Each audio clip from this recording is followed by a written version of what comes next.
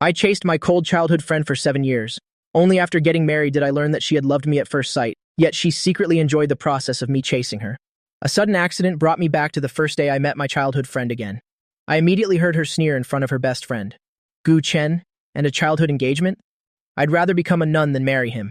Hearing this, the corner of my mouth unconsciously lifted. This time, I've decided not to chase her anymore. Instead, I'll have her chase me. Her best friend beside her tried to persuade her. Muxue, don't speak so harshly too soon. What if you actually end up liking your fiancé? Muxue immediately let out a sneer. Aren't you tired from thinking so much? As if I'd like him. Do you think I'm stupid? No way. Not in this lifetime. Muxue looked towards the airport gate. Her voice was a little impatient. But why isn't this person out yet? Song Meng giggled. Why not? What if Gu Chen is super handsome? You still wouldn't like him? Muxue shook her head. He lives in Licheng. I heard the UV rays there are very strong. Basically, most people there have dark skin. I don't even have to think to know that kid is definitely dark-skinned. And you call that handsome? Let's not talk about this anymore. Muxue nudged her friend's stomach with her elbow and said, Hold the sign up a little higher. Let's walk around for a bit. Song Meng nodded. She held the sign up higher. On the sign was written, My name. My smile grew even brighter. Very good. You can't like me in this lifetime, right? This time, I won't be the one chasing. If I don't push her down and make her, in front of the whole school, admit to 3 billion students that she likes me, I absolutely refuse to admit defeat. So, I pulled my luggage, turned around, and left. After I left, Muxue, of course, couldn't find me to pick me up. She's a very impatient person. After waiting 10 minutes and seeing no one, she went shopping with her best friend. As for me, I went to the Su family home. Just like in my memory, Mother Su was very enthusiastic towards me. Old Gu really knows how to raise a son. Look, he raised our little Chen to be so handsome. I smiled gently and said, You're joking, Auntie. You still look so young. Mother Su looked at the handsome young man in front of her. She liked him from the bottom of her heart. She's a sucker for handsome faces. A boy as handsome as this? It was the first time she had ever met one. Before, she heard Father Su say he wanted to bring his daughter's fiancé to live with them, to cultivate feelings with Muxue. She was a little worried. Now seeing this handsome and polite young man, Mother Su was overjoyed. Xiao Chen, Xiao Shui went to pick you up. Didn't you see her? Let me call her and tell her to come back. I smiled and nodded. Yes, I haven't seen little sister Xiao Shui in a long time. Mother Su went upstairs to call Muxue. As soon as the call connected, she heard the sounds of a shopping mall, along with the music from a store. Mother Su immediately flew into a rage. Muxue, I told you to go pick up Xiao Chen. What's wrong with you? You ran off to shop again. Tell me the truth. Did you not go? Muxue had actually gone, but she didn't have the patience to wait. Since she couldn't find him anyway, whatever her mother said went. She was too lazy to argue. Oh, I didn't go, Mother Su chanted to herself. My own daughter. I must endure. Then hurry back. Gu Chen is already at home. The enrollment procedures are also done. He's in the same class as you. You'll take him to school tomorrow. Hearing the suppressed roar from the tiger mom on the other end, Muxue sighed helplessly in her heart. For her to cultivate feelings with him, her mother, was truly stopping at nothing. Lin High School is the best high school in Jingcheng. Her class was the best class at Lin High. Arbitrarily transferring someone to class 1, wasn't she afraid he wouldn't be able to keep up? She spent 1 second sympathizing with my situation. The next second, she replied heartlessly, I'm busy. Find someone else to take him. I'm staying at Song Meng's house tonight. I'm not coming back. Bye. The phone was hung up. The old mother almost ascended to heaven on the spot from anger. There was no way to drag Muxue back. After coming downstairs, Mother Su felt very guilty. She even helped Muxue lie, saying that she had something important to do. I smiled and said it was okay.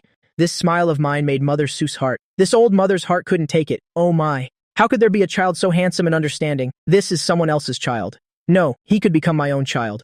After that, Mother Su enthusiastically led me to see my room. As for my clothes, my mother had already packed and sent them over for me. They were resting quietly in the closet. I picked out a handsome white shirt. This will be perfect to wear tomorrow. I gave a sly smile. Won't like me for a lifetime, right? I, who know all her aesthetic preferences, have already figured out how to torture this damn arrogant girl. First, I'll tease her, be incredibly nice to her, then firmly deny that I like her. Finally, I'll watch her being both arrogant and anxious. Early the next morning, I woke up very early. After washing up, I looked at my radiant, handsome self in the mirror. I gave a handsome smile. A knock sounded at the door. Mother Su called gently from outside. Xiao Chen, it's time to get up. Auntie will take you to school to register today. The enrollment procedures are already done. Originally, Mother Su had planned to have Muxue take me, but Muxue ended up staying at her best friend's house yesterday. I smiled. I went to open the door. Knowing Mother Su wanted to take me to school, I refused. Mother Su thought I was afraid of attracting attention, so she didn't insist. She just had the driver take me near the school. Half an hour later, the driver dropped me off, 10 meters from the school, and stopped. As soon as I got out of the car, the gentle smile on my face disappeared. It turned into a mischievous grin. Let me guess, where will Muxue come running from at this moment? I remember in my past life, after I came to Jingcheng, she loved sleeping over at her best friend's house. Then, she would rush to school just in time every morning. She'll probably come from the small alley behind the school. So, I walked towards the back alley without hesitation. As I passed the main gate, the students stared at me in amazement as I walked by. Some even sneakily took out their phones to take a picture. I heard a click and turned around. Behind me were two female students. One of them was holding a phone pointed at me. Just as I turned, she captured a full frontal shot of my face. The girl holding the phone was clearly stunned for a moment. Looking at the handsome face right in front of her, the girl's face immediately turned red. I smiled. Classmate, taking pictures secretly isn't very polite. The moment she saw me smile at her, the girl felt like fireworks were exploding in her head. Her face flushed red. Trembling, she held her phone. Sorry. I'll delete it right now. Seeing that I had left, the two girls looked at each other with infatuated expressions. Which school is this guy from? Oh my god, I really want to ask for his contact information. Meanwhile, I arrived at the small alley Muxue often passed through. I leaned against the wall and waited. The morning air was quite nice, just like my mood right now. After waiting for more than 20 minutes, hurried footsteps came from around the corner, and Song Meng's panting. Sister Su, wait for me! The smile on my lips deepened. I walked to the corner. Just as I'd hoped, I heard Sumuku's disdainful voice. I told you to wake up a little earlier, but you didn't listen. The footsteps were close. I struck a pose. I started counting down in my head. Here she comes. I immediately took a small step back. Muxue was turning her head to talk to Song Meng while rushing forward. As she passed the corner, she suddenly bumped into something. Then a soft cry reached Sumuku's ears. She suddenly turned her head back, but her body uncontrollably fell forward. Be careful. I quickly reached out to pull her. I managed to catch her waist in time, thinking to myself, okay, perfect, what an idle drama-like encounter. Muxue stared blankly at the flawlessly handsome 360-degree face. For a moment, she was too stunned to react. I clearly saw the change in Muxue. With my understanding of her, this damn girl has indeed fallen for my good looks. It was the first time Muxue had seen such a handsome boy. Her heart suddenly skipped a few beats. She unconsciously swallowed a few times. Song Meng finally caught up to Muxue. Seeing Muxue being held by me, she couldn't help but gasp in surprise. Muxue snapped back to her senses. She hurriedly let go of me. There were tiny beads of sweat on her beautiful face. Sorry, I didn't mean to. Thank you. Having regained her composure, Muxue returned to her cold demeanor. Her expression changed very quickly. If I hadn't been intentionally observing her, I really wouldn't have noticed her subtle change. I smiled and shook my head. It's good that you're not hurt. Be more careful next time. I left her with a gentle sentence. Then I turned and walked away. Song Meng beside her was dumbfounded. Handsome, he's so handsome. She's smitten. Totally smitten. Unfortunately, by the time she snapped out of it, I was already gone. Sister Su, who was that handsome guy? She excitedly shook Sumuku's arm. Muxue glanced at my retreating figure. A handsome white shirt, like a small white flower swaying gently, as if it were blooming in Muxue's heart. She was suddenly in no hurry. She leisurely walked behind me, keeping a distance where she could still see my back as she followed. I took out my phone. While pretending to fix my hair, I saw Muxue trailing behind me. The smile in my eyes overflowed. It turns out what she said was true. She loved me at first sight. She liked me uncontrollably. Doing it all over again, it's still the same. When Muxue saw me walk into the gate of Lin Hai, it was like fireworks were blooming in her heart. Is he a transfer student? After all, if a guy that handsome was a student at Lin Hai, he would have been famous long ago. Muxue licked her lips. The corners of her lips curved up. She tried to restrain herself. Then she quickened her pace. The school gate. The security guard raised a hand to block her and Song Meng's way. You girls are late. Write down your class number and name before you go. In the few minutes they were held up by the guard, Muxue had lost sight of me. She was dying of impatience inside. Suddenly, she found the guard very annoying. She helplessly wrote her name and class on the form and hurried to catch up. Song Meng was about to sign. When she saw the name Muxue had written, she immediately let out a cry of surprise. On the form was written, Class 3, Song Meng. She was speechless and gave her best friend a piece of her mind. Under the guard's watch, Song Meng wrote Muxue's name. We're all best friends here. Who doesn't know how to throw someone under the bus? Thanks to the guard, Muxue didn't catch up to me. She returned to the classroom with an icy face. In her mind, she couldn't help but recall the fleeting glimpse in the alley. A blush couldn't help but appear on her beautiful face. Her little heart pounded. If she had known, she would have asked for his contact information. But wouldn't that make her seem too forward? So annoying.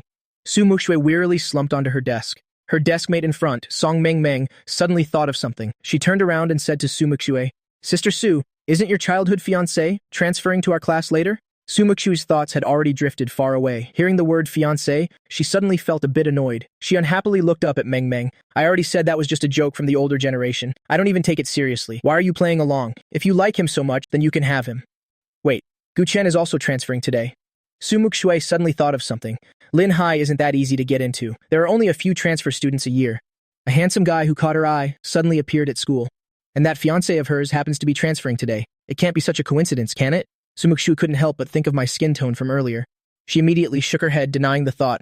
In the few minutes Sumuku was dazed, several brave boys in the class brought her breakfast. Seeing that Sumuku didn't refuse, those boys all happily ran off, excited as if they had won something. Sumuku came back to her senses and found several breakfasts on her desk, her beautiful willow-like eyebrows raised. Who sent these? I appreciate the sentiment, but take them all back. Thank you. Hearing Sumuku's cold words, the boys dejectedly ran back to retrieve them. Elsewhere in the teacher's office, the homeroom teacher, Han Min, was looking over my past academic records. Except for Chinese language, he had near-perfect scores in almost every other subject. But those were just grades from a normal high school in Licheng.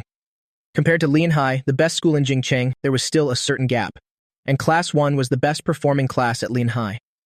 The number of students from this class directly admitted to Tsinghua and Peking University each year was not small. If his sister-in-law hadn't specifically requested it, he wouldn't have agreed to let this child into Class 1. It's not that he looked down on him, but the pace of Class 1 was too fast. He was afraid this child wouldn't be able to keep up, and would end up wasting his already not bad grades. Gu Chen, I know why you transferred here, but I am your homeroom teacher. I hope you don't think too much about those other things. Your main purpose now is to study.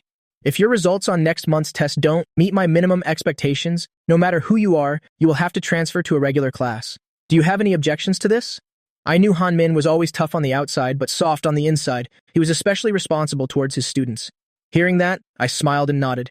Thank you, Teacher Han. I will definitely work hard. I'll strive to get into the top 10 of the class.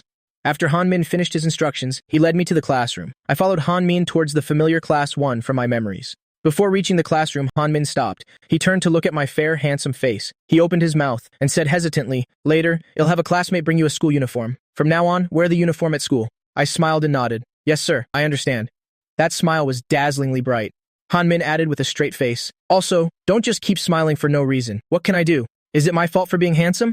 Han Min led me into the classroom. The students, who had been whispering and discussing, fell silent the moment they saw me walk in behind him. Immediately, they fell silent. The classroom instantly became dead silent. Muxue, sitting in the last row, was stunned. Her beautiful eyes didn't blink, staring at me on the podium. Her heart uncontrollably began to beat faster. Han Min saw the dazed looks on the male and female students in the class. He clapped his hands helplessly. "Today, I'd like to introduce a transfer student. His name is Gu Chen. Starting today, he will be a new member of our class. Gu Chen. He's Gu Chen." Muxue felt as if she had been hit on the head with a club. It made her see stars. He's actually Gu Chen, her fiancé. At this moment, Song Meng deliberately leaned back and said slyly to Muxue, "Muxue, do you still stand by what you said earlier? I'll take this fiancé off your hands. Isn't this the handsome guy we just met in the alley?" For some reason, Muxue felt uncomfortable in her heart.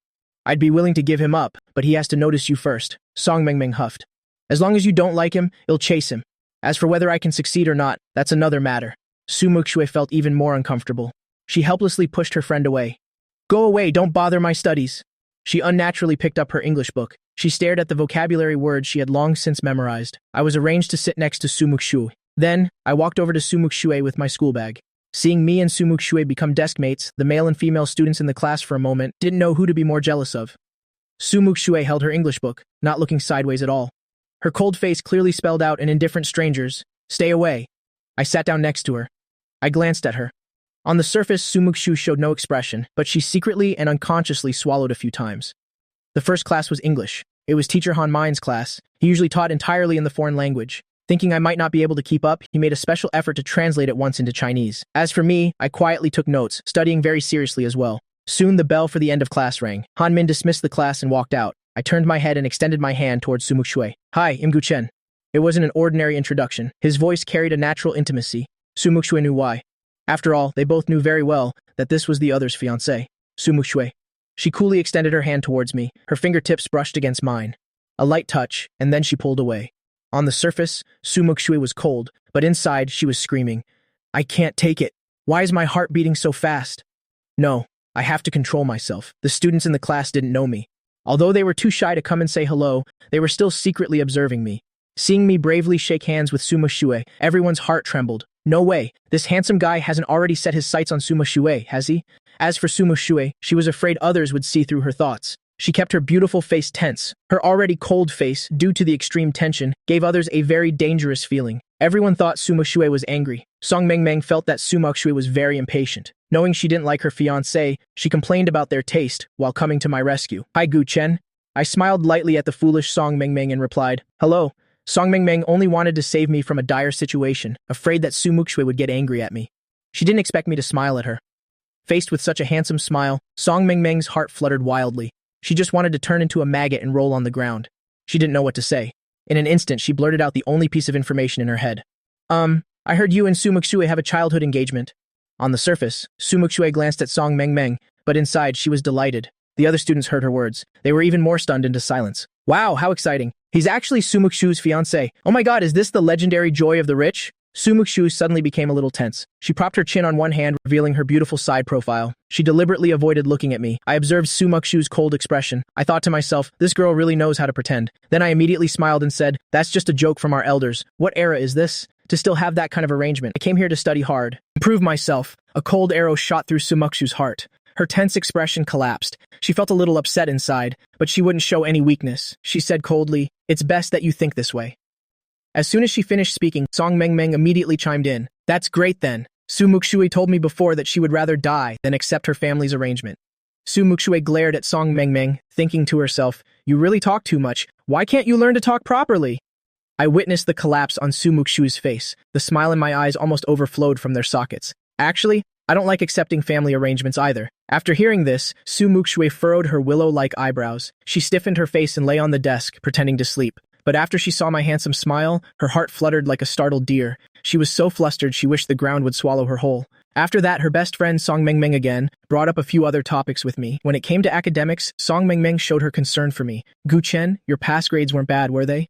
But the exams at Linzhong are insane, especially in our class. If you don't get the scores you want then, don't be discouraged. You can ask me if you don't understand something. Thanks. I handed her a bottle of water. Have a drink. Song Mengmeng happily took the water from me. Then I won't be polite. Oh right, from what I know about our homeroom teacher, since you transferred in the middle of the semester, he must have some requirements for your grades, right? What did you say? I smiled, nodded and said, I didn't dare to be too certain. I just said I'd definitely try to get into the top 10 of the class. In my past life, I really suffered a lot. But this life won't be so hard. After all, in my previous life I was someone with a double doctorate. Pfft, Song Mengmeng spat out the water she had just drunk. It looked a little funny, and although Muxue was lying on the desk sleeping, she wasn't actually asleep at all. Hearing our conversation, Muxue couldn't help but frown. Top 10 of the class? Muxue ranked first in the entire grade in every exam. She couldn't understand what pressure was, but she knew how terrifying the competition at Linzhong was. One morning in class, Muxue saw that I was taking notes, with a very serious expression. She pursed her lips and thought, if he tries so hard, but still ends up at the bottom of the class, he'll probably cry his eyes out.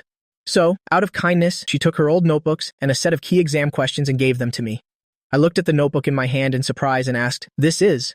When Muxue faced my smiling eyes, she always felt as if I could see right through her thoughts. She immediately tensed her face and said with a blank expression, don't overthink it. My mom told me to take care of you with your studies. These are all key types of problems that will be on the test. If you don't want to be looked down on by others, then spend more time looking at them yourself. Thanks. I've already seen through this silly girl's heart. My heart felt sweet. I gave her a handsome smile. Muxue was dazzled by this smile and unnaturally turned her head away. However, the news that Muxue and I had a childhood engagement grew wings and flew all over the school. Muxue had a good family background and excelled in her studies. She was also the school belle and top student. She was truly the goddess in the hearts of the male students. Suddenly learning she had a childhood fiancé who was also exceptionally handsome, some people couldn't sit still anymore.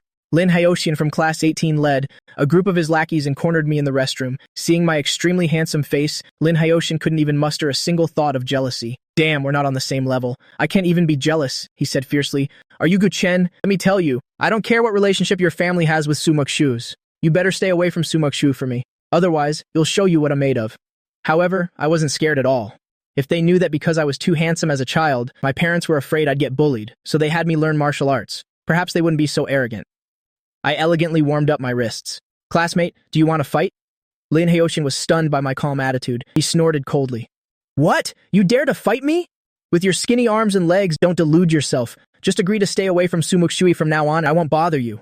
As soon as he finished speaking, before Lin Haoshian could react, I had grabbed him by the collar and slammed him against the wall. Lin Haoshian's mind went blank. His back felt a little numb from hitting the wall. His lackeys were also stunned because my speed was too fast. They were still waiting for me to tremble in fear, not expecting that in a flash I had already pinned their boss against the wall. I still maintained a handsome smile and slowly leaned into Lin Haoshian's ear to whisper, with your amateur skills, you want to fight me? You little chick, study hard and make progress every day. Otherwise, you'll be the one to beat you until your own mother can recognize you. Lin Hyoshin never expected that I could lift him up with one hand. Even the lackeys beside him were dumbfounded. They had absolutely no chance to react. I've met a tough opponent. Lin Hyoshin's face turned pale. Let me go. He refused to admit he was scared. A fierce look appeared in his eyes. All right. I patted his face. A demonic smile spread across my face. What happened today must not be told to anyone. Otherwise, the rest was left unsaid, but everyone understood. Lin Hyoshin was defeated before he even began. He prepared to slip away. I didn't intend to hold a grudge against him. But then something unexpected happened. Song Mengmeng's shout came from outside. Oh my god, Sumuku, that's the men's restroom. Oh no, this is not good. How could I reveal my duplicitous side before Sumuku falls madly in love with me and wants to run headfirst into a wall for me? I suddenly turned around, pulled Lin Hyoshin's hand, made him grab my collar, and then stood on my tiptoes, tilting my head up. Muxue burst in and saw this scene. A flame of anger ignited in her heart. Lin Hyoshin, let him go. Wow, a hero saving a damsel in distress. I was so moved I could cry. It turns out my silly girl really had her eyes on me from the very beginning. Lin Hyoshin was so scared he jumped. He quickly let go. Losing my support, I slid down from the wall, my legs so weak I was about to fall. Muxue rushed over to support me. Are you okay? Her voice carried an unconscious tension. I shook my head. With a hint of defiance amidst the grievance, I'm fine. Seeing this scene, Lin Hyoshin and his lackeys watched my transformation, completely stunned. Their minds were blankly screaming WTF. This guy is such a two-faced schemer. Sumuku angrily turned her head to look. Her gaze towards Lin Hyoshin was so cold it could kill. Lin Hyoshin, how many times has it been? Any male student who had ever gotten close to her was bullied by Lin Hyoshin. She didn't like those male students, but she also didn't want others to be bullied because of her. I'm wronged. This is a huge injustice. Lin Hyoshin wanted to say he wasn't bullying me. From behind Muxue, I gave him a deadly smile. That smile was very dangerous, giving Lin Hyoshin the feeling that he was about to be castrated by the other party. He was so scared he fell silent. Muxue said to Lin Hyoshin with a cold face, I'll deal with you later. Lin Hyoshin wanted to explain, but he had too many prior offenses. Besides, his original purpose this time did seem to be to teach me a lesson, so he didn't know what to explain. Could he say he didn't know he couldn't beat me beforehand? That would be even more embarrassing. I'll take you back to class. Muxue also had a cold face. I don't know if she was thinking straight, but she said to me, Don't get me wrong, my mom told me to take care of you. If I didn't understand her, I would have been fooled by her. I obediently nodded. The corner of my mouth lifted slightly. Yeah, don't worry. I won't misunderstand. Sumuku was going crazy inside. She felt that when I smiled, she seemed to get nervous. Specifically, her heart was beating like a mad dog. Her face unconsciously heated up a little. She let go of my arm and let me walk on my own. I turned my head and waved goodbye to Lin Hyoshin. I once sympathized with him for about to be dealt with by Muxue. Who asked this guy not to study properly and only think about teaching others a lesson all day? Lin Hyoshin watched my retreating back, turned to his lackeys in disbelief and asked, Was I just provoked? The lackeys nodded in unison. Yes, sir. Muxue, Song Mengmeng, and I returned to the classroom. On the way, Song Mengmeng enthusiastically asked me if I was bullied and so on. I answered flawlessly, telling them not to worry. I also highlighted Lin Hyoshin's evil behavior. Lin Hyoshin really deserves to be taught a lesson, but it seems inconvenient for me to do it anymore. Back in the classroom, Muxue tensed her face, feeling annoyed that her emotions were fluctuating so much. The words that this young lady has spoken have never been taken back. The words have been said. I can't have too much contact with this boy anymore. Otherwise, in the future, she would be laughed to death by people in her circle. There are plenty of handsome guys. I'm not lacking this one childhood engagement. She mentally prepared herself. Suddenly, she felt someone looking at her. She turned her head coldly. I spoke with a gentle, handsome face, saying, I don't have a car. Muxue, can we go home together later? The gentle voice came out. I shuddered inside. To flirt with this silly girl, I'm really risking it all. Muxue looked at me with a blank expression, saying nothing. Her dark eyes shone with a cold light. I looked at her like that, felt pity for my 5 years of foolish pursuit in my past life. This silly girl pretends to be so cold. No wonder I couldn't tell at first that she fell for me at first sight. What girl towards the person she fell for at first sight would pull such a long face? Muxue said nothing for a long time. I let out a sigh. I still have to use a master stroke. Using the charming gaze I'd practiced in front of the mirror all day, I smiled and said, If you find it troublesome, then forget it if you don't want to. Muxue had just finished mentally preparing herself. Faced with such a handsome and charming me, her heart started beating like a mad dog again. She was even a little flustered. Let's go home together. Okay, thanks. I immediately gave her a bright smile and then took out my math book, beginning to review it seriously. Although it was knowledge I had learned before, it had been a long time and I had forgotten almost all of it. Sumuku was dazed by my beautiful smile and a bunch of question marks appeared in her mind. She always felt like I had her in the palm of my hand. Song Mang, sitting in the row in front, secretly listened to their conversation and took out her phone with a sly expression. In a group chat called Rich Young Mrs. BF Club, she broadcasted it to the entire group, further revealing that Sumuku had agreed to take me home. The people in the group were betting on when Muxue would eat her own words. During the break, Muxue usually had her phone volume on. Hearing the ding-ding-ding of her phone, she couldn't stand it anymore and finally opened it to see. As soon as she saw it, Sumuku felt the urge to hit someone. With a tense face, her fingers flew across the screen, tapping out a line of text. The words, "This young lady has spoken. When have I ever eaten them? Don't listen to Song Ming's nonsense. This young lady doesn't like him. Got it? This young lady is taking care of him because his grandfather and my grandfather were sworn brothers." The three people in the group all replied with a single word. "Oh." Muxue was quite angered by the three simultaneous oaths. Just as she was about to argue a bit to save face, the next second, Song Mang invited me to the group chat. The moment Muxue looked up, she happened to see me join the group. Her pupils suddenly dilated, her hand trembling. She sent the message she had typed. "Will you guys stop it? Is this young lady short of men who like her? Why must I accept the family's arrangement? I'll say it straight right here. It's impossible in this lifetime. If this young lady likes him, he'll run a lap naked around the sports field." Before I joined the group, I couldn't see any of the messages people had sent. So, on a blank background, Sumuku's long message was particularly glaring, and the three damn best friends in the group intentionally didn't push the message up. Silently, they didn't even bother to send a single emoji, making it seem like Muxue was the only one in the group. Sumuku froze completely. She swallowed several times. From the corner of her eye, she saw me, her deskmate, take out my phone. Oh my god. She suddenly felt guilty inside. She naturally felt she had lost face and was even a little panicked, but she wouldn't show it. She straightened her back as if she didn't care. I held my phone and carefully pondered her every word in my heart. "Silly girl, not short of boys who like you? Calm down, calm down. You'll wait until she loves me enough to run headfirst into a wall, and I'll pin her against the wall and tease her relentlessly." Sumuku glanced at me from the corner of her eye and saw that I wasn't angry at all, but was even smiling happily. I sent a message in the group. "Hello everyone. Sumuku, you don't need to worry. I really just came to Jingxi to study hard. That was just a joke from our elders. You don't need to take it to heart." Sumuku was used to bantering with her best friends, so she didn't hold back when she talked. Who knew Song Mang would invite me in? However, she had already spoken harshly in front of her friends. How could she say something soft now?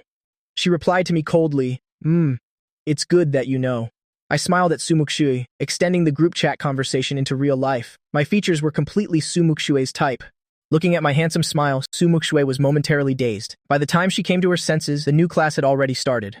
I listened to the lecture seriously and took notes seriously, looking like an eager student. Sumuku thought with a tense face, "There are so many handsome boys in this world. It's not like she can't find one that's her type." The words were already said in front of him. So, I should suppress this initial flutter of attraction a little.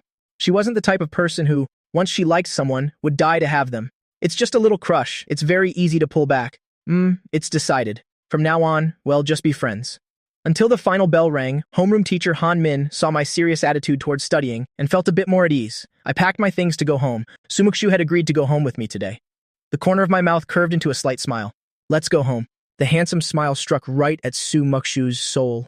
Damn it, why does he have to smile so beautifully? She almost struggled to turn her face away. Pretending to be impatient, she said, "Hurry up, I don't have the patience to wait for you." Looking at her flushed earlobes, I smiled with satisfaction. Silly girl, someone who was truly impatient would have left long ago. Soon, we arrived at the Su family's house. Sumuku's parents were both away on business, so it was just me and Sumuku at home and the housekeeper, of course. And besides studying, I was best at cooking. I knew all of Sumuku's preferences, so I decided to stop being a decent person. At this time, Sumuku was upstairs playing games with Song Mang. Suddenly, she was attracted by a faint aroma. She sniffed the air. "What's that delicious smell? Did Auntie Liu make something tasty today?" Just as the opponent surrendered, Sumuku threw her phone on the table and prepared to go downstairs to check it out. It was almost time for dinner anyway. She opened the door, and that faint aroma became stronger. Sumuku couldn't help but take a deep breath. Her eyes lit up. "It smells so good." Dinner was already set on the dining table. Auntie Liu saw Sumuku come down and said with a smile, "Miss, you're down. I was just about to come up and call you for dinner." With her long legs, Sumuku walked to the dining table. These dishes were all things she had eaten before, nothing special, but a fragrant smell was still wafting from the kitchen. Sumuku raised an eyebrow. "Who's cooking in the kitchen?" "It's young Master Gu. He said it's his first time in Jingxi, and he's not used to the food here, so he's cooking for himself." The food I cooked was really too fragrant. Even I could barely stand the smell. While the two were talking, I had already brought my food out and sat down opposite her, happily eating the delicious meal I had just made. After a while, Sumuku quietly looked up and saw that the food I cooked was all in my bowl. I was eating with great relish. I noticed Sumuku looking up several times. I almost couldn't hold back the smile on my lips. Finally, Muxue couldn't take it anymore. Did you only cook a single portion of this dish? I looked up. Auntie Lu said you don't like spicy food, so I didn't cook your portion. At home, Muxue indeed didn't like to eat food that was too spicy, but that didn't include very delicious dishes. The dish in my bowl looked delicious at first glance. The colors were vibrant, sauce was rich, and even the aroma was so fragrant. How could it possibly be bad? The great Miss Su was a person who cared about her pride after all. Hearing what I said, and knowing that I had indeed only cooked one portion, she tensed her face and said, "Mom, it's true, I don't like spicy food." Looking at her insincere expression, I was secretly delighted, but the real show is yet to come. Ha ha, I can't wait to see her lose control. In the evening after dinner, I deliberately took a question that looked difficult to ask Muxue. At this time, Muxue was with Song Meng and a few friends playing a game. Today, they ran into a professional player and were getting completely thrashed. Song Meng shouted in the game, "Save me, save me!" At that exact moment, I came and knocked on her door. Muxue was so angry she could barely breathe. She stormed over, yanked the door open and asked, "What do you want?" The moment I saw her expression, I knew she was having trouble in her game. So I immediately said, "There's a problem I don't know how to do. I wanted to ask if you know how to do it. What problem don't you understand?" Muxue sat lazily on the chair. Her two long legs were casually placed. This. I handed her the problem. Muxue lowered her head and glanced at it. But just at this moment, Song Meng's screams came from the game. "Muxue is about to die. Where did you run off to at this crucial moment? Your base is about to be destroyed." Hearing the sound coming from the phone, I smiled and pointed at her phone. "Am I interrupting you?" Muxue glanced at her phone and waved her hand. She opened her mouth and said, "It was fine. Don't mind them, this problem is a bit difficult. Wait for me to think a little." At this moment, Song Meng's voice rang out again. "Sister Su, you. Why are you ask? The base is about to be destroyed." Hearing this, I almost burst out laughing. "How about you help me think about it, and it'll play for you for a bit. You know how to play this game?" Muxue looked at me suspiciously. Hearing that, I said modestly, "I know a little. In my past life, this game, King's Glory, had just been released when I started playing. In school, I even relied on power leveling for others to earn pocket money. If we're just talking about skill compared to a professional player, I'm actually not much worse. Not to mention this game is only just beginning now. A few days ago, I played a few rounds to adapt to the version and basically couldn't find an opponent." Hearing me say I knew a little, Muxue was thinking about how to refuse me. Although many people play the game, they were up against professional players. Letting someone who only knows a little play, wouldn't that just be feeding faster? Pointlessly gifting gold to the opponent. Muxue's best friends who were playing with her, the three of them heard the conversation between me and Muxue and all fell silent. They thought to themselves that maybe they should just surrender. Muxue looked at me for a few seconds, then said with a blank expression, "If you want to play, then play." With her permission, as soon as I picked up her phone, I discovered that the professional player named Shen Ming on the opposite team, wasn't he the loser I just faced a few days ago, faced off against me? I controlled Han Xin and went to the high ground tower. All my teammates were dead, but all 5 opponents were still alive. Although their conditions weren't great, no one went back to heal. They clearly wanted to end it in one push. Just when everyone thought this game was over, I directly controlled Han Xin to rush up and clear the minions under the tower. Seeing me rush forward, Shen Ming laughed. He turned back and told his teammates this game was about to end. Just as he finished speaking, I flashed plus used a skill to dash into the middle of the 5 of them, and simultaneously used my ultimate. In an instant, I killed 2 of the opponents, almost making it impossible for people to dodge. Shen Ming just died abruptly like that. After finishing off 2 people, I immediately switched to revival armor, blocking a wave of focused attacks, and at the same time, killed another person. Finally, relying on agile and graceful movements, I got a pentakill. The atmosphere seemed to fall silent for a second. Shen Ming died in a daze. Song Meng and the others were even more stunned. Although the other 4 opponents' skills were nothing special, Shen Ming was a professional player, and I just 1v5'd them and won. Soon, the other 4 had respawned. Under my carry and command, in less than 5 minutes, we pushed a lane straight into the enemy base, successfully turning the tables, turning defeat into victory. Muxue never expected I was so good at gaming. After her shock, she couldn't help but praise, "You're not bad at games." I smiled and waved my hand. "Oh right, have you figured out the homework problem yet?" "Not yet. She was busy watching me play just now. Let me take another look." She hurriedly lowered her head to look at the problem. The problem was very difficult. It would take quite a bit of effort. It was already at the level of a competition problem. Muxue was afraid I wouldn't understand, so she wrote the solution process in great detail, filling up 2 whole pages of scratch paper. I looked up, gave her a bright smile, and said, "Thanks." After saying that, I left. But after seeing my handsome smile, Muxue's heart suddenly lost its rhythm and started beating wildly once again. Afterwards, Muxue lay on her bed and heard from the other end of the computer the voices of Song Meng and the others. "Sister Su, has Gu Chen left yet?" Muxue thought of my handsome smile as I was about to leave and was a little absent-minded. Song Meng said with a laugh, "I really didn't expect him to be so good at games. Sister Su, tell him tomorrow. Ask him to carry us in ranked." It's a perfect team of 5. No way. Muxue didn't even have to think and immediately refused. Why not? Song Meng Meng immediately felt like she had lost her one true love. I said no, so it's no. I am logging off. After saying that, Muxue quit the game and took out her competition workbook to do problems. She worked like that until 12 at night. The next day, Muxue woke up early to eat breakfast downstairs. She didn't see me come down and was about to ask Auntie Liu to call me when she suddenly heard footsteps coming down the stairs. Muxue heard the sound and looked up in that direction. Her inner voice screamed wildly, "Damn it, how does he get more handsome the more I look at him?" I came and sat across from Muxue. "Good morning, little sister Xiaoshui." She finally came to her senses, realizing she had been staring at me blankly. She lowered her head and took a big bite of bread, saying awkwardly, "Hi." Noticing her unusual behavior, I was secretly delighted. "You can't handle this already? I haven't even used my ultimate move yet. I haven't even spoiled her into an arrogant little princess. I'm really looking forward to seeing her eat her words." Sumuku didn't wait for me to go with her, deliberately avoiding me, afraid she would fall too deep. She finished eating and went to school first, telling the driver to take me while she rode her bike. I didn't mind. I guessed that she definitely wanted to keep her distance from me now, to avoid liking me. But how could I let her have her way? I gave a wicked smile. 20 minutes later, I arrived at the classroom. I took out my literature book with everyone for morning reading. Including the morning reading session, there were 5 periods in the morning. I pretty much spent all of it reading, with no exception during break time. My attitude towards studying was frighteningly serious. Seeing me like this, Muxue believed what I said, that my coming to Jing City was really not to cultivate some so-called feelings with her, but to improve myself. For the whole day, I barely spoke a few sentences to her in class. Sumuju immediately became even more certain of her thoughts. He just wants to study. He doesn't care at all about the childhood engagement, so she shouldn't pay too much attention to it either. After thinking it through, Muxue felt that her heartbeat seemed to have returned to normal. She suddenly remembered Yang Yuji's suggestion. Since she had decided to hold back and not fall deeper but couldn't avoid contact with him, then they should just be friends. She would absolutely not have any other thoughts about a friend. "Do you have time after school? I see you've been studying all day, which is actually very tiring. You need to relax a little. How about going to play games with me? What do you think?" I could guess Muxue's thoughts and stared at her seriously. My direct and focused gaze made it hard for Muxue not to notice. "What's wrong? You don't want to go?" "If you don't want to go, then forget it." She stood up, intending to leave. "I'll go." I closed my math book. "You're right. There should be a balance between work and rest. But I still have some questions I don't understand after we play.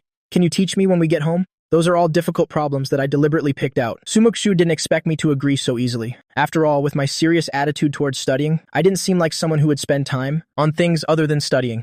"Okay, I'll teach you after we get back from gaming." After school, I followed Muxue to the club she mentioned. The club was an enterprise under Song Meng Meng's youngest uncle's name. Muxue led me directly to the 3rd floor.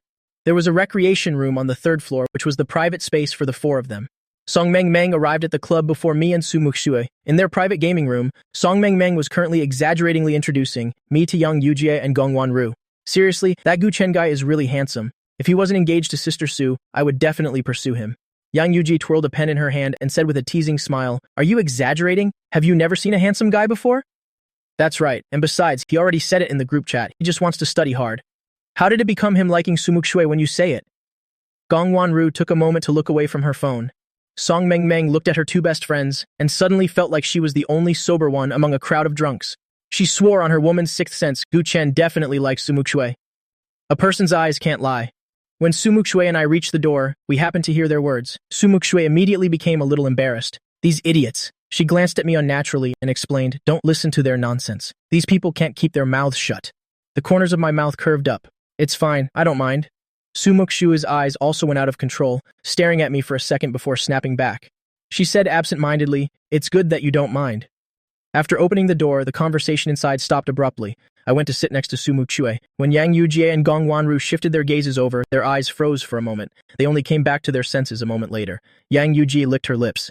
"Is this the handsome guy Song Meng Meng was talking about?" She understood now. Gongwan Ru was the first to recover. "Is this Gu Chen?" Muxue felt her best friends were so embarrassing. "What are you doing? Haven't you ever seen a handsome guy before?" But she herself completely forgot that the first time she met me, she also stared blankly, forgetting to react. Actually, I was very familiar with the 3 of them, just in my previous life. I generously waved at the 3 of them. "Hi everyone, I'm Gu Chen." Gongwan Ru smiled gently. "Hi, nice to meet you, I'm Gongwan Ru." Yang Yuji was immediately taken with the handsome guy before her, but when she noticed the way I looked at Muxue, she could only grit her teeth inwardly. Turns out Song Meng Meng was right, no chance. After they finished introducing themselves, they got straight to the point, teaming up to play games. When I glanced to the side, I could just see Muxue's cheek. I couldn't help but sigh in my heart, so beautiful. Muxue seemed to feel it and turned her head to look at me. My reaction was also very fast. As she turned her head, I bent down and pretended to tie my shoelace.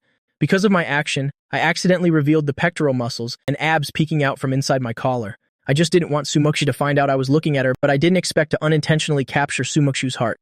Sumuku stared intently for 2 seconds, and when she looked away, her face was as red as a beet. Clutching her wildly beating heart, Sumuku silently cursed herself for being useless. I said we'd just be friends, so what the hell is my heart beating for? Then she quickly put on a straight face, appearing extremely cold. The game has started. Song Meng saw I was still at the base, not moving, and called out. The game has started. Coming. I immediately picked up my phone and entered the game. Only then did I realize, we've run into professional players again. And it's Shen Ming's team again. Last time I was controlling Sumuku's account, and 1v5'd them for a pentakill. This time we happened to meet again, and the opponent was fired up. They kept chasing and attacking Muxue. Right at the beginning, Muxue had already fed twice. In the bottom lane, I heard Song Meng next to me shout, "Sister Su, go! What's wrong with you? You let them get 2 kills again." Yang Yujie and Gong Wanru were also a little surprised. After all, they had all seen Sumuku's skill level. Even if the opponents were professional players, it shouldn't be possible to die twice in such a short time. I also felt doubtful, and was about to ask Sumuku what was wrong, when the opponent started taunting. An eyed named Strongest Assassin typed, "Is that all you've got? This is a pro? Shen Ming, you were 1v5'd by this guy last time, and even got pentakilled. Are you sure it was this noob-eyed named Xiao Shui? I easily beat them with no resistance. Brother Ming, you're not kidding, are you?" Shen Ming was also a little suspicious. Could it be a different person? Strongest Assassin continued to mock. "No wonder. I told you, how could a noob like this beat Brother Ming?" Song Meng was furious. "What the hell? They keep calling her a noob. Sister Su, go for it!" But Muxue remained expressionless. Her left hand on the screen was slightly bent. She lowered her head to look. 3 of her 5 fingers were swollen. This morning, when she went to the bathroom, she carelessly got them caught in the door. It didn't hurt at the time, but I didn't expect it to be so serious. Muxue, who has been proud all her life, how could she tolerate being insulted by others? Not even in a game. She squeezed her fingers lightly, preparing to exert force, when a series of excited sound effects came from the phone. Double kill, triple kill, quadra kill, pentakill, silence, dead silence. I typed a sentence in the all chat. "That's all you've got." This sentence was even more insulting.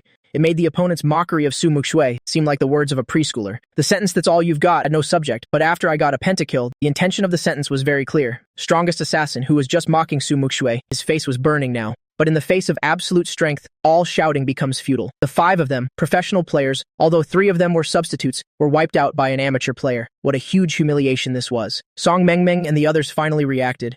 After the disbelief and shock came extreme joy from the bottom of their hearts. Muxue was closest to me. She looked in disbelief at the calm side profile of the person next to her. Is he helping me vent my anger? The great Miss Su, supreme in heaven and on earth, who even shadowboxed with the air, had only ever stood up for others, but no one had ever really stood up for her. She stared blankly at the boy beside her. After I vented my anger, my mood became cheerful. What kind of thing dares to insult my Muxue? I moved my fingers and turned back to smile brightly at Muxue.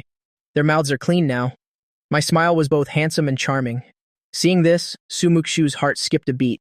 She quickly turned her face away. "Thanks." The proud young lady didn't forget to add, "It's just that my hand was injured." At this moment, I had to humor this princess, with extremely high self-esteem, and say along with her, "If your hand wasn't injured, they definitely couldn't have been so arrogant." That's what I said, but a loss is a loss. Muxue could be a little arrogant herself, but when I said that, she blushed and unconsciously felt pampered. The game wasn't over yet, but the outcome was already clear. I patted my chest. "But since your hand is injured, don't play anymore. I'll help you win this round. You can just watch how I teach them a lesson." I smiled very naturally, like a warm spring breeze. That smile entered Muxue's heart. After the game ended, Shen Ming sent me a message. "Last time, were you the one using this Tianxia account?" I glanced at it and replied with a smile. "You guessed right." Shen Ming had an epiphany, no wonder. "You really don't show any mercy to an old friend." I smiled and corrected him. Not an old friend, an old defeated opponent. Muxue didn't mean to peek, but in a fleeting moment she saw the private chat between me and Shen Ming. "You know Shen Ming?" she asked. I casually closed the chat window. "Yeah, I know him." "Then you still help me teach them a lesson. Aren't you afraid your friend will get angry?" I forgot that right now the relationship between me and Muxue wasn't that of lovers yet, so I replied very smoothly, "Who told them to bully you?" A very obvious sentence, but the tone was firm and powerful. Sumuku was stunned for a moment and looked at me in a daze. I finally reacted, afraid Sumuku would be suspicious. I flashed my signature handsome smile. Who told them we're teammates now? So it was just because we were teammates. Muxue suddenly felt like her heart had just gone bungee jumping. She proudly lifted her chin. "I'll count this as you helping me. I owe you a favor. If you need help in the future, just ask." Hearing that, the corner of my mouth lifted slightly. "I have one for tonight." "Tonight?" Sumuku was stunned, not expecting me to be so direct. That's right, you'll know tonight. I gave her another handsome smile. Sumuku's hand was injured, so she couldn't continue playing. She and I didn't stay long either. After we left, Song Meng Meng spread her hands. See? I wasn't wrong, was I? Gong Wanru gave a sly smile. I can't wait to see Sister Su streak. On the way home, I stopped by a pharmacy. Coming out, Su Muxue asked me, what did you buy at the pharmacy? I smiled lightly. You'll know tonight. I shook the bottle of medicine in my hand, anti-swelling and pain-relieving spray. Isn't your hand swollen? He'll spray it for you later. Thanks. She casually snatched the bottle from my hand and strode forward. I could see her embarrassment. I smiled and followed her. Sumuku was only focused on walking forward and didn't see my gaze, full of tenderness, as I looked at her. After getting home, I circled the questions I had found earlier and went straight to Sumuku's room. Her room was right next to mine. The door was slightly ajar. I knocked, but there was no answer. I called out again, Sumuku, are you in there? Just as I finished speaking, I heard a clattering sound. Thinking Sumuku had fallen, I pushed the door open and went in, only to see the house cat had knocked over her Lego set. When I pushed the door open, Sumuku happened to be walking out of the bathroom with a bath towel wrapped around her. I awkwardly backed out of the door. Sumuku calmly took a set of loungewear from the rack and turned to go back into the bathroom. She was dressed in less than 2 minutes. When she came out again, beneath Sumuku's cool, fair skin was her indifferent expression. I knew Sumuku didn't like others barging into her private space, so I offered an explanation. I just heard something fall to the ground. I thought you fell, so I came in. I did knock. Sumuku hummed in response, and seeing the workbook in my hand, her tone was completely flat. Which question can't you solve? I couldn't tell if she was angry. She's very good at hiding her emotions. For a moment, I really couldn't read her feelings. I can't solve these questions. I opened the workbook and placed it on her desk. Sumuku pulled out a chair and sat down, looking at the question in the book and starting to think. Because she had just showered, she exuded a fresh, clean scent of body wash. I sat down next to her. She was focused on the problem, and I was focused on her. My gaze was direct and unconcealed. I muttered to myself, she's really good at pretending. I already explained that I came in by accident, so why is she still putting on that cold face? Because my gaze was too direct. It was hard for Sumuku to ignore it. Her hand holding the pen, her long, slender, beautiful fingers were tensing up. She gripped the pen tightly, her right ear unbelievably red, and she was completely unable to focus on the problem. Finally, she couldn't take it anymore, and turned to look at me. Have you stared enough? She finally showed a different reaction. From her tone, I was sure she wasn't angry. My happy mood was clear on my face. I laughed and waved my hand. Not yet, Sumuku. I've discovered that you're very beautiful. Hearing that, something seemed to explode inside Sumuku. She almost frantically turned her face away. In her fluster, she said something she didn't mean. I remember you said you just wanted to study hard, work on improving yourself, and not to like me. That's right, but that doesn't stop me from admiring your beauty. Don't worry, it's just admiration, not affection. After saying that, I even patted her shoulder comfortingly. My series of declarations caused Sumuku's racing heart to plummet into an abyss. Feeling very uncomfortable, she suppressed the slight annoyance in her heart, and Sumuku seriously thought about my question. I have to admit, every question I asked her was very difficult. This made Sumuku suspect that perhaps my academic ability was very good. Last time, she wrote out the solving process in great detail, but this time, Sumuku only wrote down the key steps. I just needed to review the material. These questions weren't too hard for me. After writing down the key steps, Sumuku asked me, do you understand? She had just finished showering, her hair wasn't dry yet, and it gave off the scent of shampoo. I didn't take the scratch paper but moved a little closer to her. When I got close, the right side of Sumuku's body tensed up. I acted as if I didn't notice, focusing wholeheartedly on analyzing her thought process for solving the problem, and gently asked her, is this the right way to understand it? Sumuku heard my analysis clearly, and while she was marveling at my intelligence, she also heard my gentle voice and felt her ears getting hot. Too close, her voice went up an octave. Sorry. I apologized casually, seeming very interested in the problem. My mouth said sorry, but I moved even closer. Sumuku had already warned me once, so it was awkward to say it a second time. She could only continue solving the problem to numb her thoughts. I saw that her left hand was still swollen, so I got up and took the bottle of medicine I bought for her from the cabinet. After a while, Sumuku finally finished solving the problem. This time, I didn't quickly analyze the solution, but let Sumuku explain it to me in detail. Understand now? If you don't, I'll explain it in more detail. I shook my head. No need, I get it. Sumuku cleared her throat. So, is there anything else? The implication was, why haven't you left yet? I understood her meaning and laughed inwardly. If it weren't for her looks, with this arrogant and cold personality, she would definitely be single for life. There's one more important thing. An important thing? Sumuku didn't understand. What important thing could there be? As soon as she finished speaking, she saw me take her hand.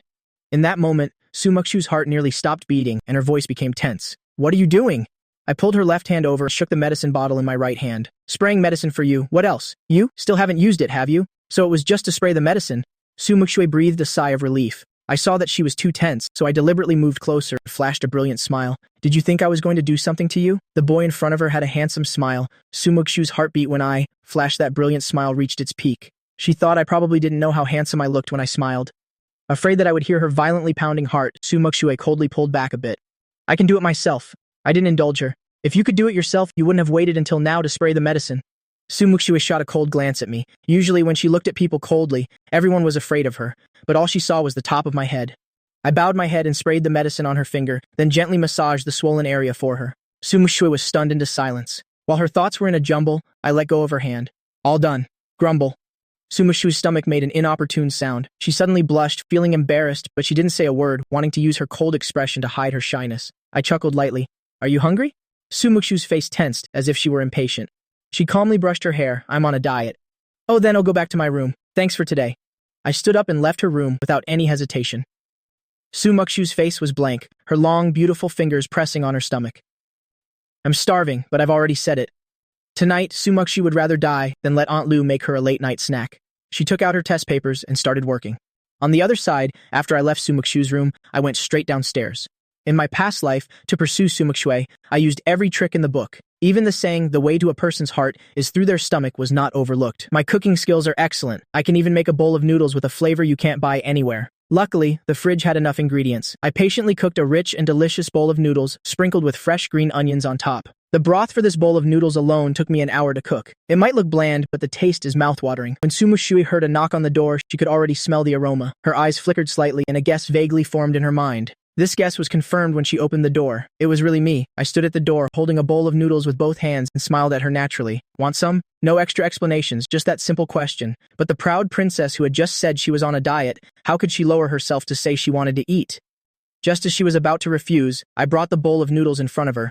I spent a whole hour making these noodles, Miss Sue. Please do me the honor of having some. I had said everything for her, and even provided a way out.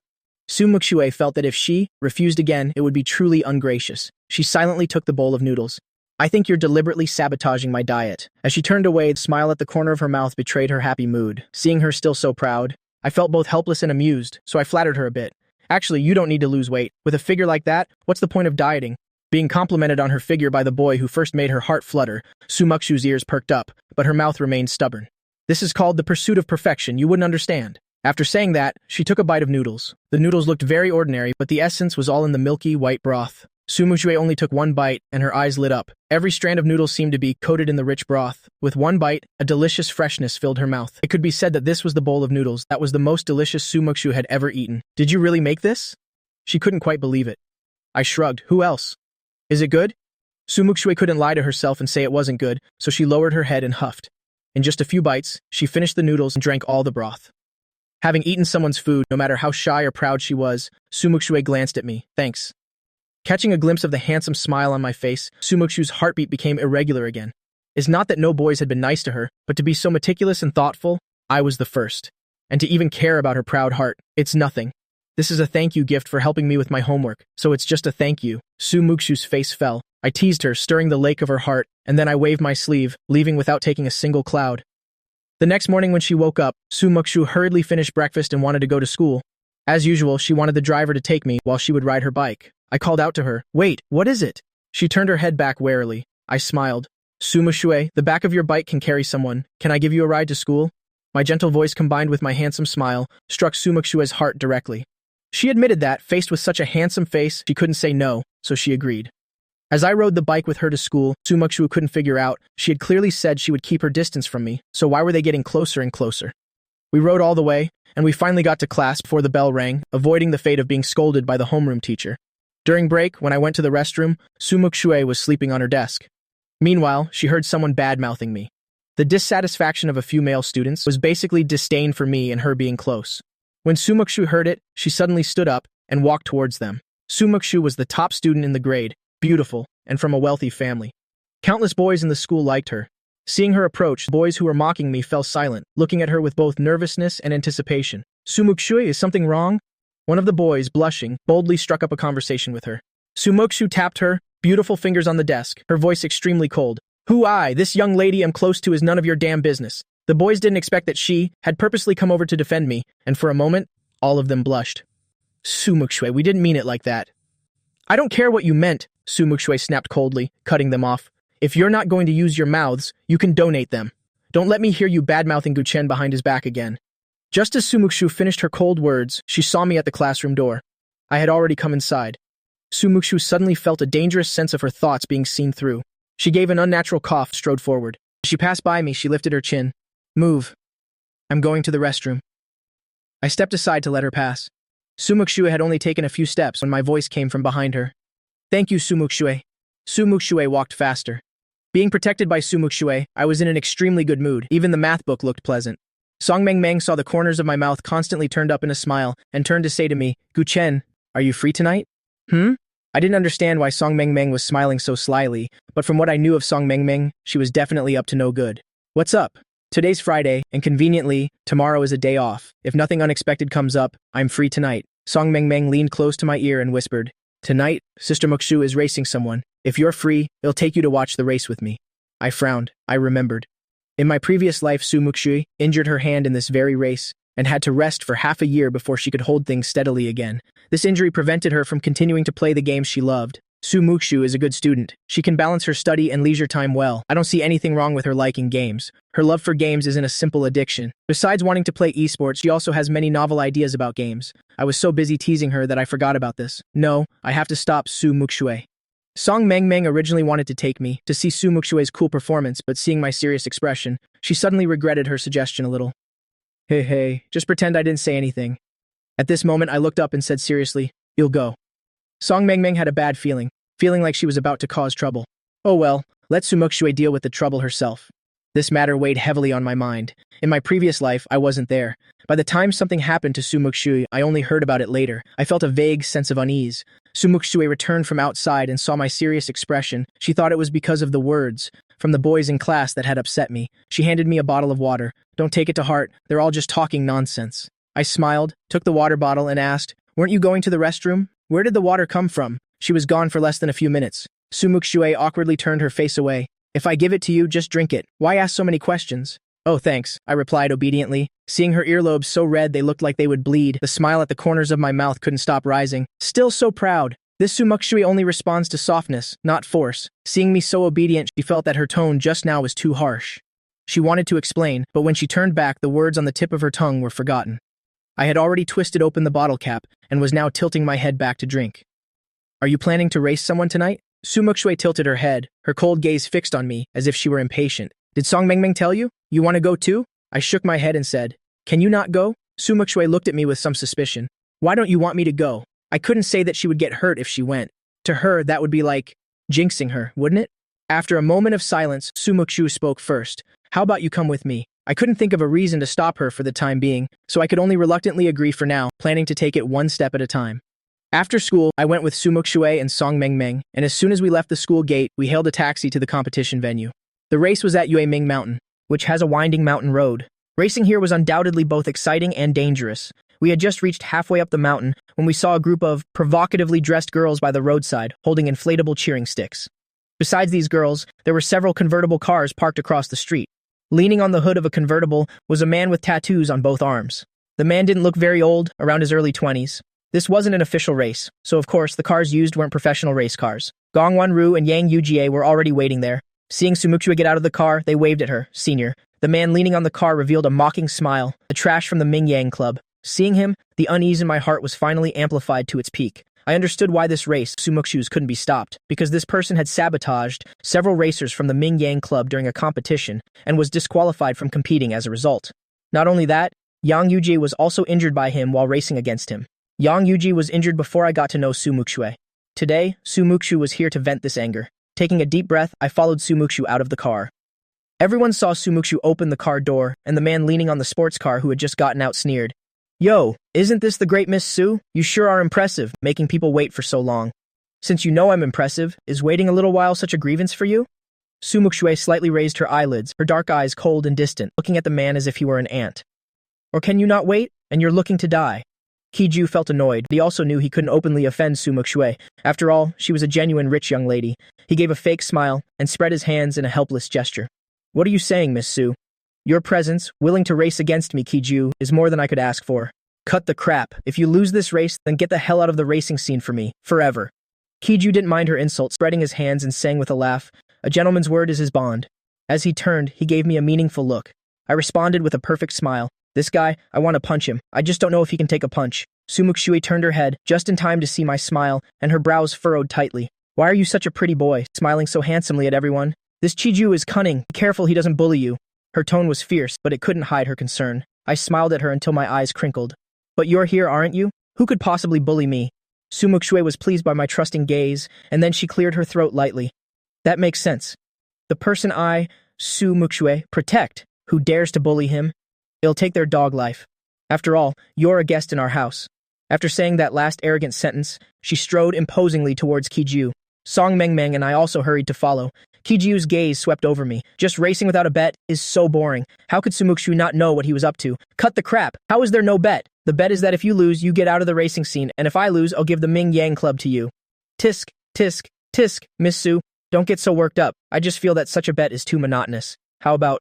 His gaze once again shifted towards me. Sumuku's face turned cold. "Are we racing or not? If not, I'm out of here." I felt this was a good opportunity to stop Sumuku, and stepped out from behind her. "Or what?" Kiju straightened up from the edge of the car's hood, his hands stuffed in his pockets. "How about we add a little something to the bet? This must be the young boyfriend of the great Miss Su, right? Let's add a little something to our match today. If I lose, not only will I quit the racing scene, but I'll also hand over the Fei Yang Club to Miss Su. At the same time, I'll publicly apologize to those racers with broken legs. The racers with broken legs were all caused by Chiju." Sumuku's face darkened. You sure dare to dream. She doesn't want that shabby Fei Yang Club. Are you going to race or not?" Before these words could leave her mouth, I cut her off. "The bet you mentioned is me?" I crossed my arms over my chest, looking at him with a slightly mocking expression. Chiju pursed his lips, a faint smile on his face. "That's right. What are you doing?" Sumuku grabbed my hand, frowning as she scolded me. I looked towards Kiju. "If the bet is me, then I should be the one to decide." "Oh, and how do you want to decide?" Kiju became more and more interested. Sumuku didn't understand what I was trying to do and wanted to take me home directly. She would race Kiju next time. Just as this thought flashed through her mind, she heard my voice. "I'll race you. If you lose, you'll do what you just said, apologize, and hand over the Fei Yang Club to Sumuku. And if you lose?" Kiju's smile deepened. I opened my hand. "I'll give you whatever you want." In terms of driving skills, how could I lose to Kiju? This idiot lost to me countless times in my past life. In terms of backing, it was like an egg hitting a rock. "All right, refreshing. I'll race you today." Sumuku and Song Manhwa were stunned listening to my arrogant words. Hearing what I said, Sumuku was so angry that steam was coming out of her ears. She grabbed my hand and pulled me in front of her. "Did a donkey kick you in the head? What are you betting on? What does this have to do with you? And you'll give him whatever he wants? Are you a pig brain? Do you even know what he wants? And you just foolishly agree." She was angry, genuinely angry. I hurriedly explained. "Don't be angry. Don't worry. My driving skills aren't bad. My older brother taught me." Sumuku thought I was just showing off after barely learning to drive. Trying to suppress that anger, she said in a low voice, "This has nothing to do with you. Gu Chen, you'd better not get involved. Kiju is a very sinister person. I don't want you to get hurt in the race." Being called sinister to his face, Kiju was speechless. He really was sinister, but saying it to his face, wasn't that a bit too much? Did she really think that just because he didn't dare to provoke her publicly, he wouldn't dare to do it behind her back? Great Miss Su, you're making things difficult for me, Kiju. With you here, how would I dare bully your little boyfriend? "Shut up," Sumuku roared. The angrier Sumuku got, the happier I was, because she was worried about me. I gently patted the back of her hand to comfort her. "Then can you not race him?" Sumuku fell silent. She couldn't. Kiju was like a stubborn plaster, but he had one good point, which was that he kept his promises. As long as he lost, he really wouldn't come looking for trouble with the racers of the Ming Yang Club anymore. Her silence said it all. The corners of my mouth lifted into a smile. "Don't worry, Sumuku. It'll be fine." Sumuku couldn't understand. "What does this have to do with him? Why are you so insistent on racing him?" "Because if I don't race him, then you'll have to race him." I opened the car door next to me, smiled, and got in, leaving Sumuku with words that struck her heart. "I don't want you to get hurt. My driving skills right now are much better than Sumuku's at this point in time. Facing an emergency, I would handle it better than Sumuku. I don't want you to get hurt." These words floated on the wind into Sumuku's heart. She stared blankly at me, already sitting in the car. Growing up, perhaps because she had always been so sensible in everything she did, whether it was her parents or her friends, everyone was very reassured by her. This race, even though everyone knew Chiju was sinister, no one was worried about her safety. It wasn't that they didn't care, but that they had too much faith in her abilities. And yet, a boy like this told her so seriously that he didn't want her to get hurt. He didn't just say it. Unlike those fake words of concern, he used his actions to prove it directly. "I really don't want her to get hurt." Her heart suddenly became strangely calm. Her eyes stared at me without blinking. Suddenly, Sumuku made a decision. I'm going with you. She pulled open the car door and without any hesitation sat in the passenger seat. She fastened her seatbelt. I looked at her in surprise. Then I laughed. Up to you. That smile carried a sense of indulgence and helplessness. Muxue didn't know if she was seeing things, but her face flushed red. To hide her embarrassment, Muxue angrily yelled at the culprit, Kiju, are you going to race or not? Hurry up and get in the car. Of course, Kiju was not happy that Muxue had made him lose face in front of so many people. He let out a cold laugh. What's the rush? Coming right away. To make the race fair, my car and Kiji's were the same model. 2 convertible sports cars. When the green flag dropped, my car shot out like an arrow from a bow, launching forward with a whoosh. My reaction was even faster than Kiji's. Song Mang, standing on the side, stared at the red sports car with her eyes wide and jaw dropped. Yang Yuji and Gongwan Ru were also surprised. They saw me racing in Sumuxue's place and didn't feel it was appropriate to say anything, but in their hearts, they were sure that this race was a guaranteed loss. They didn't expect me to not lose to Kiju. This was a dark horse. The person who was most scared was none other than Muxue, sitting in the passenger seat. After recovering from her shock, she looked at me beside her in a daze. She saw me with one hand on the steering wheel and the other on the gear shift. My expression was calm. My reflexes were sharp. Facing the terrifying speed before us, my expression didn't change at all. Winning or losing isn't important. What's important is participating. With me here, Kiju wouldn't dare do anything to you. Gu-chen, slow down a bit. It's dangerous right now. Sumuku was just like a country bumpkin riding in a car for the first time. She felt that all of this was a bit beyond her comprehension, making her look dazed. Someone tell her, why is the seemingly gentle and calm boy in front of her driving so aggressively? It felt like the wind was about to blow the skin off her face. Kiju was never able to overtake me because I was blocking him from the front. And in terms of speed, I was also a step ahead. Looking at the sports car speeding ahead, Kiju's face became ferocious and ugly. Damn it, I've been tricked. These two must have deliberately put on a show to trick him. With such driving skills, and yet he pretended to be harmless. He angrily slammed the steering wheel and honked the horn. I saw Kiji's car tailing me in the rearview mirror and guessed that he must be furious right now. The corners of my mouth curled into a sly smile. You fool, if I wasn't confident of winning, why would I race in Sumuxue's place? What I want is for Sumuxue to be okay, not to get into trouble with Sumuxue.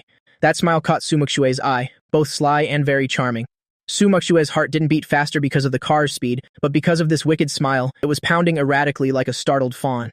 She unconsciously clutched her chest. Be careful, Kiju might play dirty tricks.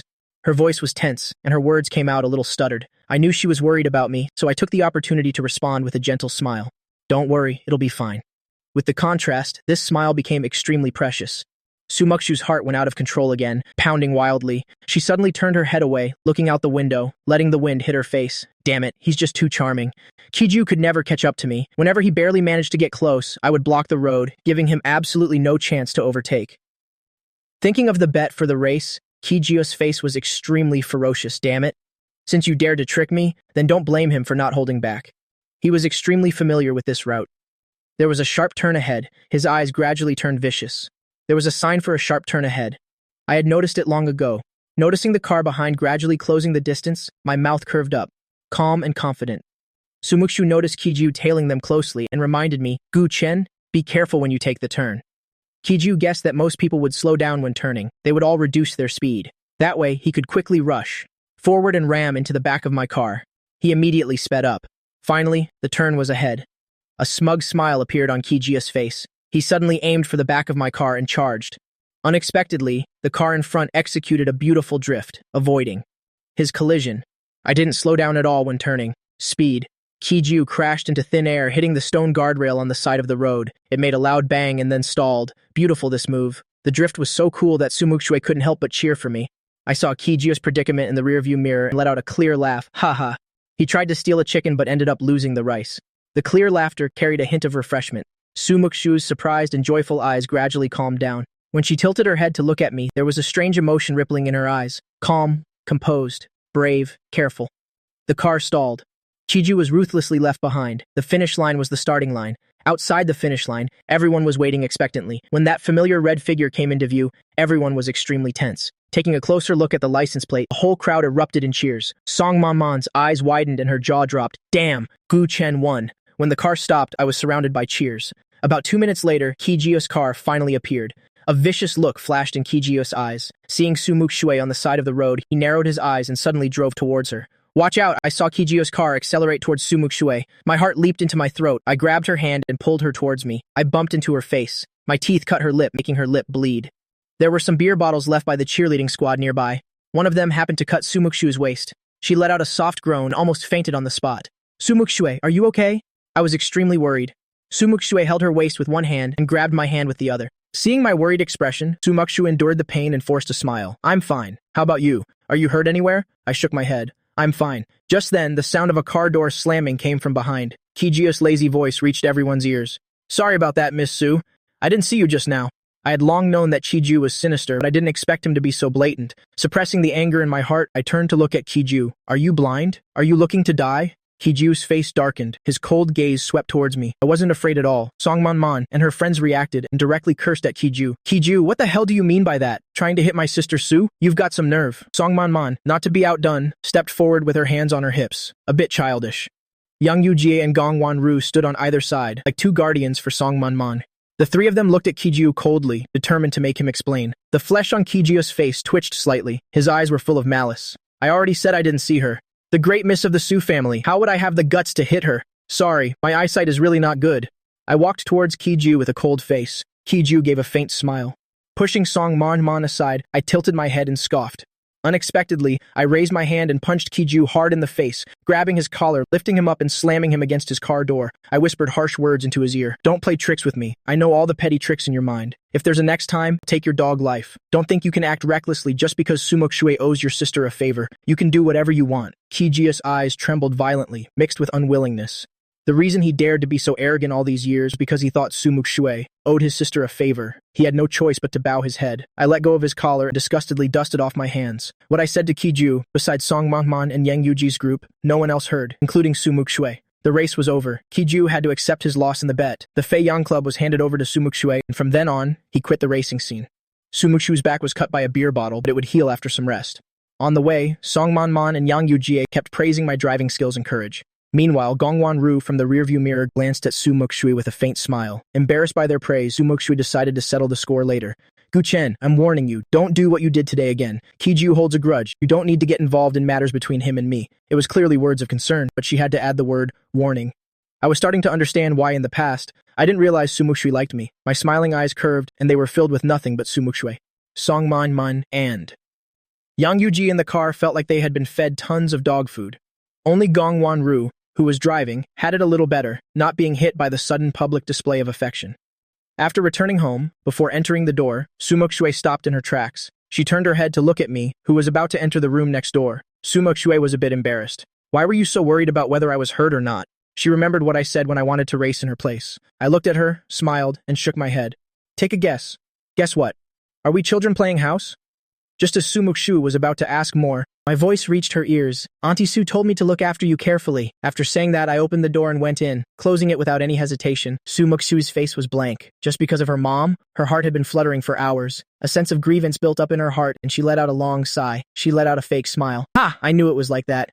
Just as expected. What's the point of acting so cool? I'm not moved at all. Not in this lifetime. She muttered curses and gritted her teeth as she went into her room. While Muxue was taking a shower, my words were all that was on her mind. Auntie Sue told me to look after you carefully. After getting out of the shower, she saw her swollen lower lip in the mirror and thought about the origin of this wound. Her face flushed for no reason. When it first happened, because of the pain, her heart didn't flutter at all. But thinking back carefully, the reason this wound appeared was because I bumped into her lips. In other words, I stole her first kiss. She couldn't think about it anymore. Muxue shook her head vigorously. Since when had she become like a little girl? It was just an accident. Muxue didn't want to be honest with her heart, so the first thing she did when she lay down on the bed was to make a phone call to Mrs. Sue. On the phone, Mrs. Sue told her that she would be back tomorrow. Muxue wasn't very interested in this. She beat around the bush to get information out of Mrs. Sue and confirmed one thing. She really did ask me to look after her carefully. Damn it, Muxue angrily used the blanket to cover her head. She didn't even know what she was angry about. She really couldn't sleep, so she took out her phone, ready to ask some buddies to play games. Maybe she was crazy, but she was somehow possessed to open my messages. Then she saw my moments. Posted just 10 minutes ago, still fresh. The attached video was a solo match in a game. She knew both of those IDs. One was the professional player Shen Ming, the other was me. The caption was just 2 words, Shen Ming. It was so late, and he was still playing games with Shen Ming. Muxue sat up abruptly. She looked at her phone screen in disbelief. Isn't he studying? And what does this caption mean? For some reason, Sumuku sensed some ambiguity from those two words. Right now, I was chatting with Shen Ming. Shen Ming invited me to join his team, but I refused. With nothing better to do, I played a game with him. Shen Ming played quite well in this round, with some godlike plays. I thought it was pretty good, so I posted this video, and credited the source. After exchanging a few words, Shen Ming called me. I hesitated for a few seconds before answering. Shen Ming, I already said I don't want to join. Don't try to persuade me anymore, it won't work. A man's helpless laughter came from the other side. Alright, it seems you've made up your mind. But there's something I'd like to ask you for help with. What is it? Just as he said this, a soft knock came from the door. Who is it? I asked. I walked to open the door as I asked. Muxue was standing at the door. Her lips were pale. In one hand, she held a cotton swab, and in the other, a bottle of medicine. Muxue noticed I was on the phone with someone. She turned her head, her cold eyes staring at me intently. Could you help me apply some medicine? Apply medicine? I saw her pale lips. I thought of her earlier injury. I took the cotton swab and medicine bottle from her hand. Come in. She timidly sat down on the chair. I opened the bottle cap. Stand in front of her. Bend down slightly. Lift your head up a little. Muxue obediently lifted her chin. A cotton swab dipped in medicine touched her lips. The wound on it stung a little. Muxue's cold, clear eyes looked at me, staring intently at my overly handsome face. Muxue unconsciously tensed up. Her hands on her knees clenched slightly. My movements were very gentle. I could feel Muxue tensing up. I thought she was in pain. Bear with it for a moment. It's going to hurt a little. Mom? She let out a sound from her throat. Suddenly, she remembered her purpose for coming here. Who were you on the phone with just now? This question, given their current situation and their relationship, was a bit sudden and a little rude, but she didn't realize this at all. I glanced at her and saw the tension in her eyes. I suddenly understood something and said with a smile, Shen Ming, were you calling Shen Ming? She suddenly raised her voice, which made me jump and my hand tremble, poking her wound, but Sumuku paid no mind to this small matter. Her voice was urgent. You're still calling Shen Ming this late? Are you two that close? Are you?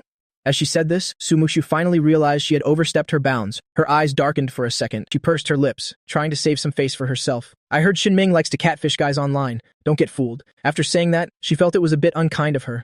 I was thoroughly amused by Sumuku and chuckled softly. I threw the cotton swab into the trash and closed the medicine bottle. Don't worry, Shen Ming and I are just friends. When Sumuku heard my denial, she felt a sense of relief, carefully thinking back on his words. She was stunned for a moment. Don't worry about what? What does it have to do with her? She quickly explained, I'm just worried you'll get tricked. Don't worry about what? This is your own business. It has nothing to do with me. I glanced at her. Someone's words don't match their feelings. Still so proud. Then thank you, Miss Su, for your concern. It's very late now. Go back to sleep. Being ushered out of the room by me. Muxue guiltily touched the tip of her nose. Did he say something wrong? Why does it feel like he's a bit impatient? The monthly exam is in a few days. These days, I've been spending all my time studying. In her eyes, I was too diligent, thinking about how it wasn't easy for me to come to Jingxi alone, and the pressure at Linzhonghai was immense. She couldn't bear it. She sorted out the key points that would be on the exam, planning to explain them to me in detail. She quietly prepared key problem types for 2 days. I came back from outside. Sumuku sat up straight, ready to give me the practice examples. Just as I sat down next to her, Song Meng Meng from the desk in front turned around, holding a notebook. She handed the notebook to me. Gu Chen, this is a notebook I used before. It has the key problem types for the monthly exam. Take a look. I was a little surprised, to be honest. I didn't need it anymore, but it was a kind gesture from Song Meng Meng. I gladly accepted it. Thanks. I'll treat you to a meal sometime. You're being too polite, Song Meng Meng said, feigning modesty, but she had already decided what she wanted to eat. Muxue, sitting next to me, was stunned. That damn Song Meng Meng. Since when did she get so close to him? I'm still Gu Chen's childhood fiancé. What's this? Song Meng Meng saw the notebook on my desk and reached for it. Muxue snatched it and threw it back into her desk drawer. It's mine, so what if it's yours? Can't I even look at it? Song Meng Meng found it amusing. In that moment, Muxue felt like her best friend, had seen right through her, and she was very embarrassed. From her guilty expression, I vaguely guessed something.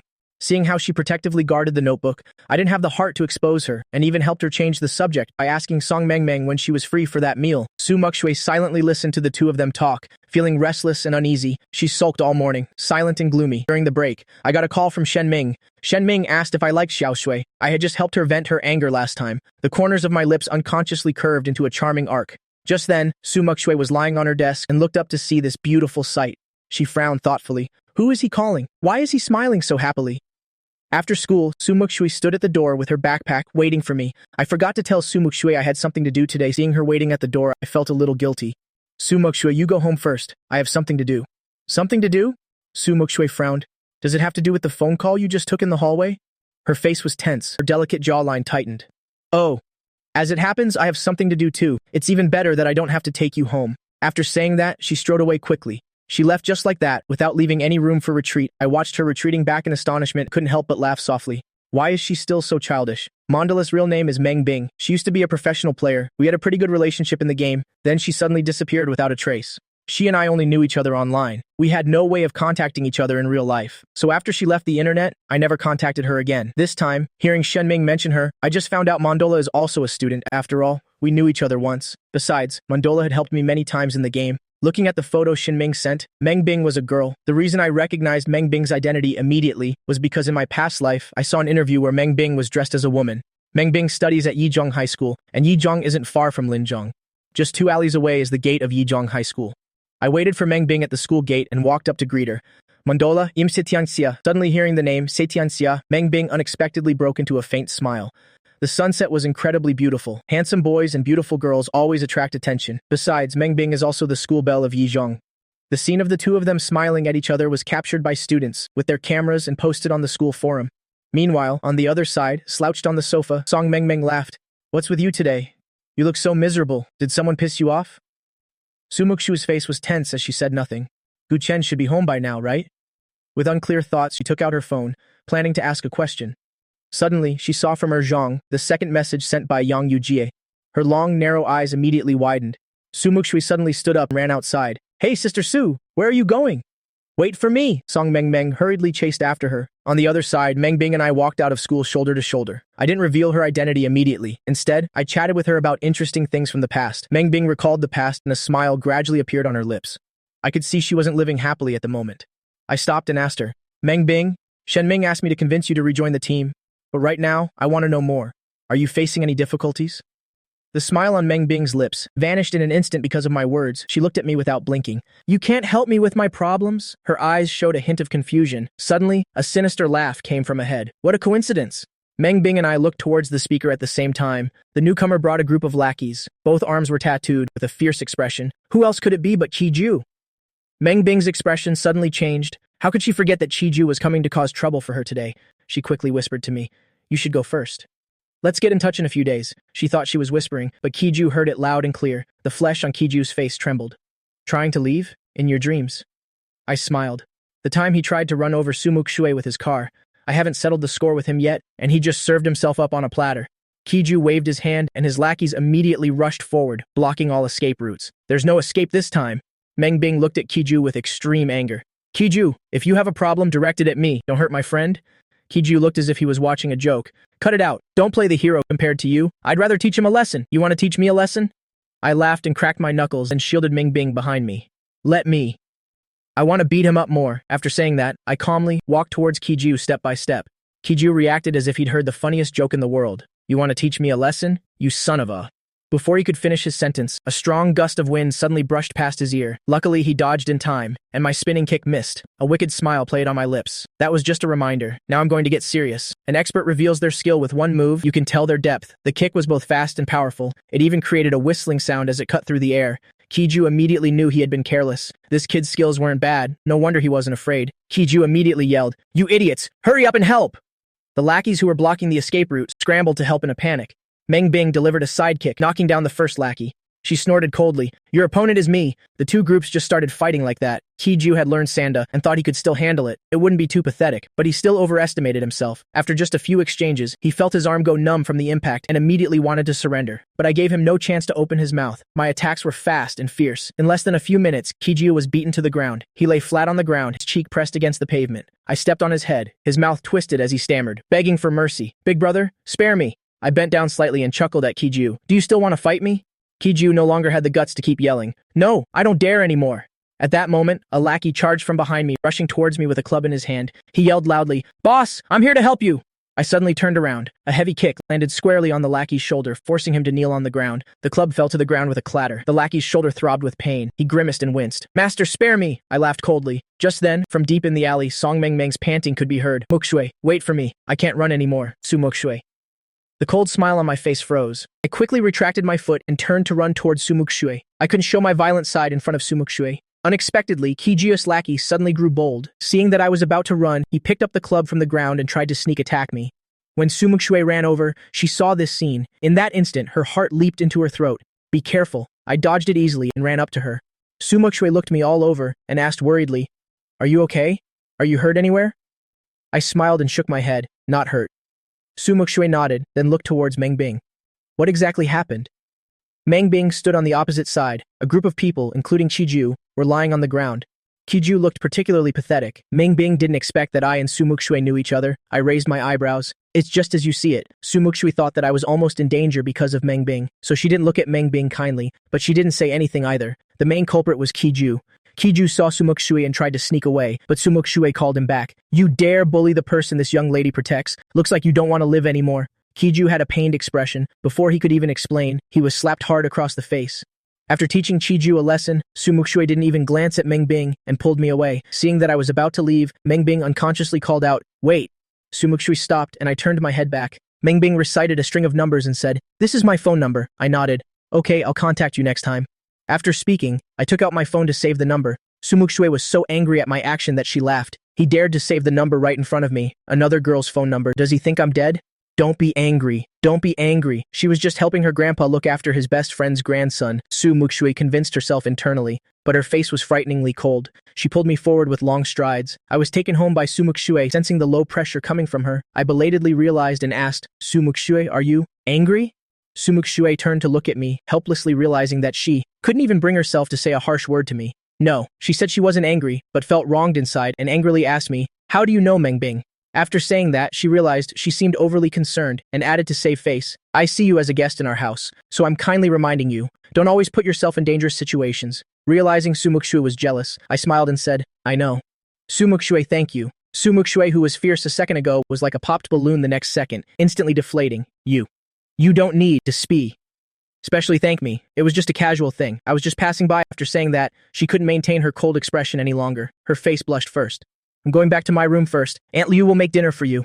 The door slammed shut in front of me with a bang. I touched my nose. Good grief, it almost hit my face. Damn it, if you care, just say so. What's there to be so proud about? I went back to my room and got some ointment. There was a scratch on Sumuku's neck. It was from when I pulled her to the ground, and my fingernail accidentally scratched her. Sumuku came out after her shower. Hearing a knock on the door, she paused for a second, thinking it might be me. Her lips unconsciously curved up, and she quickly went to open the door. Sumuku's lips twitched slightly. She coughed unnaturally. "What are you doing here?" I walked past Sumuku and into the room. Sumuku followed me. Suddenly, I turned around. I took a step closer to her. Sumuku unconsciously stepped back. I placed my hands on her shoulders and pushed Sumuku down to sit on the bed. To steady herself, Sumuku placed her hands behind her on the blanket. Her voice was unconsciously tense. "What exactly do you want to do?"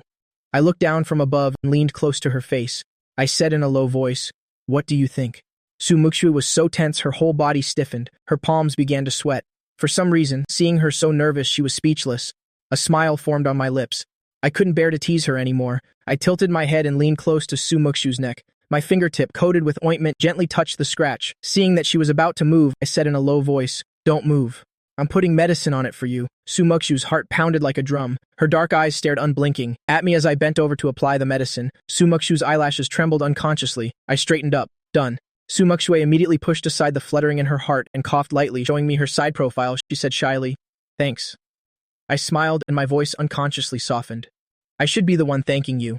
If you weren't trying to save me, you wouldn't have gone there. This wound must be from running too fast and bumping into something, right?" Muxue, whose heart was already racing, heard this and was like a cat whose tail had been stepped on. Her fur stood on end immediately. She said in a hurried tone, "Who went there to save you? I was just passing by and helped out casually. I didn't come looking for you on purpose." I was already used to Sumuku not meaning what she said. The more defensive she got, the more it proved her words didn't match her feelings. I held back a laugh and patiently played along with her. So I was wrong. Helping out casually is fine too. In short, you saved me. Thank you. Sumuku suddenly felt a sense of being pampered. The feeling of embarrassment was accompanied by pride. She lifted her chin and said with a blush, "It's good that you know." After applying the ointment for Sumuku, I prepared to leave. Just as I was about to turn and leave the room, Sumuku remembered something and suddenly called out, "Wait!" I turned my head back and looked at her seriously, which gave Sumuku a kind of illusion that he liked her. Realizing this thought of hers, Sumuku felt a bit shameless. She said faintly, "That Meng Bing person, you should interact with her less in the future. She's a trouble magnet. It'll be troublesome if you keep seeing her." I knew Sumuku was worried about me. I smiled and said, "Don't worry, I won't. Nothing will happen. Meng Bing and I are friends." But I didn't say whether I would continue to see Meng Bing or not, but the answer was already obvious. After I left, Sumuku's beautiful face turned gloomy. Sumuku, Yujie. After finishing her homework and lying in bed, Sumuku saw the screenshot that Yang Yuji had sent her. It was posted on the forum by a student from Yizhong. The background of the photo was the Yizhong basketball court, and the main characters were me and Meng Bing. Under the setting sun, the fair-skinned, beautiful girl, a handsome and dashing young man. The two were a meter apart, looking at each other affectionately. Sumuku sensed a hint of ambiguity. A trace of anger appeared on her beautiful face. She decisively put down her phone, covered herself with a blanket, and went to sleep. Meanwhile, on the other side, I was chatting with Meng Bing. We had added each other on WeChat. Because of Meng Bing's superb gaming skills, the team made an exception and allowed her to not attend daily training sessions, only needing to practice with her teammates on weekends. She was originally the main force on the team, but later left for some unknown reason. Although Shen Ming asked me to persuade Meng Bing to return to the team, I wasn't insistent on talking about it. If Meng Bing is a student, then her main task is obviously to study. But seeing that she was unhappy, I quite wanted to know the reason for her unhappiness. Meng Bing was quite tight-lipped. I chatted with her for a while but didn't get any useful information. Naturally, I couldn't help Meng Bing either. After wishing Meng Bing good night, I remembered when Sumuku mentioned Meng Bing and her angry puff cheek expression. I found it amusing inside. This little girl is jealous. I must coax her. The next day was the weekend. Sumuku woke up very early. After washing up and coming downstairs, she smelled a fragrant aroma. That aroma was a flavor that Aunt Liu couldn't make. Sumuku immediately guessed that it was my cooking. In the kitchen, Mother Su was circling me like a child. She kept exclaiming in amazement, "Wow, Guchen, you're amazing. Everything you make is so delicious." Mother Su mumbled with a stolen soup dumpling in her mouth, her words unclear. Seeing that Mother Su liked it, I smiled gently and said, "Auntie, if you like it, I'll make it for you when I have time." Mother Su nodded happily. "Really? That's great." Mother Su had a childlike mentality. My cooking was delicious, so she had already started thinking about having Sumuku marry me. Sumuku stood at the doorway, watching the joyful and harmonious scene in the kitchen. I brought the food to the table. Sumuku's gaze was almost glued to me. Realizing her gaffe, Sumuku quickly turned her head away. My handsomeness almost fits the general aesthetic standard. Sumuku touched her still calm heart and thought to herself that maybe it wasn't exactly a flutter of the heart, just a natural reaction to a handsome guy. Just as she finished psyching herself up, she heard me call her from behind. "Sumuku." She overreacted, responding in a high-pitched voice. I pointed to a steamer of shiny, thin-skinned soup dumplings. "Auntie said you like to eat soup dumplings. It just so happens I know how to make them. How about you humor me and try one?" Sumuku's face tensed up. "If you say I should humor you, I should just humor you. Wouldn't that make me lose face?" But in the end, she still stiffly reached out her hand and picked up a hot soup dumpling. She quickly stuffed it into her mouth. The temperature of the soup dumpling was very high, and she was burned so badly she couldn't control her expression. A moment later, she turned away with a cold face. I was also stunned. I told her to try a bite, not to use her bare hands directly. I quickly put down the food tray, grabbed a napkin, and went over to her. "Sumuku, spit it out quickly. It's hot." Sumuku looked at me with a deadpan expression and shook her head. I saw her tense face and knew she didn't want to lose face in front of me, so I chuckled helplessly and said, "Then I'll turn around so I won't see you. You should spit it out quickly. It's very hot. Don't burn your mouth."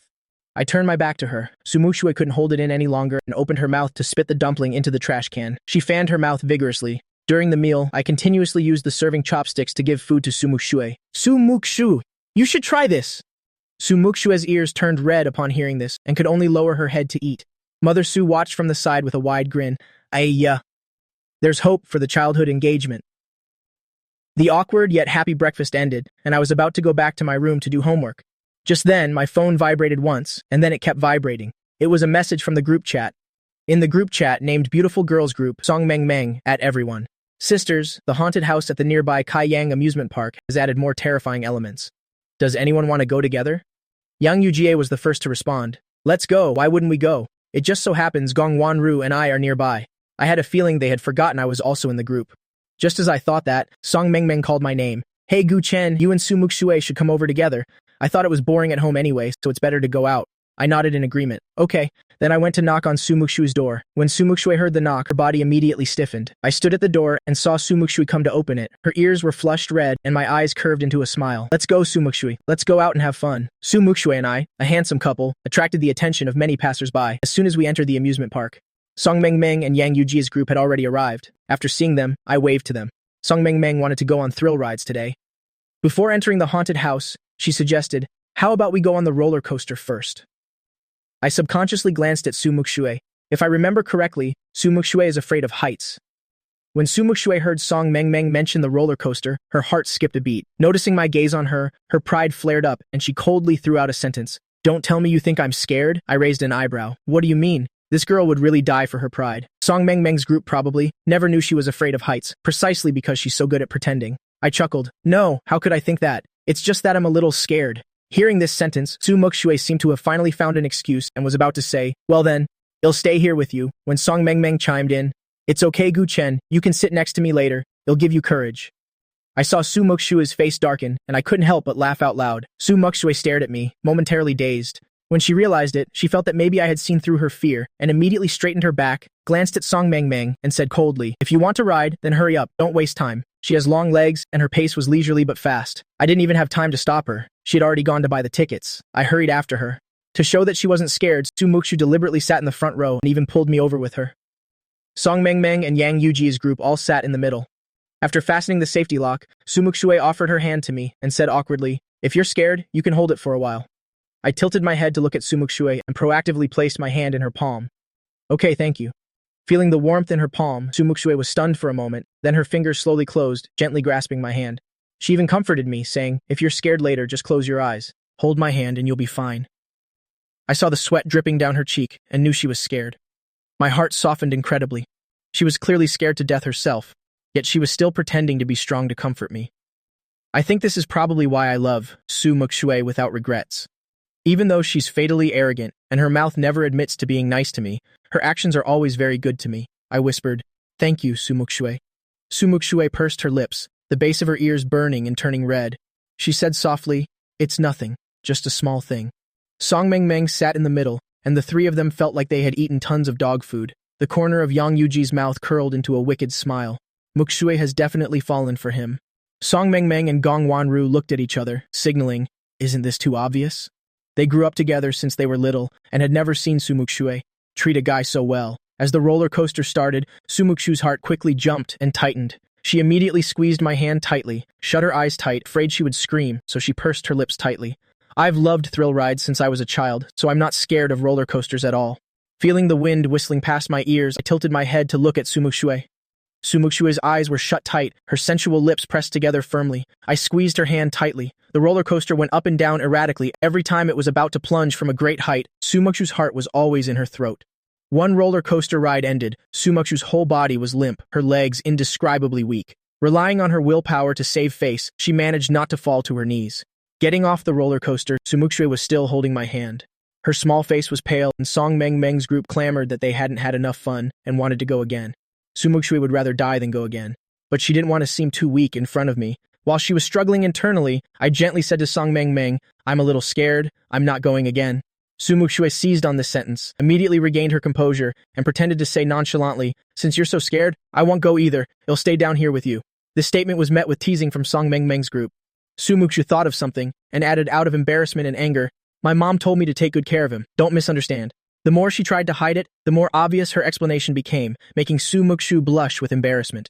The base of her ears was unbelievably hot.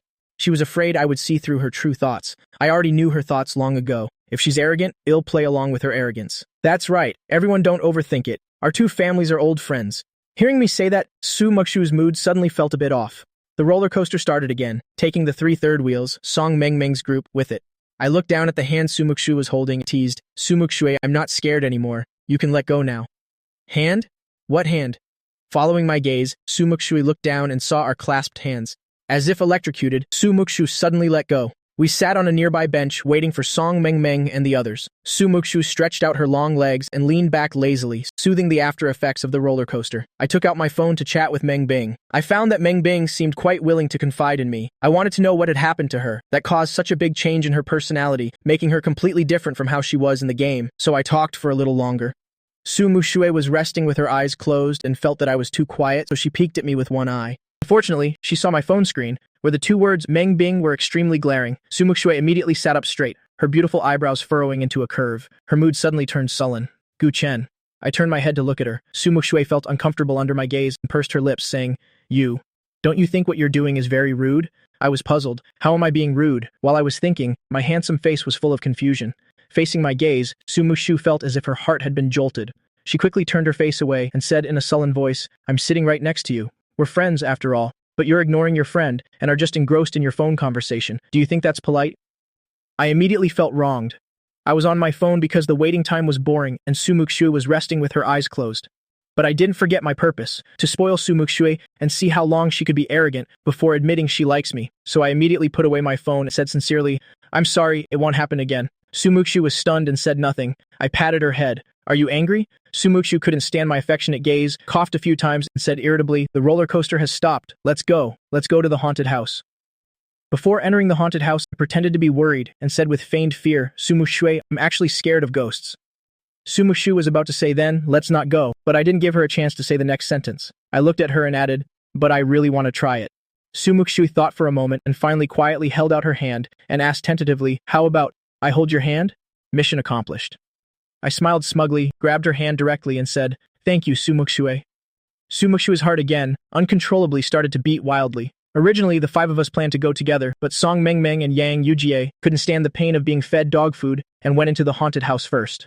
Gongwanru was at the very back. Sumuku and I hadn't been walking hand in hand for long when Gongwanru also disappeared somewhere. It was pitch black inside the haunted house, so Sumuku didn't see how happily I was smiling. Suddenly, there was a strange noise from behind. My subconscious reaction was to turn and kick. Then I realized this was a haunted house, that it might be an employee, so I had to suppress the urge. Then I let out a scream and hugged Muxue tightly. The thing hiding behind me was indeed an employee, dressed as a headless ghost. I suddenly hugged Muxue, her whole body stiffened, and she was too tense to even react. After a while, Sumuku remembered to comfort me, but her outstretched hands didn't know where to go. She patted my shoulder a little stiffly, her voice several times gentler than usual. Don't be scared anymore, I'm here. I smiled smugly and tightened my arms around her a little more. Pretending to be scared, I said, Sumuku, it's so scary. Good thing you're here. It was too dark around to see my expression. Sumuku lowered her voice to comfort me, then you stay behind me and stay a little closer. I smiled even more smugly. I took her hand again, our 10 fingers intertwined. We continued to walk forward. Because my acting was so good earlier, to the point that whenever an employee dressed as a ghost to scare people appeared, Muxue would proactively hug me. Coming out of the haunted house, I saw Muxue's unusually red face and was completely stunned. Song Mengmeng, Yang Yujie, and Gongwanru were already waiting at the exit. Seeing Muxue's flushed face, the 3 of them laughed heartily, without reservation. Song Mengmeng even pointed directly at her. Damn, Muxue, why is your face so red? During gym class, Sumuku sat by the school's flower bed, her hand cupping her chin, her gaze occasionally glancing at the boys playing basketball. It had been 2 days since they left the haunted house on the weekend. For the past few days, Sumuku couldn't look me straight in the eye. After leaving the haunted house, her face was so red it looked like blood could drip from it. After being teased by Song Mengmeng, she couldn't help but expose herself. She flew into a rage out of embarrassment and even gave herself away by yelling, "Who's blushing because of Gu Chen? Isn't it just a hug?" She was extremely embarrassed at that moment and glanced to see my surprised and stunned expression. Thinking of this, Muxue let out a long sigh. While she was spacing out, Song Mengmeng patted her on the shoulder and came over to tease her. Still looking, your eyes are about to fall out. Is it that hard to admit you like Gu Chen? Hearing this, Muxue withdrew her gaze, stood up with a whoosh, and said angrily, "Who likes him? How boring." Then she left Song Mengmeng behind and turned to stride towards the classroom. Although I was playing basketball, I also deliberately and unintentionally glanced towards Muxue a few times. Her voice of rebuttal just now was a bit loud. I heard it all. Seeing her embarrassed and angry reaction, I guessed that the him Muxue was talking about was, as expected, me. What an arrogant little girl. I let out a soft chuckle, passed the basketball to the other boys in the class, and walked towards Song Mengmeng. The other boys also heard Muxue's rebuttal. Among them, the commissar for daily life, Li Yu, was the most concerned. His desk mate next to him knew about Li Yu's feelings for Muxue, so he provoked him. Li Yu, do you think the person Muxue was just talking about is Gu Chen? If that's the case, it proves that Gu Chen isn't anything special. Even if they have a childhood engagement, Muxue doesn't like him. Li Yu narrowed his eyes, his gaze always on me. He said coldly, "Who Sumuku likes has nothing to do with me. It's not me anyway, and it won't be Gu Chen either." Li Chengang smirked. That's not necessarily true. As long as your attitude is proactive enough, sooner or later Sumuku will be moved by you. Li Yu sneered. Then I have even less of a chance. Isn't Gu Chen proactive enough? And he's so handsome. With a guy like that standing in front of Muxue, who else can Muxue see? Li Chengang clicked his tongue. Gu Chen is handsome, sure, but his grades aren't necessarily good. He transferred from a small city, while Muxue is the top student at Linzhong High. She will definitely get into the best university later. As for you, your grades are also in the top 5 of our class, so it's not hard to get into the same university as Muxue. How long can a high school romance last? If you don't go to the same school, it's basically a long-distance relationship. Li Chengang wanted to say more, but Li Yu cut him off. Alright, stop talking. This has nothing to do with me. On the other side, Song Mengmeng and I had gotten to the main point. Song Mengmeng asked me directly, "You like Muxue, don't you?" I smiled without saying anything. I didn't answer the question. Seeing my silence, Song Mengmeng's heart, an alarm bell suddenly went off. "Hey, you're not just playing with Muxue, are you? Get a grip. Muxue can't handle you playing around." Song Mengmeng's extremely tense expression made me unable to hold back my laughter. Amidst that laughter, Song Mengmeng heard my firm reply, "Playing my ass. I like her." Song Mengmeng was stunned. At this moment, Muxue was standing in the hallway outside the classroom. Her hands were resting on the railing, her gaze fixed on my smile. Her alluring lips were pressed tightly together. She found my smile incredibly jarring. I admitted it to Song Mengmeng because I was afraid that she, after misunderstanding, would try to hinder my pursuit of Muxue. But right now, I don't want Muxue to know that I like her. After finally suppressing my laughter, I put on a serious expression. I spoke to Song Mengmeng seriously. The things I'm telling you, you have to help me keep them a secret. Song Mengmeng generously offered, a fist bump, reassuring me. In the hallway, the girl's long, slender hands gripped the railing tightly. Her chest was filled with frustration. She was no longer in the mood to watch, and turned back to the classroom. After Song Mengmeng and I finished talking, I ran to the supermarket to buy Muxue, a bottle of chilled mineral water. When I got to the classroom, Muxue was sleeping with her head on the desk. I went and sat down next to her. I originally thought she was asleep, so I didn't disturb her. Muxue couldn't sit still anymore. After realizing it was me who entered the classroom, she inexplicably tensed up. When I sat down beside her, that feeling intensified. Even her eyelashes couldn't help but flutter a few times. I happened to see it. The idea to tease her came to mind. I gently pressed the water bottle against her cheek. Muxue's warm face was suddenly chilled, making her jolt. She slowly opened her eyes, pretending to be drowsy and half asleep. Her soft voice said, "What are you doing?" I held the mineral water bottle and shook it gently in front of her. "I bought mineral water for you to drink." As I spoke, my eyes were focused on Muxue. Muxue immediately blushed. The corners of her mouth couldn't stop curving up. She took the water and softly said thank you. Then she turned her face away to take a sip. Muxue suddenly handed me a notebook. It was a compilation of key question types she had put together. I just stared at her without reaching out to take it. Muxue was puzzled, her eyes carrying a questioning look. Something flashed in her mind, and suddenly Muxue's eyes widened. She overreacted and stood up, wanting to take the notebook back. I grabbed it. "What's wrong? Why are you reacting so strongly?" Muxue's eyes flickered, not daring to look directly at me. After a long silence, Muxue squeezed out a reason. "Can you help me throw it away? I don't need it anymore." I never would have expected that Muxue could be this timid. To just say frankly, "This is for you. Is that not okay?" I complained silently in my heart. But on the outside, my smile grew even brighter. I said with a sly grin, "Why throw away such a new notebook? Give it to me." Under my smile, Muxue was momentarily dazed. The words slipped out of her mouth without thinking. "Okay." I smoothly took the notebook from her hand. "Thanks." I opened the notebook. What greeted my eyes was familiar handwriting. Muxue had previously given me a notebook of key points before. This was a rewrite. Compared to the previous one, this one was even more detailed. Moreover, it covered all the subjects. Muxue watched me look down at the notes, her heart restless. On the surface, she pretended not to care, as if what was being looked at was just a notebook of key points. But she felt as if her personal journal was being flipped through by someone else, afraid that I would see her intentions, yet also afraid that I wouldn't. While Muxue was lost in thought, I spoke in a low, deep voice. "Thank you, Muxue." Muxue awkwardly touched her nose and said with a lack of confidence, "You don't need to thank me specially. I was going to throw it away anyway. I don't need it, so if you want it, you can have it. It might be useful to you. You should spend more time studying it. It's best to read more books and talk less with others."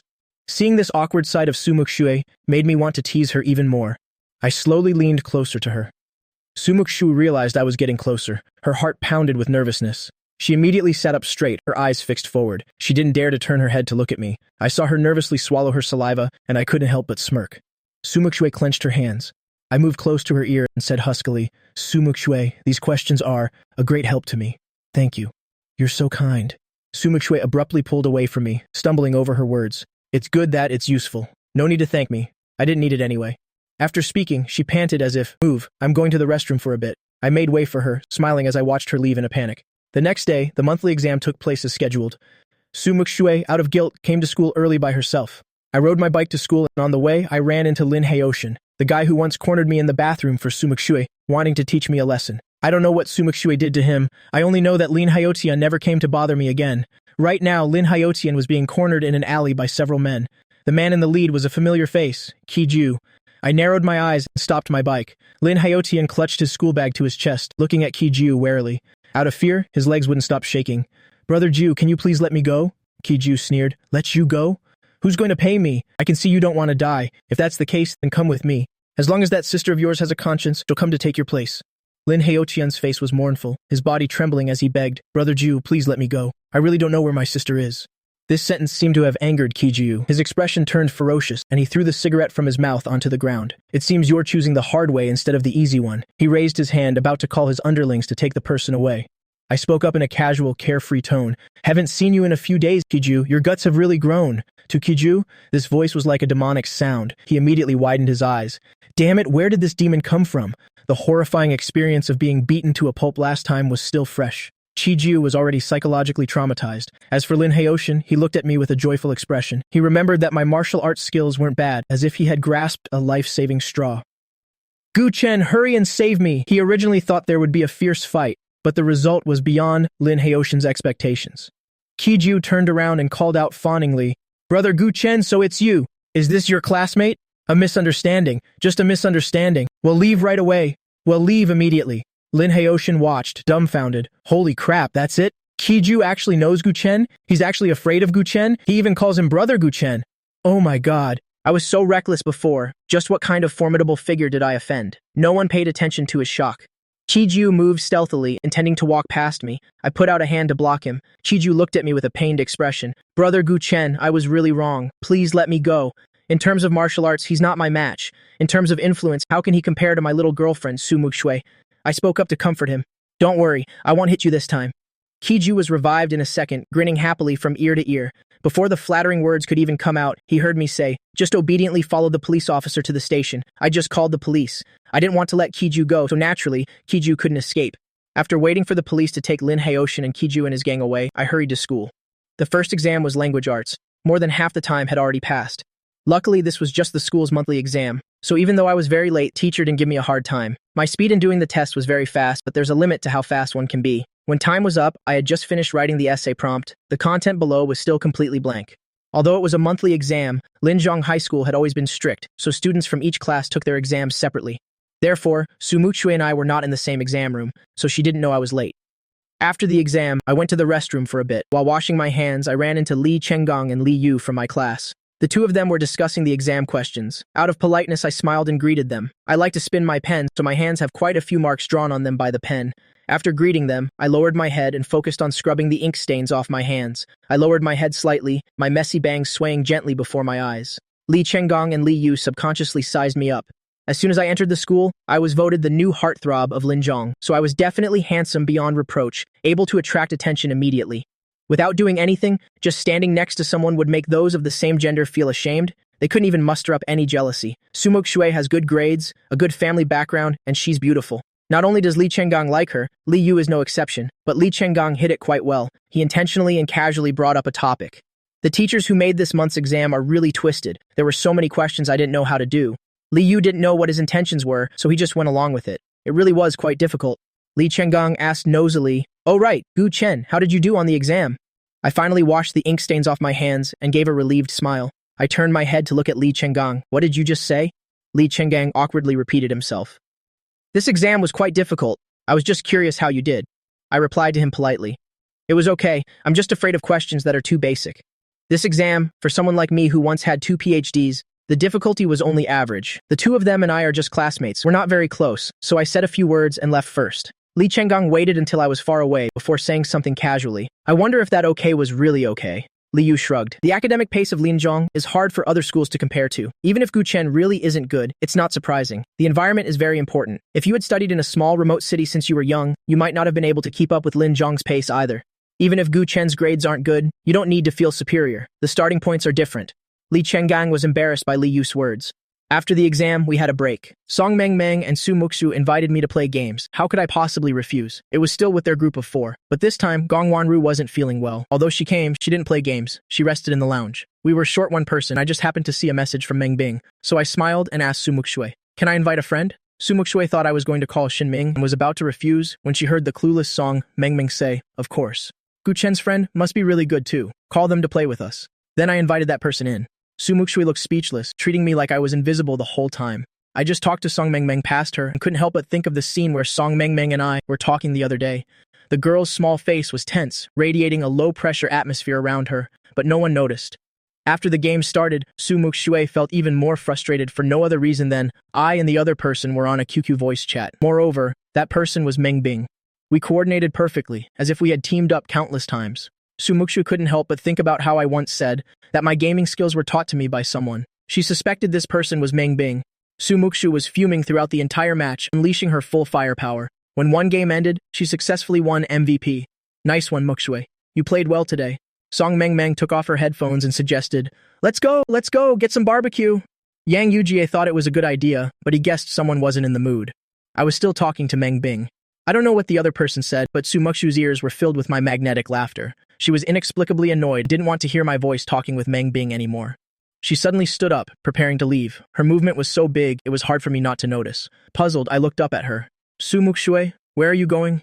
Being stared at by these amorous eyes, Muxue always had the illusion that Gu Chen liked her, but the damn truth was not like that at all. A sense of grievance welled up in her heart for no reason. She looked down at me. Song Meng said we're going for barbecue. Are you coming? I said, oh, and turned my head to talk to Meng Bing. Muxue was about to die from anger. Luckily, what I said immediately soothed her. Meng Bing, I have something to do, so I can't talk anymore. Bye, hung up. I asked Sumuku, do you want to go? Muxue glanced at me. I'm asking you. Why are you asking me? I answered as if it were obvious. Because if you go, I'll go. If you go, I'll go. Muxue froze for a moment, her lips parted, her eyes clearly showing astonishment. After digesting the meaning of this sentence, Sumuku's emotions, which were like an erupting fireball, were miraculously extinguished. She was even a little happy.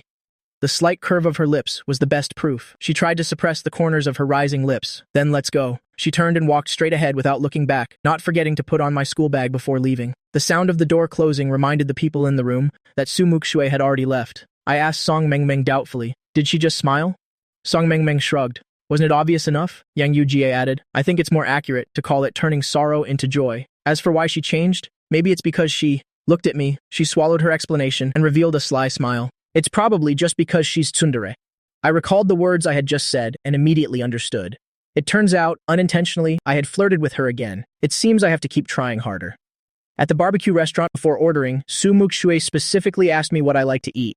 I was taken care of very thoughtfully. Song Meng ordered crayfish. I remember this is Sumuku's favorite food. But this Sumuku is afraid of trouble and doesn't want to peel the shells, so she's too lazy to eat it. But my current situation is that I don't know these things, so I pretended to ask curiously, Muxue, you don't eat crayfish? It's not that she doesn't like it, she's just too lazy to peel them. Just as I had hoped, Song Meng gave me the answer. Young Yujie, that old fox, had long since seen that I liked Muxue. He teased with a laugh. If someone peeled them for her, then she would eat. I really wanted to give young Yujie a thumbs up. The whole support team, amazing. Muxue didn't think anything of this before. With their family background, they basically wouldn't go out to eat this kind of street barbecue. Ever since Song Meng took everyone out once, they had become regulars at this barbecue joint. Now, saying these things in front of me, Muxue felt a sense of panic, feeling like she sounded like a woman who was terrible at taking care of herself. She hurriedly explained, don't listen to their nonsense. I don't need to wait for others to peel them for me. It's just that I don't feel like eating them right now. I put on disposable gloves. It's fine. I can peel them for you. I picked up a crayfish and started peeling. Muxue was stunned, catching the teasing smiles of Song Meng and Yang Yujie. Muxue gave a light cough and arrogantly curled her lips. Thanks. I said I wanted to spoil Sumuku to the heavens, and I wasn't joking. If I don't flirt with her until she can't leave me, how can I force her to actively pursue me? How can I make her restless and uneasy? Women hold grudges, so after peeling one, I brought it to her mouth. Open your mouth. This gesture was too intimate, but I seemed completely unaware, still maintaining a bright, innocent smile. And yet, it was precisely such a smile that could flirt until it made one's heart flutter. Muxue was flustered. Your heart is beating so fast. Who the hell can stand this? Muxue was like a puppet, having lost her ability to think.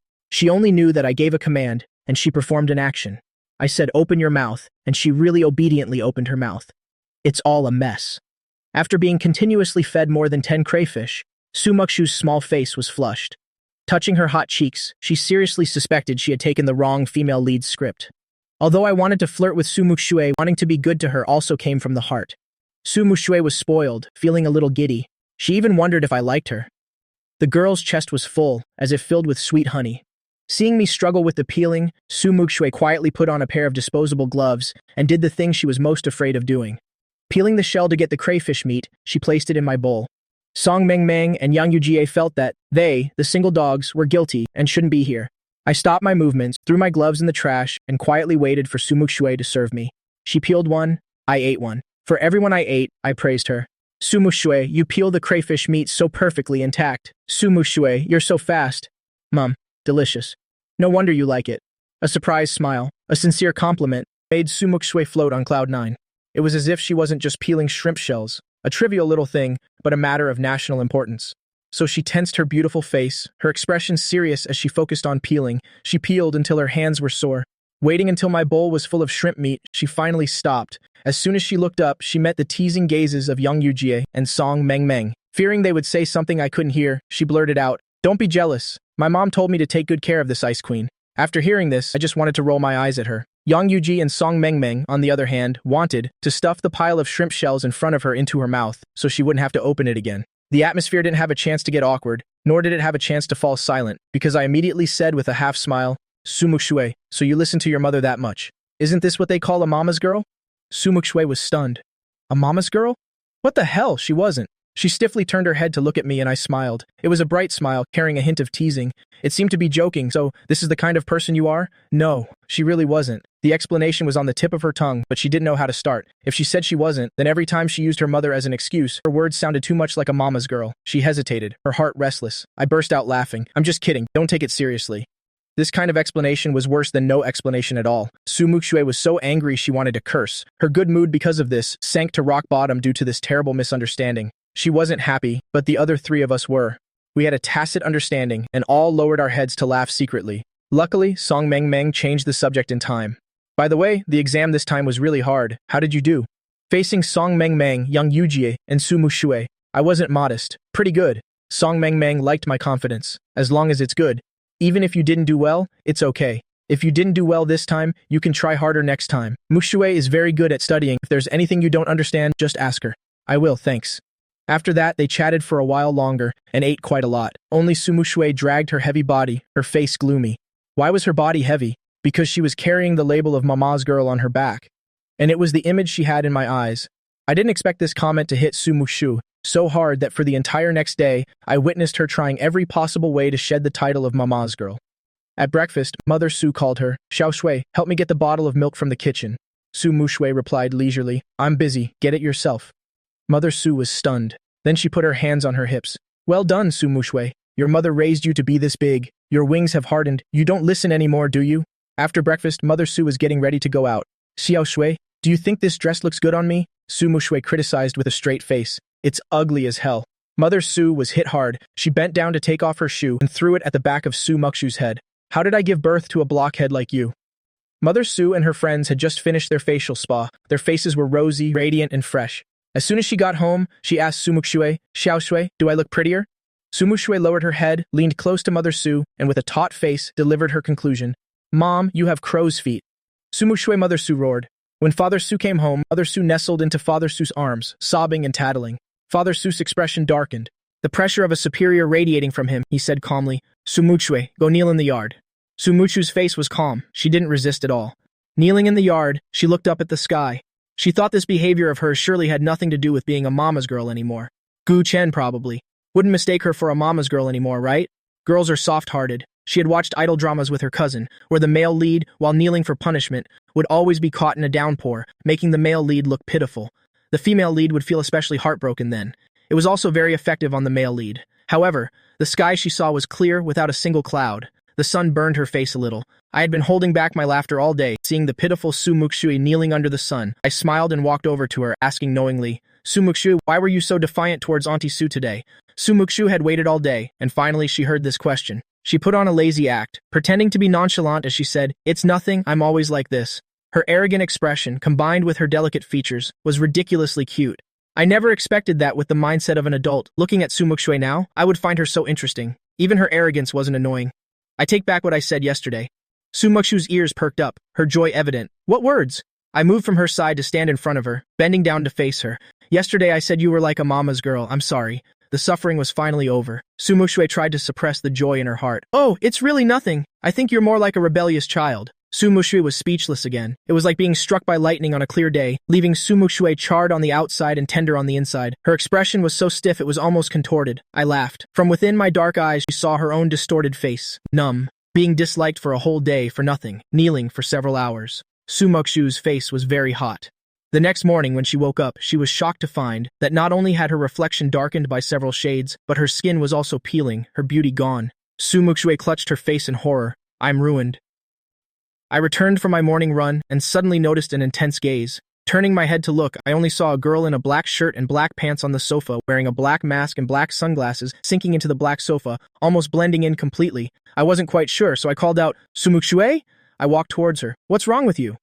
Muxue glanced at my flawless face and quietly pulled her mask up a bit. She lowered her voice and said, I have a cold. Hearing she had a cold, I was a little worried. I walked in front of her and reached out to feel her forehead. Muxue was quick and swiftly grabbed my wrist. What are you doing? I'm checking if you have a fever. It's so hot. Why are you covered up so much? From my point of view, I could only see the coldness behind her sunglasses, but I didn't know that under those sunglasses, Sumuku's panicked eyes were darting everywhere. No, I can't let Guchen see me looking this ugly. Hell, laugh at me. So she held my wrist tightly, not giving me a chance to break free, so I used my other hand to touch her. Stop! Sumuku had just spoken to stop me. She pulled my other hand. I don't know how she used her strength, but in the end, she pulled both of my hands, pulling me down onto the sofa with her. The atmosphere instantly became ambiguous. Sumuku's palms were so tense they were sweating. As for me, I stared in surprise at her forehead after we fell, no longer covered by her bangs, both dark and peeling.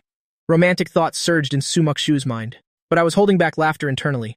I finally understood why she was dressed like that. After realizing she wasn't sick, the mischievous factor in me resurfaced. I leaned close to her ear and whispered, Sumuku, your heart is beating so fast. Sumuku's heart was pounding like crazy. In her palms were my slender fingers. Before her were my bright eyes. Sumuku was so nervous her heart was in her throat. How was I any different? The person who could make me fall in love at first sight, how could she not be attractive to me? The girl right in front of me had clear, cold eyes reflecting my image within them. Lying on top of her, I could clearly hear her chaotic heartbeat. I subconsciously thought of my past life. Me and Sumuku had shared intimate, romantic moments. At times like that, her soft arms would hug me tightly, and the way she looked at me was especially similar to now. It's just that back then, she had an added touch of a mature woman's charm. The Sumuku of now still couldn't hide her emotions well, innocent like a blank sheet of paper. My thoughts strayed, my mind was filled with dirty things. Looking at Sumuku's innocent appearance again, I suddenly felt so guilty. Although both Sumuku and I are 18 now, Sumuku's thoughts are still very simple. It makes me seem like a dirty old man. I gave an unnatural cough and turned my face away. Sorry, I'm pressing on you. I pretended to get up. Sumuku's wandering mind returned to reality, and a second later, she let go of my hands. I'm the one who should be sorry. If I hadn't pulled you, you wouldn't have fallen. There were only the two of us in the living room. Sumuku quietly pulled her mask up, covering her peeling face. My cheeks were burning because I'd been thinking about things I shouldn't have. Not wanting Sumuku to see my blushing face, I randomly found an excuse and ran out. In Jingxi, Meng Bing was my only friend. Without a second thought, I asked Meng Bing to hang out. The two of them were in a milk tea shop. I poked my straw into the milk tea, looking distracted. Meng Bing raised an eyebrow. Something on your mind? I touched my face. Is it that obvious? Even you can tell. Meng Bing leaned back in his chair, holding a cup of coffee, and nodded seriously, saying, It's just short of being written on your face. I scratched my head unnaturally and said, It's not really something on my mind. It's just that something happened just now, and I discovered that I actually desire her body. Meng Bing spat out the coffee in his mouth. Are you okay? I quickly pulled out a tissue and handed it over, wiping Meng Bing's shirt. I know Meng Bing is a boy, because he's so beautiful. He's mistaken for a girl. I didn't think much of it, and Meng Bing thought even less of it. But outsiders didn't see it that way. Li Yu and Li Chenggong stood at the door of the milk tea shop, the two of them staring inside in amazement. A handsome boy and a beautiful girl, acting intimately. Li Chenggong wasn't sure and asked Li Yu, Is that Gu Chen? Li Yu frowned. With Gu Chen's handsome face, it's not easy to find a look-alike. If it's not Gu Chen, then who is it? Doesn't he like Sumuku? He's so close to Sumuku, so what is he doing now? Meng Bing was wearing a white t-shirt. After I wiped it dry for him, there was still a noticeable stain on it.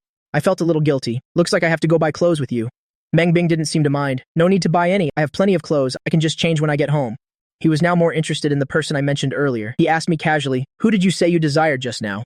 Bringing it up again, I didn't mind sharing with Meng Bing. My eyes curved into crescents as I smiled and secretly told Meng Bing, It's Sumuku.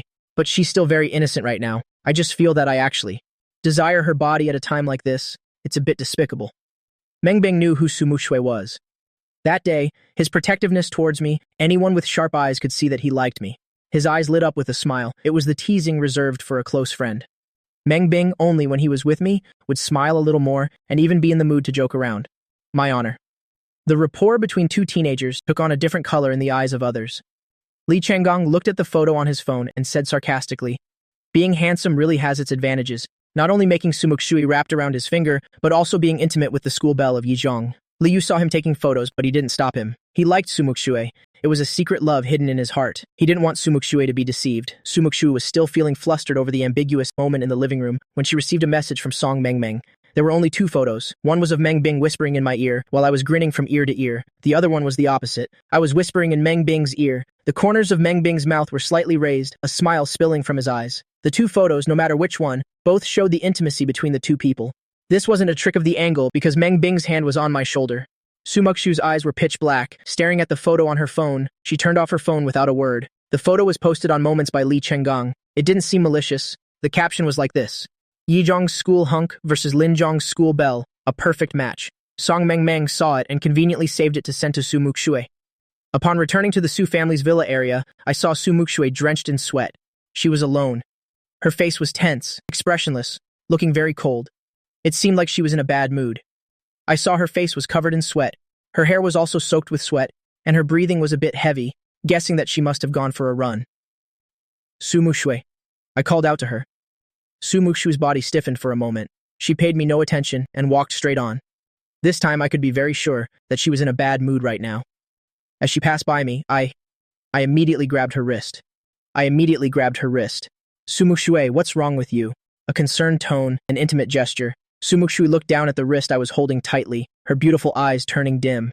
When she looked up again, the smile in her eyes was a bit forced as she said, "My skin is peeling from the sun, so I'm in a bad mood." Muxue is the most prideful person. Beautiful since childhood, I believed her words. A little helplessly, I opened my mouth.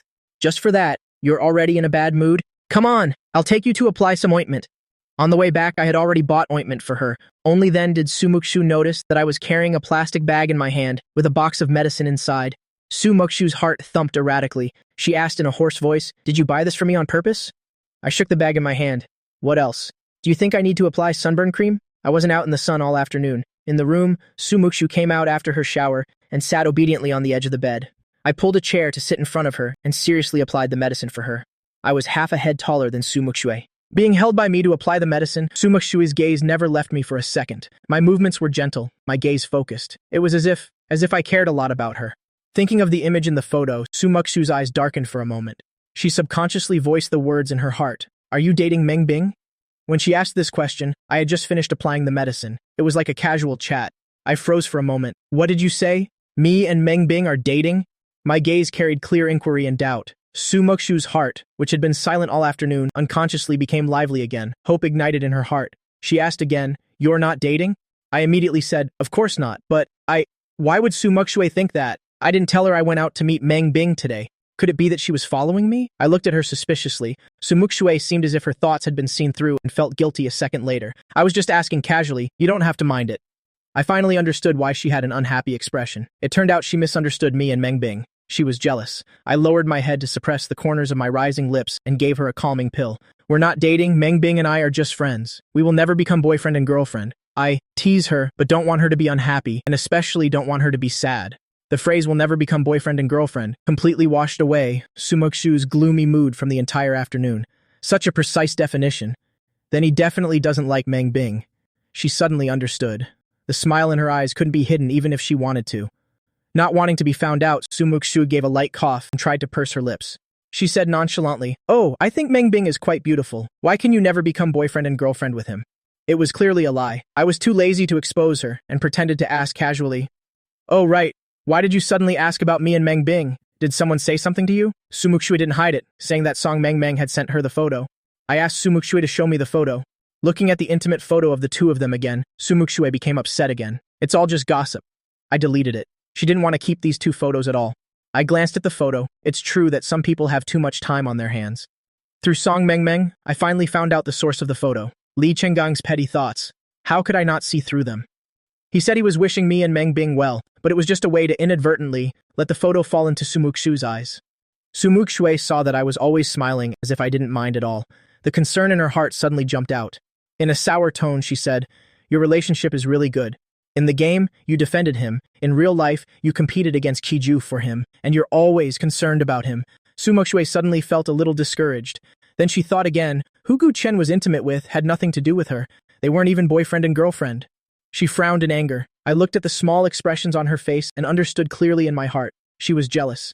I said leisurely, "Is that so? In Jingxi, I only know a few friends. Other than Meng Bing for the opposite gender, there's only Song Mang and the others, and you. If we're really talking about a good relationship, then it's only you and Meng Bing." Hearing Meng Bing was also included, Muxue's face fell. "Does that mean in your eyes my relationship with you is the same as Meng Bing's?" She clearly didn't want to reveal her thoughts, but she couldn't control her mouth. She couldn't control her heart. After Muxue finished speaking, she wanted to slap herself. I smiled, my eyes curving as I looked at her long face. Back in school, how did I never realize Muxue was so cute? I couldn't help but tease her. It's not the same either. As expected, she immediately sat up straight. She hurriedly pressed, "How is it not the same?" After speaking, as if afraid of revealing she liked me, she calmly cleared her throat with a cough. She forced an explanation. "Cervical spondylosis, sitting up straight is more comfortable." I said, "Oh," and then said nothing more, calmly packing my things. Just as I was about to leave his room, Sumuku couldn't hold it in anymore and pressed, "Hey, you haven't finished speaking. How is it not the same? What the difference between Meng Bing and me?" I stopped in my tracks. When I turned back, my eyes were sparkling like stars. Sumuku suddenly understood what it meant to be smitten. She was mesmerized by that radiant smile. In a daze, she seemed to hear me say, "You're not the same. I'm leaving." Sumuku sat dazedly in front of the computer playing a game. The smile on her lips was a little foolish. The hero in the game was even more foolish, repeatedly charging forward to be killed by the turret. She's not the same. It wasn't about how she wasn't like Meng Bing. It was simply that she wasn't the same. Today, the results of the monthly test were out. Sumuku was afraid I wouldn't make it into the top 10, so she kept comforting me on the way. Seeing that I wasn't saying anything, Sumuku couldn't help but look at me. "Gu Chen, I've said so much to you. Did you hear any of it?" I said softly, I heard you." Sumuku always felt that when I talked to her, there was always a sense of indulgence. The tips of her ears couldn't help but turn red. Don't always just say, I heard you. If you heard it, you have to take it to heart. When the results come out later, you're not allowed to cry. You can't be sad." I mumbled under my breath. So bossy. Sumuku couldn't hide the smile in her eyes. She stubbornly denied it. "Since you already see me as a friend, it's normal for friends to care about each other. How is that bossy?" Just as she finished speaking, we arrived at school. After Sumuku parked her bike, I bought breakfast.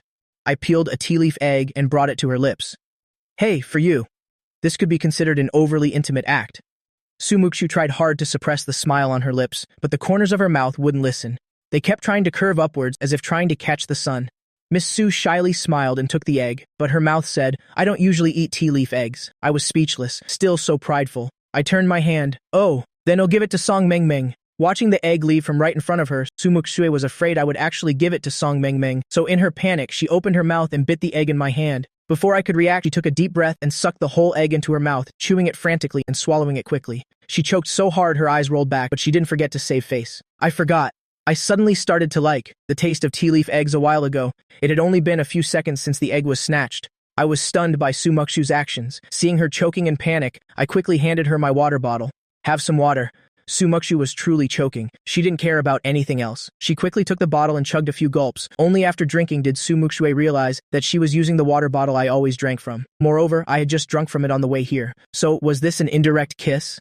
Her gaze unconsciously fell on my lips. She only knew that when she came to her senses, she had already leaned in, her lips almost touching mine. The distance was just a hair's breadth away. Sumuku suddenly became so nervous her hands trembled. Her eyes darted away, wanting to say something, but nothing came out. She could only swallow nervously and mechanically. She knew she had acted unusually. She also knew this posture of hers was too ambiguous, too suspicious. She didn't know how to explain her impulsiveness. Just as she was in a panic, my lips moved slightly. A low voice reached her ears. "Sumuku?" That voice was gentle and captivating, making Sumuku's ears turn red instantly. Her voice was extremely soft. What did you want to say?" Her heart couldn't help but tense up. "You're leaning too close?" Sumuku froze for a second. She stared at me blankly. "What did you just say?" I glanced at Sumuku, who was red from her earlobes to her neck. I knew she was embarrassed. A wicked smile appeared in my eyes. A strong arm reached out, placing my palm on her shoulder, and then slowly pushed her away. I said in a low voice, "You're leaning too close." After pushing Sumuku away, I walked past her into the school, leaving Sumuku standing there alone in a daze. The girl with a slender waist and long legs exuded elegance, but right now, she looked like the silly daughter of a landlord, not saying a single word. She must have been stunned for a few minutes. Only then did Sumuku come to her senses. Embarrassed by her impulsiveness, as if a ghost was chasing her, she strode quickly towards the classroom as if flying, putting on her mask as she ran. Recalling my expression, Sumuku's face flushed and her heart raced, and she was also conflicted to death. What on earth did Gu Chen mean? Did he really not notice her feelings? Or did he notice but not like her, so he pretended not to know? Sumuku and I entered the classroom one after the other. The boys in the class smiled and greeted me, and I politely replied to each one. Because I'm handsome, at school, whenever I appeared, I was definitely the most eye-catching person in the crowd. Therefore, Li Chenggong saw me, coming in from outside at a glance. After I sat down, he came over to collect homework, pretending to be casual and strike up a conversation. "Gu Chen, I saw you at the milk tea shop the other day, with the school belle of Yizhong. You two look quite compatible." When Li Chenggong said these words, Sumuku happened to walk into the classroom. The tall, long-legged girl, wearing a mask, looked even colder than usual. I glanced at Sumuku, who was walking in, then at Li Chenggong's gossipy expression. I suddenly laughed, looked up at him, and said word by word, "Li Chenggong, I heard from Song Meng Meng that you took a picture of me and Meng Bing and posted it on your Moments without permission. Without my consent, you posted my picture online. Do you know that doing so infringes on my image rights? If I pursue this, you will have to bear responsibility. I was still smiling when I said this, and my tone was very calm. But the more I acted this way, the more uneasy Li Chenggong felt. He was just a student. How would he understand such tricky matters? Thinking about my family background that allowed for an engagement with Muxue since childhood, Li Chenggong panicked for a moment. Just as he opened his mouth, I smiled brightly and cut off his panicked explanation, saying lightly, "But we're all classmates, so I won't hold this small matter against you. I just hope that in the future, you won't casually do such troublesome things. Meng Bing and I are just friends. Please don't casually post other people's pictures online. Thank you." This series of words was both calm and polite, magnanimous and proper, without a hint of aggression. On the contrary, it made people feel that Li Chenggong was very tactless. Li Chenggong's face flushed red. "Thanks, it won't happen again." After collecting the homework, he hurried back to his seat. Li Yu glanced at him. Li Chenggong, as if finding an outlet for his anger, rolled his eyes and complained, "What's with Gu Chen? I just took one picture. I didn't do anything outrageous." And he brought it up in class. So petty. Li Yu glanced at him, saying nothing. The student sitting in front couldn't take it anymore. He turned around and angrily scolded Li Chenggong. "Hey, can you just stop it? You didn't get his permission, took his picture, and posted it on your moments. He was magnanimous enough not to hold it against you, just reminding you not to do it again. He even smiled while talking to you. How is that petty? I think you're the petty one."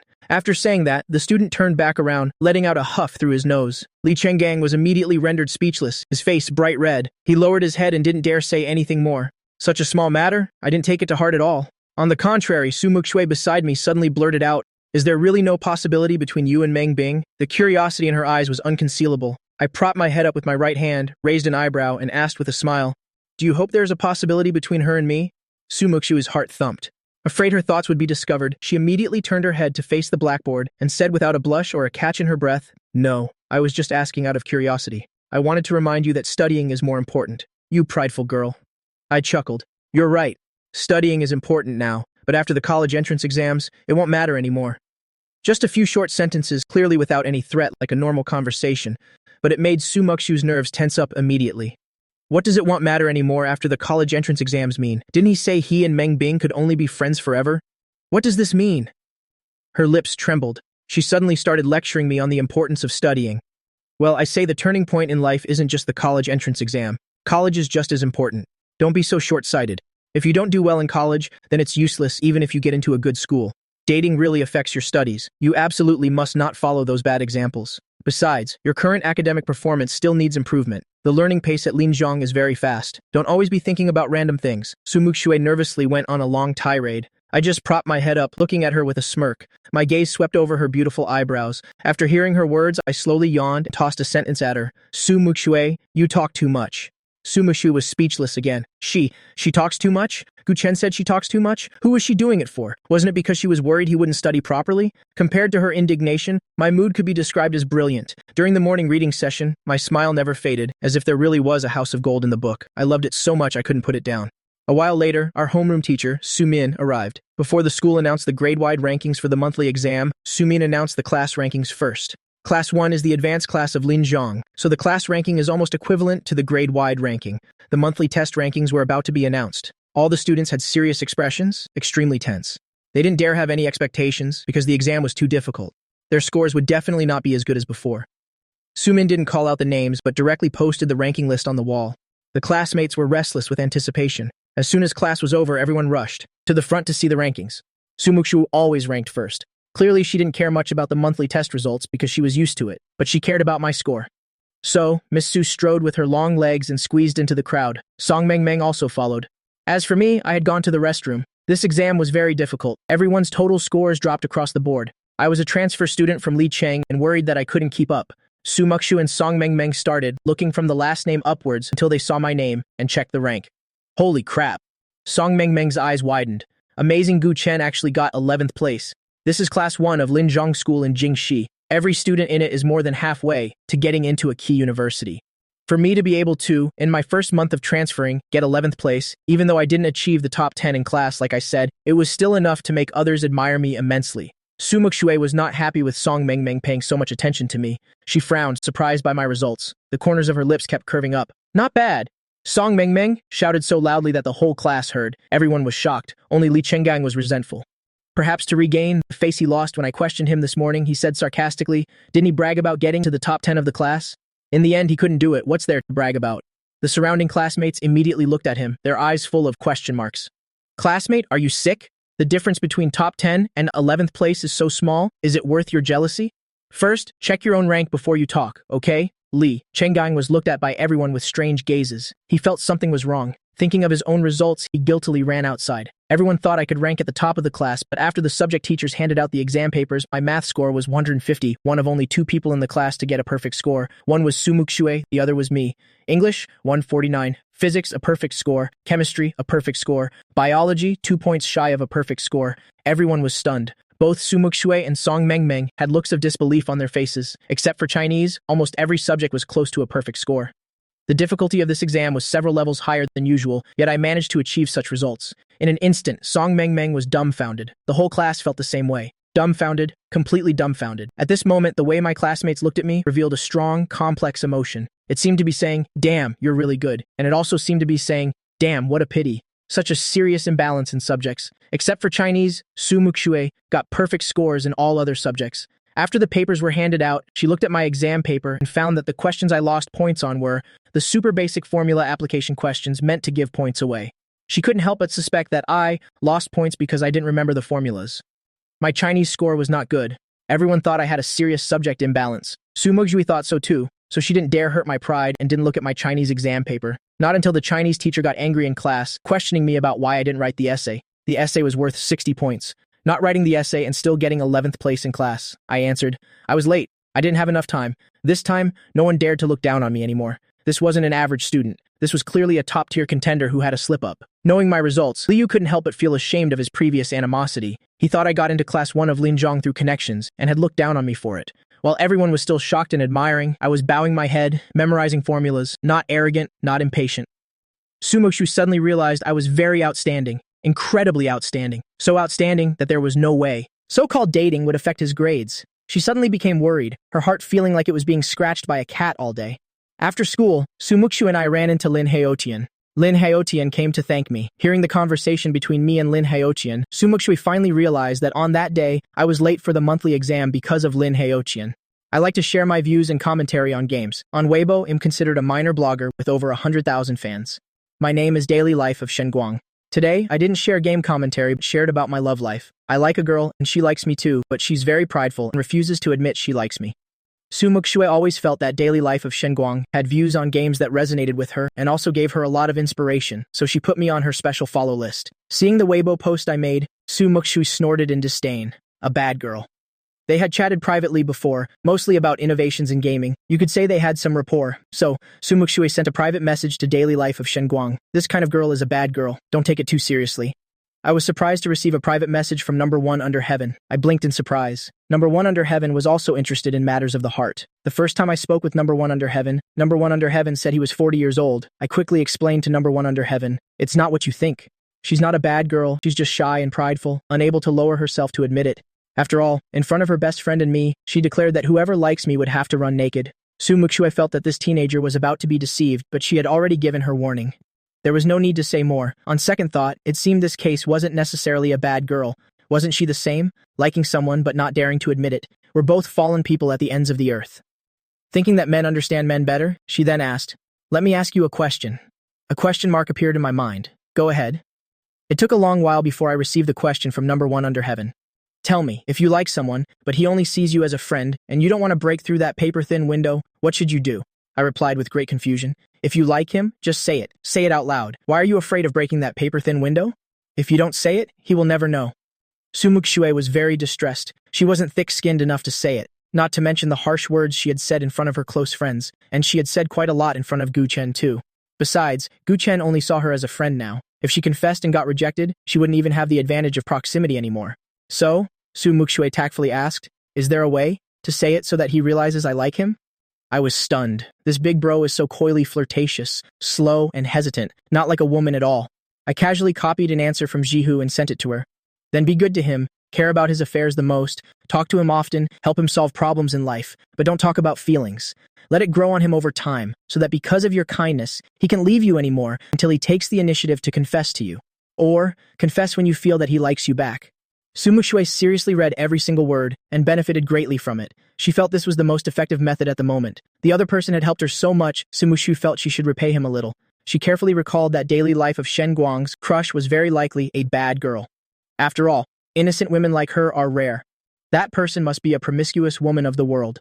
Still hesitating, so she neither refused nor admitted it. She sent every day of Shen Guang a piece of advice. Thank you, but it's still the same thing. There are plenty of good women out there. No need to be so infatuated. The girl you like is very likely a bad girl. I received the message and replied, thanks, although the other person meant well, but I don't like others bad-mouthing Muxue, so I logged out of Weibo and didn't continue talking to her. Muxue stopped there. Seeing that the other person didn't want to say much, she also logged out of Weibo. Lying on her bed, she frowned in deep thought. How should I treat Guchen well? Wait, Muxue suddenly startled, snapping out of it. That's not right. Why should she try to please Guchen? She doesn't plan on being with him, Muxue. Snap out of it. You only see Guchen as a friend. Meanwhile, on the other end, I was thinking how to seduce Muxue and make this girl unable to control herself and confess to me first. This road is long and arduous. I like to jog in the morning. Sumuku likes it too, but Sumuku is almost always later than me. By the time she's ready to run, I'm already done. Just the other day, Sumuku, who is ready to not get involved with me romantically, woke up very early today to prepare breakfast for me herself. After my jog, I saw the kitchen was full of smoke. The housekeeper, Auntie Lu, was calling out beside her. Miss, why don't you let me do it?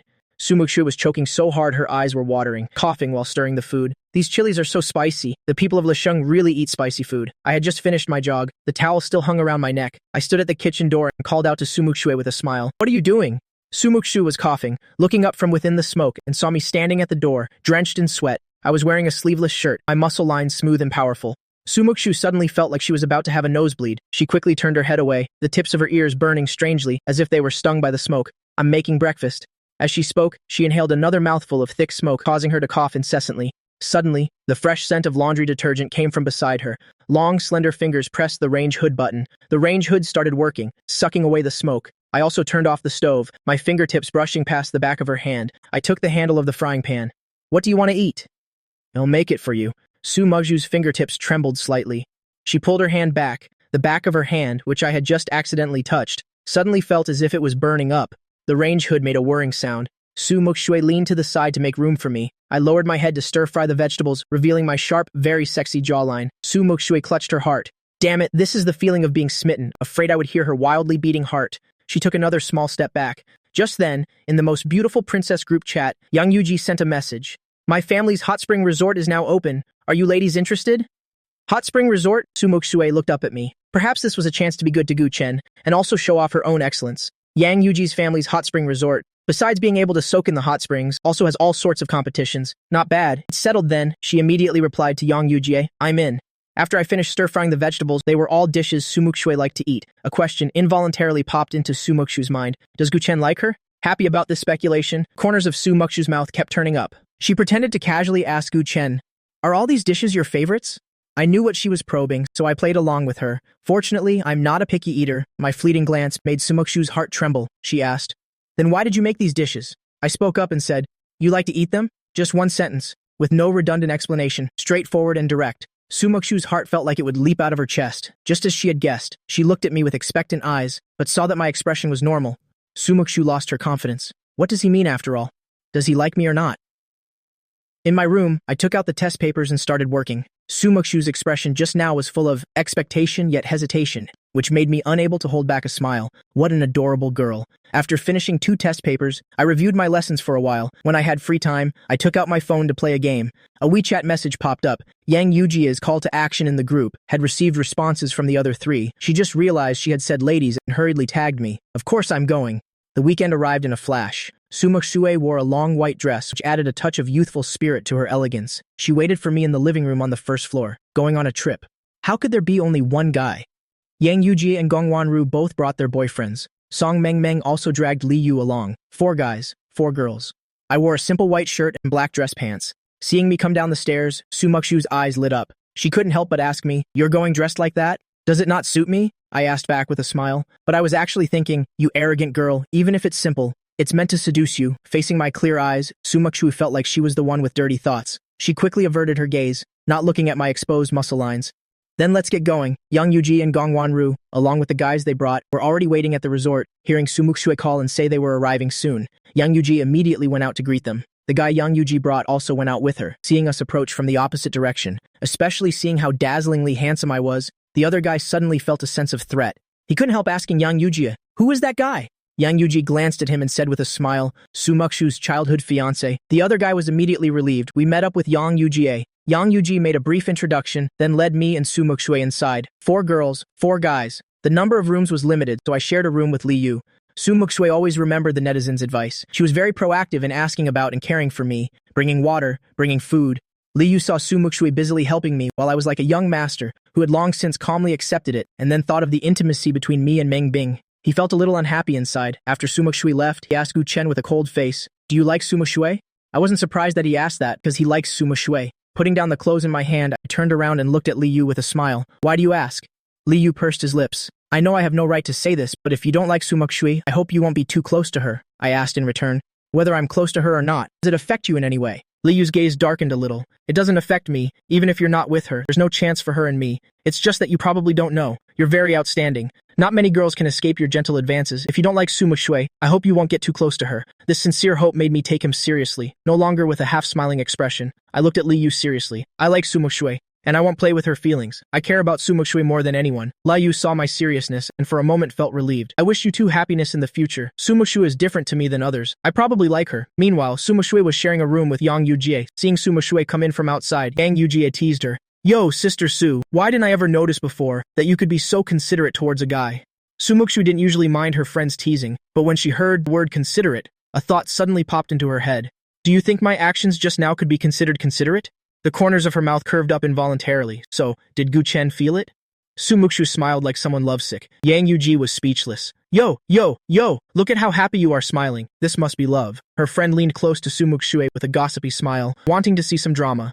Sumuku suddenly snapped back to reality. She had once declared that if she liked Gu Chen, she would run naked on the sports field. Who said anything about liking him?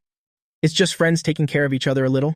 Just then, there was a knock on the door. The door was ajar. I appeared outside the door with my arms crossed. Sumuku and Yang Yuji simultaneously turned to look at the door. I leaned against the side of the door frame, looking at them with a half smile, and waved. "Hi here." "Very good." Sumuku couldn't help but feel her heart ache. She felt like I had probably heard but had no reaction. A total of 8 people, and it was almost evening. Gongwan Ru suggested having a BBQ party, and there would be a bonfire party at night. A self-service outdoor barbecue. Everyone fends for themselves. Muxue was still bothered by what just happened. Thinking she had to do something to change my mind, she prepared to grill food for me herself. Just as she picked up a plate, several skewers of grilled meat were suddenly placed on the clean white plate. The boy's hands were long and well-proportioned. Muxue's heart pounded. She looked at me blankly. I smiled at her. "This is for you," she asked a bit dazedly. For me?" I nodded at her. "If not for you, then who?" Muxue intentionally glanced around. I had only grilled for her because of our interaction. Yang Yuji and Song Meng let out teasing ooh sounds. Song Meng shamelessly handed her plate to me. "Gu Chen, you're not fair. You only grilled for Muxue." "I don't care. I want some too." Muxue's face darkened. Where did this child come from? She thought I wouldn't refuse. After all, I seem very easygoing, but unexpectedly I helplessly held out my hands. "You should probably grill your own." Sumuku's heart disobeyed her again and beat faster. Under everyone's gaze, her face was as red as a tomato, but she couldn't control the curve of her lips. He only grilled for her. Did that mean to Gu Chen? She was special. Among the 8 people present, besides Liu, everyone else was an adult. This meant we could drink alcohol. Everyone ate barbecue and drank beer, but felt it wasn't exciting enough.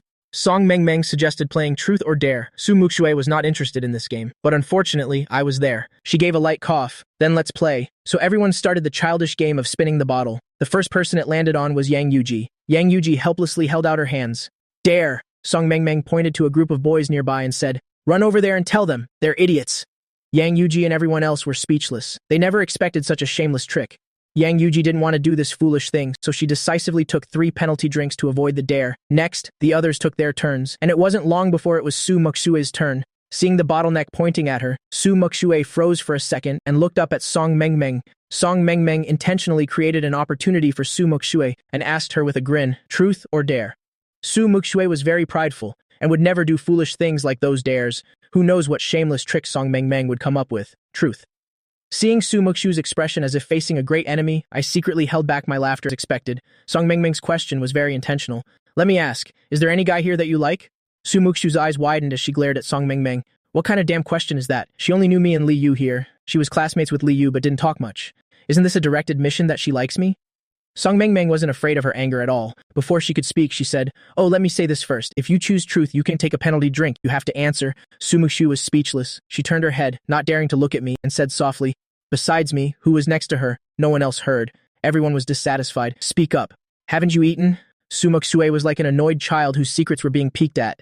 Hearing the doubt, she turned her head and shouted at everyone, "No!" After roaring, she didn't look left or right, not daring to look at me. This answer was truly unexpected. Song Meng, who had intended to be her wingman, was dumbfounded. She couldn't have imagined that Sumuku could be this arrogant. "This won't do, girl. You won't be able to get your dreamboat like this?" After Sumuku's turn, everyone continued the game, but Sumuku's face was already beet red, just as Sumuku felt her cheeks burning unbearably. A sudden cool sensation was pressed against her cheek. She froze for a second and looked at me, her eyes round, as obedient and innocent as an abandoned kitten. I chuckled at the analogy in my heart and diverted the attention for her. "Want a drink?" Sumuku got lost in my gentle smile, foolishly, and took the beer bottle, chugging it, only to choke on it. She coughed non-stop. Song Meng exclaimed in surprise. "Wow, Guchen, it's you." She suddenly looked at me. I looked into Song Meng's eyes and understood that she did it on purpose. I laughed helplessly. Truth, Sumuku kept her head down, without saying a word, seemingly uninterested, but only she knew that she was holding her breath, afraid of missing a single word. Song Meng was about to ask, when Yang Yuji whispered in her ear. Gong Wanru also chimed in. In the end, Yang Yuji asked the question, "Gu Chen, is there a girl you like?" This question made me realize they were setting a trap for Muxue. My feelings for Muxue were not hidden at all. These cunning people had seen it long ago. Asking it like this on purpose, without asking who it was, wasn't it to deliberately make Muxue anxious? But it suited me just fine. Besides Muxue, everyone else stared at me. The other two who didn't know what was going on, meaning the guys brought by Yang Yuji and Gong Wanru, couldn't help but feel curious. Such an outstanding guy, certainly doesn't lack female pursuers. Would he have someone he likes?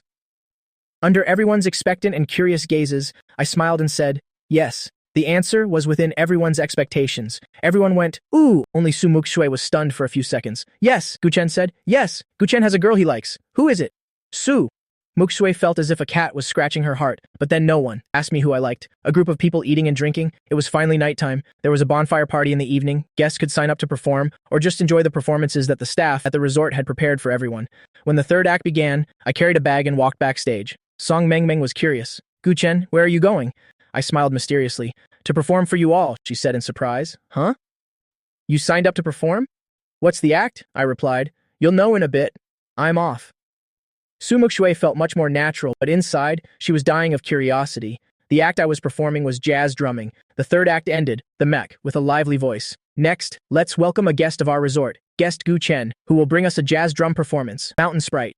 Hearing my name, Sumuku seemed mesmerized, her eyes fixed on the stage without blinking. In the center of the outdoor stage, the curtain was pulled open from both sides. All the surrounding lights went out. Suddenly, a beam of light shone on the center of the stage. The young man sat with a casual posture, holding the drumsticks, his head bowed, focused on counting the beat. Suddenly, the young man looked up. That moment was like an angel descending to earth, breathtaking. I immediately found Sumuku in the crowd and smiled lightly and started drumming, the rhythmic drumming. I also nodded along. Sumuku watched me on stage, infatuated. Every time I looked up, it seemed like I was smiling at her, but she knew that wasn't the case. It was just a natural expression during a performance. That smile was for all the audience members below. Sumuku's eyebrows suddenly furrowed because none of the surrounding tourists were not amazed by Gu Chen's cool demeanor. A trace of displeasure arose in Sumuku's heart. She felt like her own possession was being coveted by others. How frustrating. A song ended, stirring ripples in the hearts of many. After changing, I returned to below the stage. Song Meng and Yang Yuji sincerely praised me. That was amazing.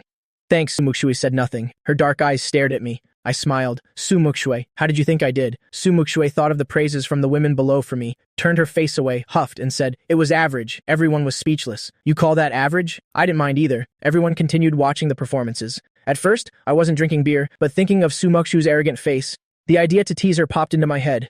I deliberately clinked glasses with Song Meng, Yang Yuji, and the others, and drank a few glasses. Sumuku wanted to stop me, but then thought a few glasses of beer should be fine. The result was that after my third glass, I fell onto her shoulder, dead drunk. Sumuku was speechless. Is his alcohol tolerance really this low? Li Yu shared a room with me. Muxue originally intended to ask Li Yu to take me back. Just as she was about to speak, Song Meng said to Li Yu, "Hey, Li Yu, go buy a bottle of water with me. I'm scared to go alone." Li Yu glanced at Muxue, then looked at Song Meng. He understood what Song Meng meant. Although he felt a bit sad inside, he didn't refuse Song Meng, stood up to follow her. With no other choice, Muxue had to take me herself. I was drunk. Muxue could only support me. One hand held my arm, the other wrapped around my waist. The two of us went straight up to the third floor. I pressed myself close to Muxue, secretly laughing in her arms. So naive. Once in the room, I suddenly let out an uncomfortable groan. With the boy she liked right beside her, Muxue was so nervous she was breaking out in a cold sweat. Hearing my groan, Muxue became extremely worried. What's wrong? Are you not feeling well? I didn't answer, nor did I wake up. I just mumbled and turned in her arms. Originally, Muxue was supporting me from the side, but now she was facing me completely, and my hands were wrapped around her waist. This terrible position made Muxue's heart pound like a rocket. I tilted my head and drunkenly leaned on her shoulder, looking uncomfortable. Muxue's back was pressed against the wall, her body as tense as iron. Where does it feel unwell? I drunkenly lowered my head to look at her, then moved closer to her. Muxue was so nervous she held her breath. Not kissing her, my finger pressed against her lips. Muxue, why are your lips so swollen? The moment I got close, Muxue even stopped breathing, looking at me infatuatedly. My handsome face flushed from drinking, a little flustered. I pressed on Muxue's lips, seeing she was too nervous to move. I purposely leaned down closer to her, breathing into her ear. I said in a husky voice, Muxue, I'm hot. Muxue really couldn't imagine how there could be someone who could stir her heart at any moment. She almost couldn't stand steadily, her face as red as a tomato. Her hands rested loosely around my waist, her back leaning against the cold wall. Muxue recalled the words I said while gaming earlier, feeling a little troubled in her heart. She probed, gently coaxing me. Guchen, do you know who I am? I buried my face in the crook of her shoulder, pretending to be dazed. What are you doing? Muxue saw that I was really drunk and breathed a sigh of relief. She asked softly, Can you tell me, who is the person you like? I mumbled, Muxue. Muxue's eyes suddenly lit up. She looked at me with a pleasantly surprised expression. The next second I deliberately said, Muxue, where are you? Tutor me on my homework. Muxue's joyful expression froze. She looked at me uncertainly. The joy in her heart was like a balloon that had been deflated, disappearing without a trace. She said resentfully, What did you say? I grunted without saying anything, actually trying to hold back my laughter, afraid of being found out if I laughed out loud. Muxue was extremely annoyed, half supporting, half carrying me onto the bed. I was also a little surprised, but since I was drunk now, I naturally couldn't have any reaction. I continued to close my eyes and pretend to sleep, wanting to see how Muxue would react. I peeked through one eye slightly. Muxue seemed stunned, staring at me blankly. A moment later, her face flushed red. Even her neck was red. Her beautiful eyes were wide open, looking at me without blinking. Her thick, dark eyelashes trembled a few times. Suddenly, Muxue shot up straight and ran outside. I realized she was feeling shy and couldn't help but laugh out loud. I was in a very good mood. Not long after, I really fell asleep again. As for Muxue, who ran out, she couldn't sleep all night. The next day, our group planned to go play a shooting game. When I met Muxue, she had reverted to her cold and arrogant demeanor. Her outstanding looks and figure attracted quite a few admirers for her. While waiting in the lobby, several boys came up to talk to her. Every time someone came to talk to her, Muxue would first frown, then unconsciously glance at me. Seeing my expressionless face, with absolutely no hint of jealousy, Muxue became annoyed and coldly rejected those boys. Those boys followed her gaze, and after seeing my striking good looks, they immediately lost their will to fight and retreated. After those boys left, Gongwanru and Song Mengmeng arrived late. The resort was very large, so we chose to take a cable car to the shooting range. Muxue and I sat in the very last row, right next to me. A hint of tension appeared on her beautiful face. She tucked her hair back and said as if by chance, You were drunk last night. I knew exactly what she was trying to do, so I deliberately didn't fall into her trap. Gu Chen said, I'm not a good drinker. It was my first time drinking. I heard from Li Yu that you took me back, so thank you. Muxue is truly both beautiful and kind-hearted. Muxue was in a good mood after my compliment and didn't continue to probe. She turned to look at the surrounding scenery. Her long, slender index finger had been placed on her lips at some point without her even realizing it. When we arrived at the shooting range, Muxue and the others suggested a competition. Li Yu frowned and said awkwardly, I don't know how to shoot. Song Mengmeng and Yang Yujie looked at each other and smiled charmingly. It's easy, we'll compete in teams, one boy and one girl. Each person gets 10 shots. The team with the highest total score will win a year of free travel at the resort. The four of them, Muxue included, naturally didn't care about the prize, but in front of the person she liked, Muxue's competitive spirit was at its peak. She wanted to be on the same team as me, but was too shy to say it directly. She wanted to wait for others to speak up first. According to her guess, Yang Yujie and Gongwanru would definitely choose the boys they brought along. Song Mengmeng would surely choose Li Yu. After all, she was the one who invited Li Yu. As expected, Yang Yujie and Gongwanru chose the boys they had invited. I saw Muxue looking around, adamantly refusing to speak up, so I deliberately teased her and loudly called out Song Mengmeng's name. Song Mengmeng. Song Mengmeng was stunned for a moment, then giggled and ran towards me. Muxue, who had been maintaining a cold expression, suddenly lost her composure. She frowned at the approaching Song Mengmeng, never having found her so annoying before. I suddenly turned my head to look at Muxue, and Muxue's distorted expression hadn't had time to recover. She said awkwardly, Huh? What's wrong?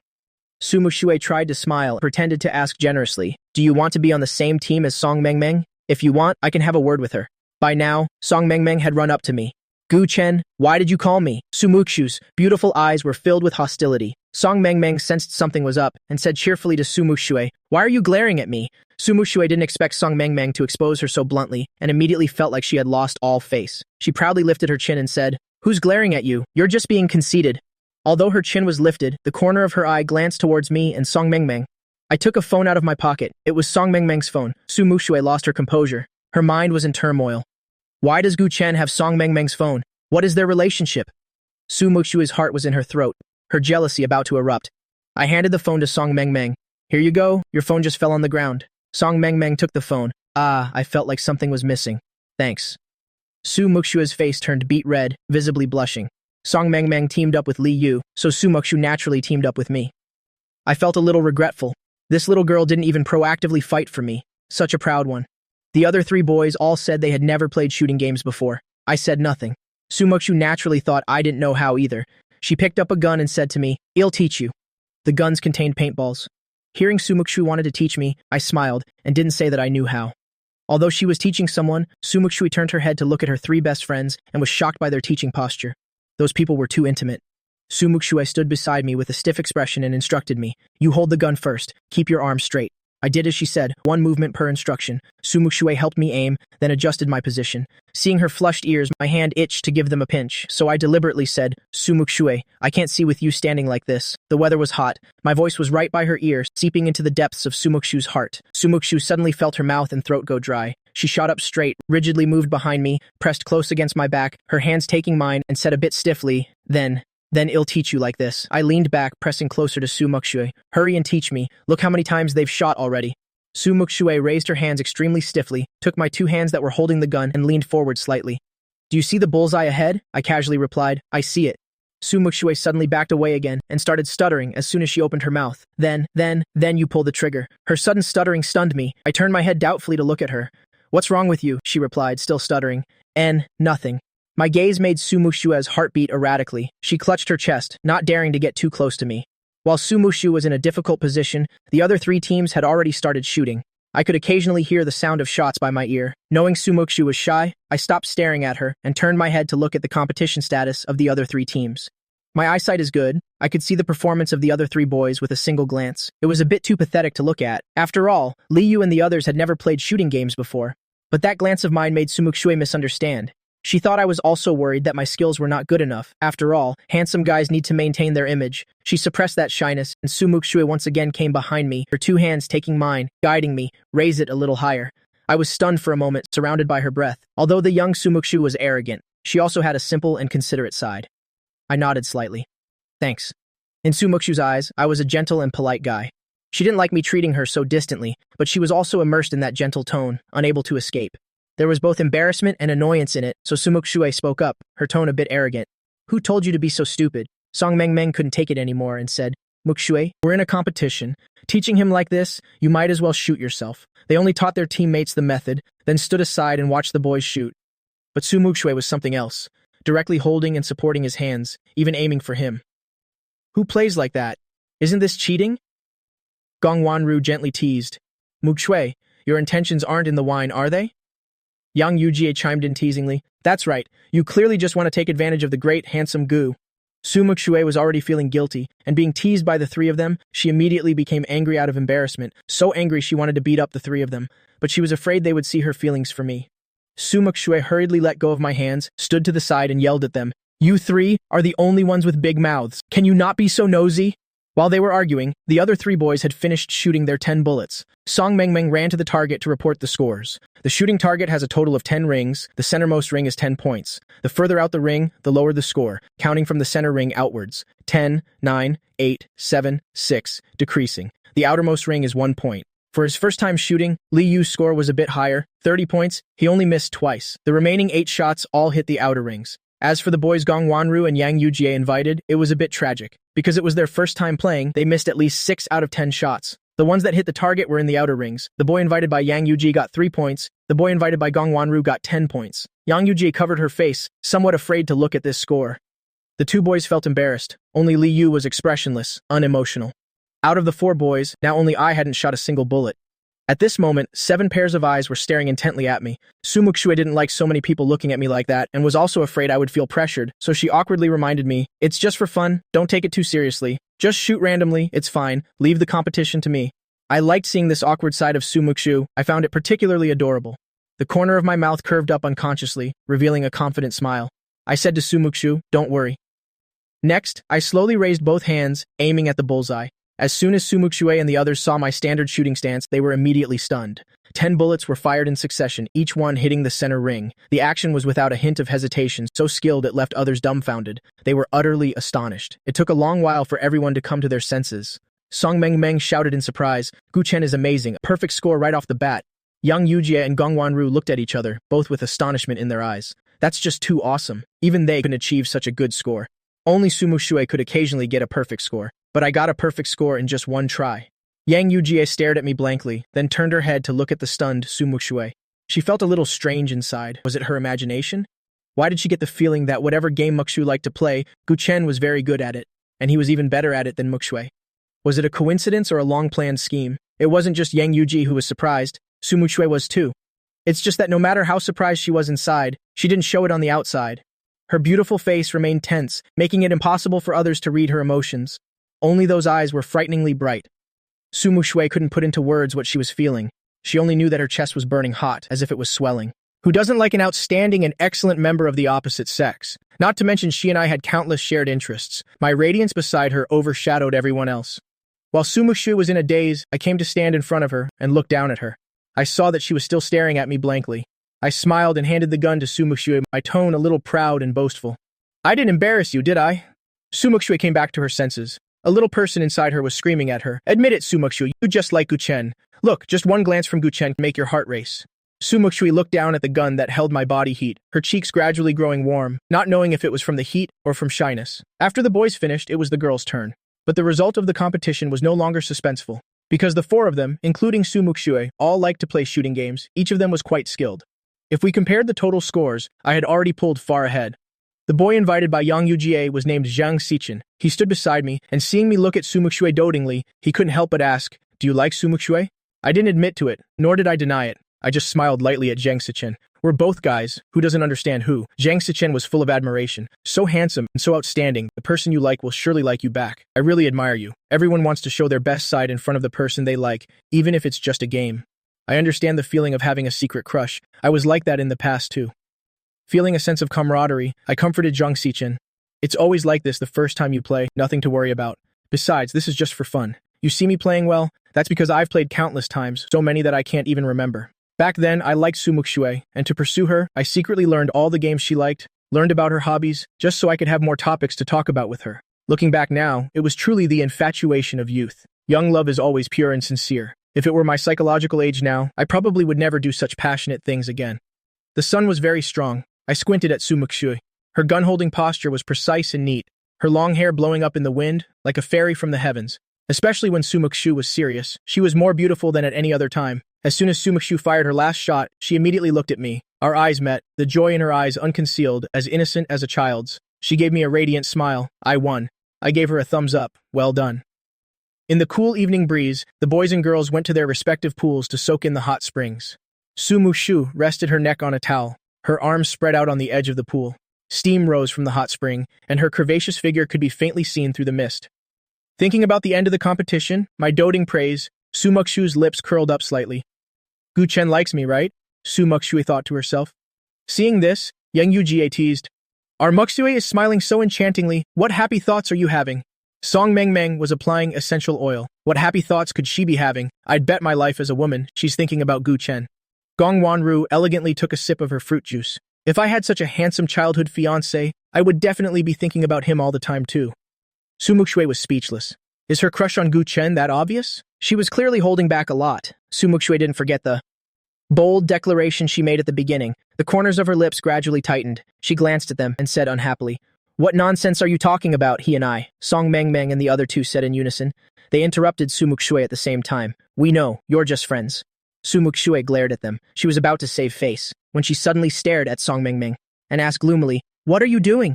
Song Meng froze. With a bewildered expression, she said, "Why? Why are you staring at me?" After Sumukshu's reminder, Gong Wanru and Yang Yuji also looked towards Song Mengming, who was scrubbing herself. They immediately moved away. If you want to scrub yourself, why don't you go to a public bathhouse? Why are you doing it in the hot spring?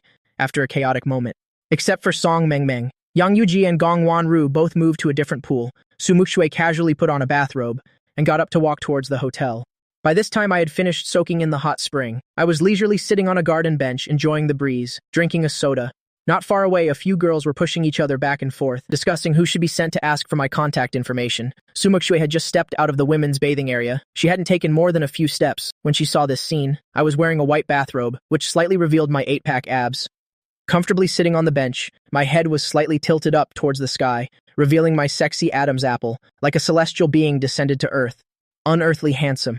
Hearing the girls wanting to ask for my contact information, Muxue's heart suddenly filled with a strong sense of possessiveness. She really disliked so many people eyeing me. Without a second thought, she strode forward on her long, slender legs and walked towards me. "What are you thinking about?" A voice suddenly sounded above my head. I was extremely familiar with this voice. It was Muxue. I opened my eyes in surprise and looked up at Muxue. Her sparkling eyes were more beautiful than clear black agate. Even from this unflattering angle, Muxue was still very beautiful.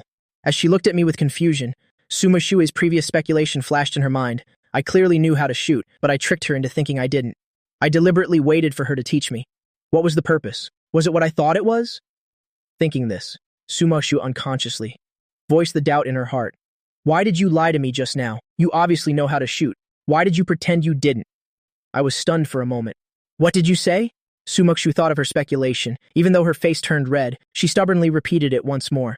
I finally understood what Muxue meant. I chuckled and asked back, when did I say I didn't know how to shoot? From beginning to end, it was all her own assumption.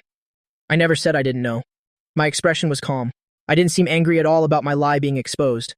This made Sumuku uncertain. She carefully recalled, it seemed he really didn't say he didn't know. It was just that the other 3 boys said they had never played before, and he didn't say anything. She unconsciously assumed he didn't know either. After everything was clarified, Muxue felt a bit choked up, so he didn't deliberately say he didn't know just to have her teach him. Seeing Muxue's tense face and silence, I stood up from the bench and turned to face her. The 2 of them were separated by a bench. I felt that Muxue, with her head down, looked like a big, lost dog. Unable to resist, I reached out and patted her head. The sleeves of the bathrobe were very wide, and I was taller than Muxue. This action of reaching out my hand, the wide sleeve brushed across Muxue's face, seeing my gentle smile. Muxue was stunned for a moment. At this moment, her heart spun out of control, pounding wildly. I was patting her head, easily stirring her emotions, making her slightly disappointed mood soar to the sky, blooming into the most brilliant fireworks. This action was too intimate. Muxue's eyes lit up as she looked at me. Do you know you're not supposed to casually pat a girl's head? I was a little surprised. This arrogant girl was testing my feelings for her. I gave an ambiguous smile and slowly pulled my hand back. Sorry, it won't happen again. My expression didn't change. I waved at her. I'm heading back first then? Muxue was stunned. Wait, she didn't mean that. Pat it, come back and pat it. Unfortunately, I had already turned around. Muxue was immediately so annoyed she wanted to slap herself. Why do I have this mouth? In the evening, I was about to ask Mengbing to play games, when I suddenly received a call from Mengbing. Gu Chen, help me! The rest of her words were replaced by a cry of pain. There were also inaudible curses. I asked anxiously, Mengbing, where are you? But the phone was hung up. I shot up and ran outside. I didn't know Mengbing's address. My relationship with Mengbing wasn't bad, but we hadn't exchanged addresses. After all, it hadn't been long since we, as online friends, met in real life. I ran while calling Mengbing back. I called again. The phone reported that the subscriber had turned off their device. Mengbing, Yang Yujie, and Gong Wanru went to the same school. I could only go find Yang Yujie to see if I could ask her. Yang Yujie and Muxue were getting ready to play games when they were suddenly interrupted by a knock on the door. Muxue, are you guys in there? Open the door! Yang Yujie and Muxue looked at each other. What's the situation? Hearing the urgency in my voice, Muxue quickly threw her phone down and went to open the door for me. Muxue asked worriedly, What's wrong? What happened? I was panting with my hands on my knees. I'm fine, it's Mengbing. Mengbing called me for help. Someone is hitting her. Yang Yuji, you go to the same school as Mengbing. Do you know where her house is? Yang Yujie was full of disbelief. What? Mengbing is being beaten? She's the school tyrant at their school. Her combat power is max level. Is there anyone in school who can beat her? I nodded impatiently. Just tell me quickly. Do you know Mengbing's address? From the curses of that person on the phone. I guess the other person was most likely her family member. My anxiety was not fake. Anyone with sharp eyes could feel my anxiety. Muxue didn't know the situation. She was thinking the same as Yang Yujie. Who would dare to hit Mengbing? Seeing me so worried about Mengbing, she felt a little upset, but she didn't stop me. Yang Yuji did indeed know Mengbing's address. Wait a moment. I'll send it to you via WeChat. Meng Bing's situation was urgent. I didn't dare to delay. As soon as I got the address, I turned and ran outside. Muxue chased after me. Wait, he'll go with you. Following the address Yang Yuji sent, Muxue and I quickly arrived at Meng Bing's house. Meng Bing's family condition wasn't bad. The person who opened the door was a maid. She didn't dare to open the door wide. She only opened a crack. Seeing Muxue and me, she asked warily, "Who are you two? Who are you looking for?" I was about to ask if Meng Bing was home, when suddenly a suppressed scream came from inside the house. It was Meng Bing. I couldn't think anymore. I pushed the maid aside. "Get out of my way," the maid screamed. "What are you doing? I'm calling the police." Muxue closed the door, grabbed the maid by the collar and pulled her back. "Step aside." Besides Meng Bing's voice, there was also the sound of a whip cracking. Following the source of the sound, Muxue and I quickly rushed into the innermost bedroom. The closer we got, the clearer Meng Bing's cries of pain became.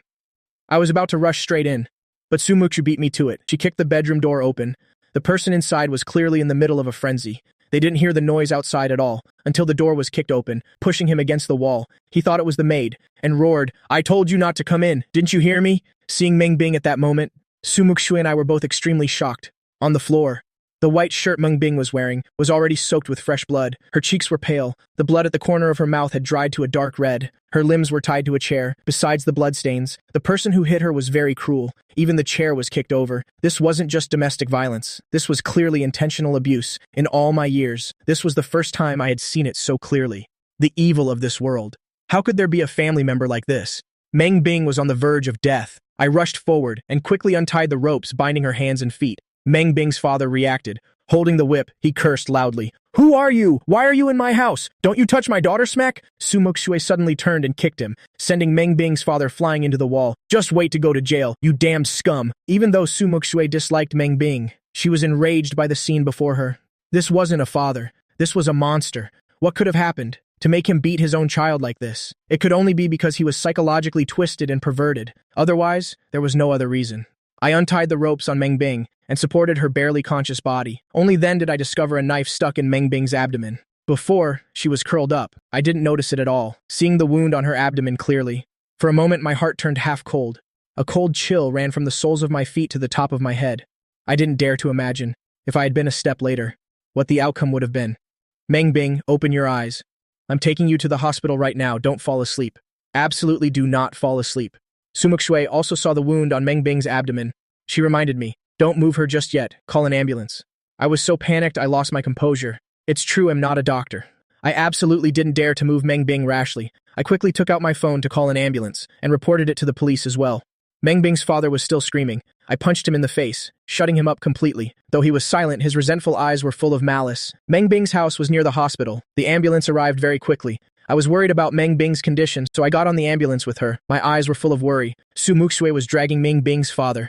Her lips moved, but in the end, she said nothing. There are priorities and urgencies. Me caring for Meng Bing like this made her feel uncomfortable, but she didn't cause any trouble. She waited for the police to take Meng Bing's father away. Outside the operating room, I anxiously watched the flashing light, thinking that Muxue was still at Meng Bing's house. I quickly called her. At this time, Muxue had arrived at the police station. She had just finished reporting the cruel actions of Meng Bing's father. Seeing my call, her tense face broke into a smile. Her dark eyes seemed to be dotted with stars. "Gu Chen, how are things on your end?" Her beautiful voice carried unconcealed joy. My voice softened. "Meng Bing is still in surgery. How are things on your end?" Muxue told me. Meng Bing's father and the maid have both been taken to the police station. They're being interrogated now. The necessary statements have been taken. I'm coming over to your place now. I didn't refuse. I sent the address to Muxue. The surgery didn't last too long. Not long after the doctor came out of the operating room, I immediately went up and asked, "Doctor, how is it? Is Meng Bing okay?" The doctor had a kind expression. The surgery was very successful. Luckily, the dagger didn't penetrate too deep and didn't damage any vital organs. Hearing that Meng Bing was okay, the heart that was hanging in my throat finally settled down. Although when Meng Bing was pushed out of the operating room, her face was pale, her eyes were tightly closed. Although Meng Bing's condition wasn't too serious, she had just finished surgery, after all. Before she woke up, she would temporarily stay in the intensive care unit for observation. When Muxue came to get me, I was standing outside the intensive care unit. My eyes were full of pity. She came to my side and followed my gaze. Muxue saw Meng Bing lying on the hospital bed with a pale face, as if something suddenly became uncontrollable. Muxue forced herself to speak. "Is she okay?" I nodded. "The doctor said she's fine for now. Let's go back first." On the way back, Muxue could see that I was distracted. I was distracted because of someone else, another girl. Sumuku pressed her thin lips into a straight line, clearly in a bad mood. Mangbing woke up not long after. She was moved to a regular ward. I got the call. I woke up early in the morning to make soup for Mangbing. The rich aroma of the soup woke Sumuku up from the second floor. She sniffed the air. It smells so good. I was busy in the kitchen. Sumuku came to the kitchen doorway. She saw me carefully ladling soup from the pot into a thermos. Without even thinking, she knew who it was for. She frowned, feeling vexed. He really wasn't just good to her alone. I happened to look up and see Sumuku. I smiled and greeted her. Sumuku, you're awake? There's still soup in the pot. You can have some later. Sumuku had just woken up. Her beautiful features showed a hint of fatigue. Her fluffy hair was messy, adding a bit of innocence. I took the thermos and walked to the entryway, changing my shoes. Her lips moved. Are you going to visit Mangbing? After saying that, she scratched her hair a little awkwardly. I saw her hesitant expression, so I asked casually, do you want to go? Sumuku's gloomy mood because of this question suddenly brightened. Her eyes lit up. Yes, I'll go with you. Without washing her face or brushing her teeth, Sumuku trotted after me to the hospital. The two of them arrived at the hospital. Mangbing was lying on the hospital bed, put the thermos on the cabinet, and sat next to her. There was only one stool in the hospital room, so Sumuku had to stand behind me. Mangbing looked the same as usual. Her emotions were not unusual. She even smiled and talked to me. Thank you for coming to save me. Her face was pale. It pained me to see. How many injuries like this has she endured to have such a familiar attitude? I couldn't bear to bring up her sad story, so I immediately changed the subject. I made soup for you. Try it and see if it's good. Mangbing smiled and nodded. Sumuku stood to the side, her brows furrowed tightly. Seeing me pick up the bowl, use a spoon to scoop the soup, and bringing it to Mangbing's mouth, her eyes suddenly widened. Does he need to be so attentive? It's not like Mangbing doesn't have hands. More importantly, Mangbing and I were talking and laughing. The atmosphere between the two was incredibly warm, making her feel that her presence here was superfluous. If this continued, wouldn't she become a third wheel? Sumuku couldn't help but make her presence known. She covered her mouth with her hand and coughed loudly a few times. Mangbing and I didn't pay any attention. Sumuku got a little anxious. She coughed forcefully a few times. This time the noise was very loud, like she had tuberculosis. Mangbing and I finally noticed her. I turned my head to look at her doubtfully. What's wrong? Catching my concerned gaze. Sumuku felt embarrassed. She said awkwardly, my throat is a little uncomfortable, I said with a concerned tone. Then you should drink more hot water. After saying that, I continued to feed Mangbing soup. Sumuku stared blankly at the back of my neck. That's it? Drink more hot water? Such a perfunctory answer. Compared to the concern shown for Mangbing, it was like heaven and earth. She suddenly found Mangbing very annoying. Feeling Sumuku's intense gaze, Mangbing couldn't help but look up, just in time to meet Sumuku's fiery gaze, thinking of something. The corners of Mangbing's lips curled into a sly smile. She lowered her voice. In a gentle tone, a chen. Sumuku's eyes widened. She. Actually, I looked at Mangbing doubtfully. What's wrong? Mangbing leaned close to me and whispered in my ear. Sumuku is jealous. She's glaring at me. I paused for a moment. The next second, my arm was pulled back. Sumuku took my place and said fiercely, the bowl is too hot. Let me feed her. Without a word, she pulled me up from the chair, snatched the bowl from my hand, and fiercely brought it to Mangbing's mouth. Drink up, Mangbing, Mangbing said distantly. I'm full, thank you. Pushing away the bowl that she wished she could shove into her mouth, I was behind Sumuku. I couldn't stop smiling. Sumuku, when she's jealous, is also very cute. If only she could be a little more honest. How great it would be if she just admitted she likes me. Damn tsundere. On the way back, we walked side by side. Sumuku asked as if it were a casual question. Your relationship with Mangbing is really good. I knew she was jealous. The smile in my eyes never faded. I smiled and said, yeah, it's pretty good. Seeing my radiant smile, Sumuku felt choked up again. He smiles so happily when Mangbing is mentioned. What's so good about Mangbing anyway? The frustration in her heart gave rise to jealousy. She said something she didn't mean. Mangbing is pretty good, she's beautiful, and he's also gentle with you. You two are quite a good match. Not a match at all. When she said these words, Sumuku's eyes unintentionally glanced at me. To observe my expression, she didn't know. Her tone was already reeking of jealousy. It was about to spill over. I couldn't help but let out a soft laugh. The laughter echoed on the empty street, sounding particularly clear and piercing. The laughter made Sumuku's chest tighten. Is he that happy just mentioning Mangbing? She was a little annoyed at herself for saying all that. Wait, he won't take it seriously, will he? He wouldn't actually consider being with Mangbing, right? Sumuku was extremely conflicted. Her brows were furrowed tightly, refusing to relax. Suddenly, she felt a touch between her eyebrows. A warm and soft feeling. Sumuku looked up in confusion. I had stood in front of her at some point.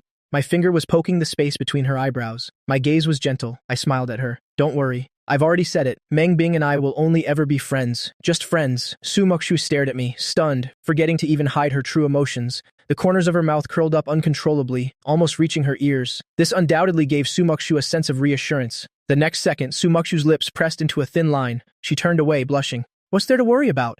I'm not worried. That's your business. You can be with whoever you like. It has nothing to do with me. I was just afraid you'd neglect your studies, so I kindly reminded you." After speaking, Sumuku walked forward with an arrogant expression. Because she was walking a bit hastily, she didn't see the stone pillar on the side of the road. Her knee bumped into it. She staggered a few steps and almost fell. She made me want to laugh.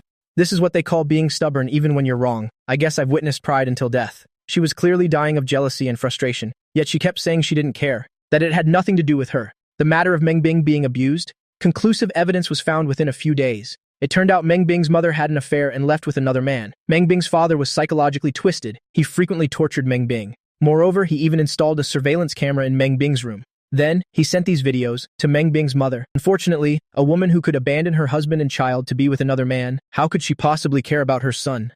Meng Bing's father sent these videos to Meng Bing's mother. Meng Bing's mother only found him twisted and didn't dare to come back anymore. And the reason Meng Bing never called the police wasn't because he was afraid, but because he still held a final shred of hope for his father. After all, he once cherished him like a treasure in the palm of his hand. Until this time, he almost killed him. The criminal evidence was irrefutable. Meng Bing's father could not escape the punishment of the law. Learning about these things, I momentarily felt extremely pained, and my heart ached even more for Meng Bing. Meng Bing's identity as a boy was also discovered by the hospital, but his ID card still said female. I advised him to go to the police station to correct the information when he had time.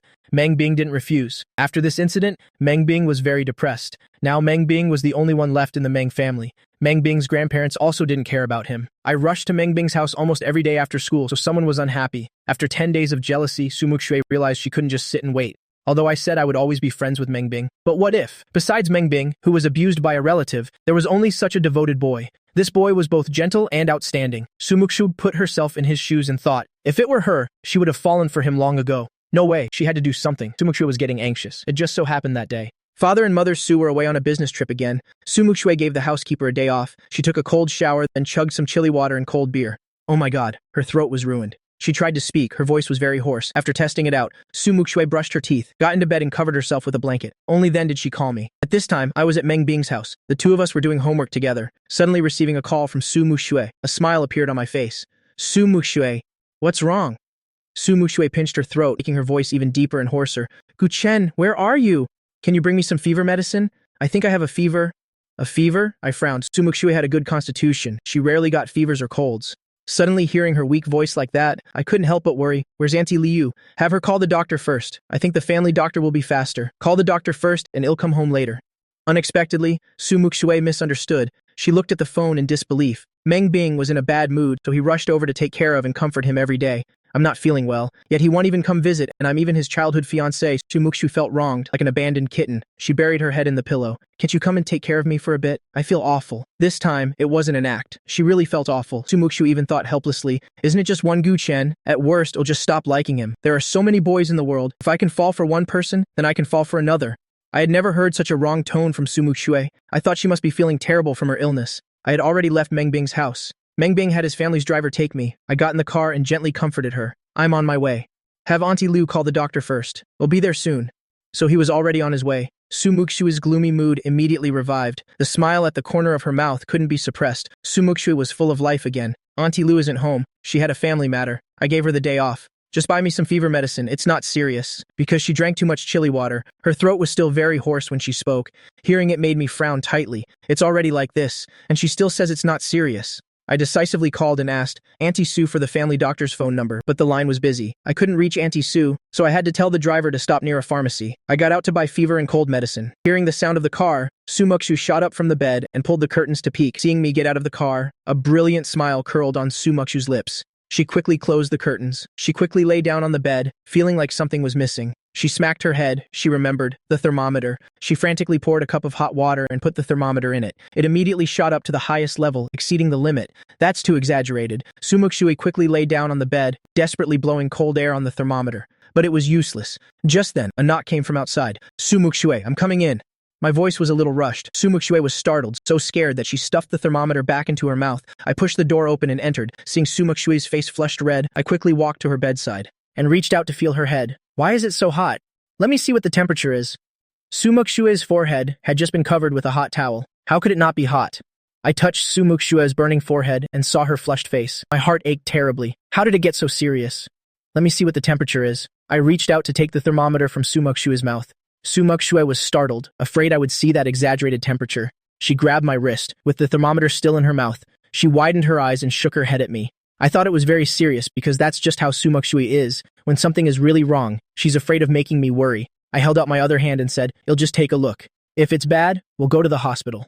But before I could even touch the thermometer, Muxue suddenly sat up from the bed, quickly pulling out the thermometer and hiding it behind her back. She regretted it, this stupid method. She opened her mouth to speak. "I'm fine now." She tried to prove she was fine, but as soon as she opened her mouth, her voice was incredibly hoarse, like a rusty saw cutting through a dry piece of wood. My eyebrows furrowed, my face darkened as I held out my hand to her. "It's this serious. Give it to me." Muxue didn't want to give it to me. Giving it to me would expose everything. In a moment of crisis, she had an idea and started playing pitiful. "I'm so dizzy." Her big round eyes looked at me, asking pitifully, "Can I take the fever medicine first?" I couldn't go against her wishes, so I could only let her take the fever medicine first. After helping her lie back down, I said in annoyance, "Just lie still." Seeing me go out to get water for her to take the medicine, Muxue breathed a sigh of relief and quietly stuck the thermometer into a bottle of mineral water. With a click, the door opened. Muxue reflexively pulled out the thermometer and tossed it onto the cabinet. Wondering why I came back so quickly, I was worried about Muxue. Of course I came back quickly because I was in such a hurry. The water in my hand was still sloshing. I put the glass of water on the cabinet. I helped Muxue up and got the fever medicine for her. Leaning against my shoulder, feeling my worry, Muxue felt as if she had eaten sweet jam. Her heart was filled with sweetness. She began to wonder if I also liked her a little. Otherwise, why would I care so much about her? No, Guchen seems to care about Mingbing this much too. Muxue became jealous again. In front of me, she tossed the fever pill into her mouth, and while I was turning to get the glass of water for her, she quietly spat the pill out, hiding it under the pillow. I said patiently, "Drink some water." Muxue leaned on my shoulder. I carefully brought the glass of water to her lips. This was something Muxue had never experienced before. Hearing my low voice, Muxue contentedly took a sip of water, glancing at me from the corner of her eye. At such a close distance, Muxue discovered I was even more handsome than usual. When I looked at her gently, as if in my eyes, she was the whole world, Muxue was immediately happy. A brilliant smile bloomed on her lips. After making a swallowing motion, Green Tisu deliberately asked how Mengbing was doing. Seeing she still had the mind to care about others, I said helplessly, "Mengbing is fine. You should worry about yourself first." Hearing me say Mengbing was fine, Muxue interpreted it to mean that right now, she was more important. She felt a little giddy for a moment. Wanting to hear more words about her being more important than Mengbing, Muxue continued with her green tea words. "Mengbing just went through something like that. He needs someone by his side." "I'm fine. It's just a fever. You'll be fine after taking some medicine and sleeping. You should go be with him." When she said these words, her voice was hoarse. Muxue knew it wasn't good, but it could make my heart ache. I lowered my head and glanced at her. I understood Muxue. How could I not recognize her green tea words? I found it amusing inside, but my heart ached because she was uncomfortably sick. My tone with her became much gentler. I patted her head and said, "It's okay. I'll stay here with you. If you're tired, get some sleep." Receiving a satisfactory answer, the smile on Muxue's lips could no longer be held back. Afraid I would notice, she deliberately tilted her head and buried it in my shoulder, secretly laughing.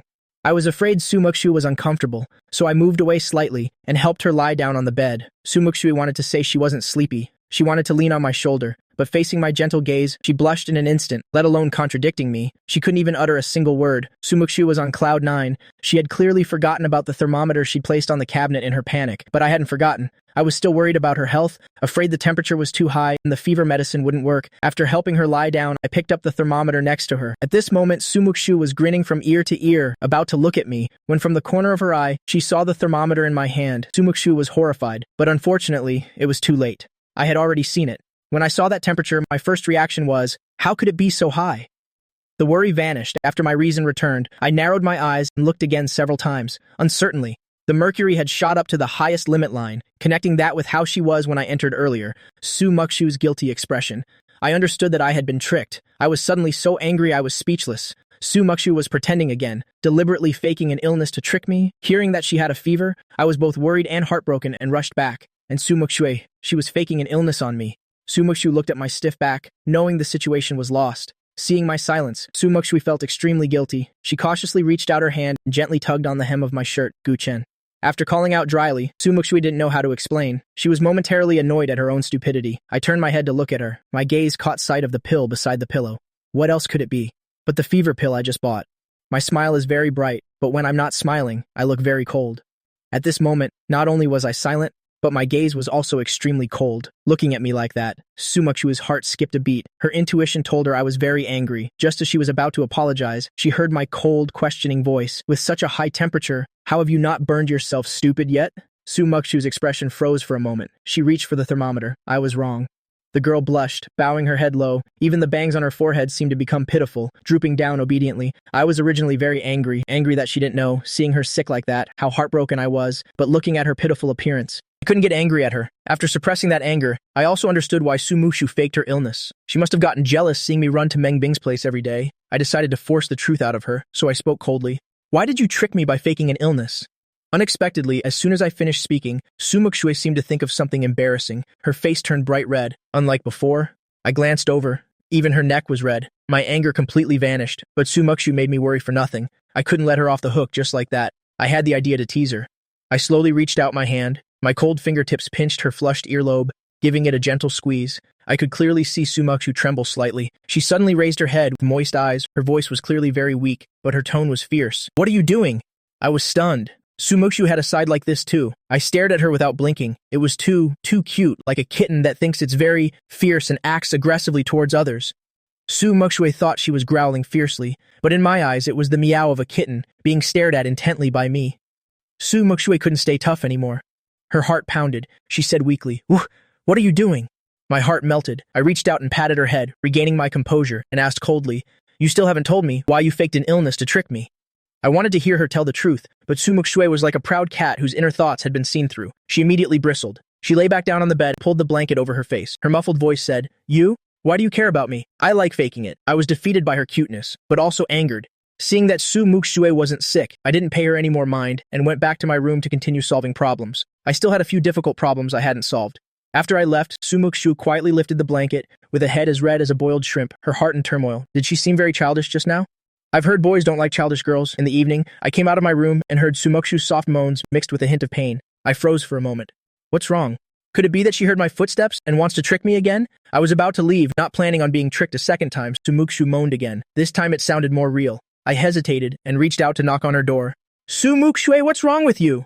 During the day, Muxue had drunk too much chili water and cold beer, and now, great, it's really messed up. Muxue couldn't help but wonder why after I appeared, she became like an idiot, always doing stupid things, clutching her cramping stomach. Sumuku was in so much pain that cold sweat broke out. Hearing my voice outside, she endured the pain and answered me, "It's nothing. I just accidentally bumped into the table." I heard her say it was nothing, which on the contrary made me more certain something was wrong. I pushed the door open directly, only to see Sumuku curled up on the bed, her hands clutching her stomach tightly. I ran over worriedly and quickly asked, "Sumuku, are you having a stomachache?"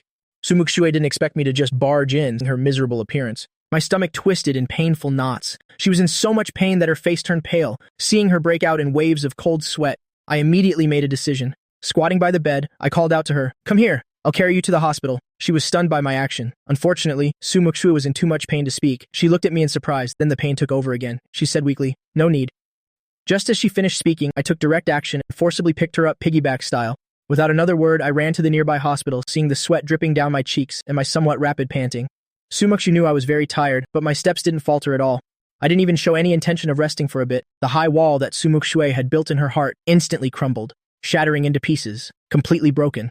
Not a single piece left, Muxue admitted. This time, she had truly fallen, a complete and utter defeat. When I brought Sumuku to the hospital, Muxue had almost passed out from the pain. In the end, the test results showed gastric bleeding. She lay on the hospital bed, her face pale, with an IV needle inserted into the back of her hand. Sumuku usually doesn't eat much spicy food, nor does she have bad eating habits.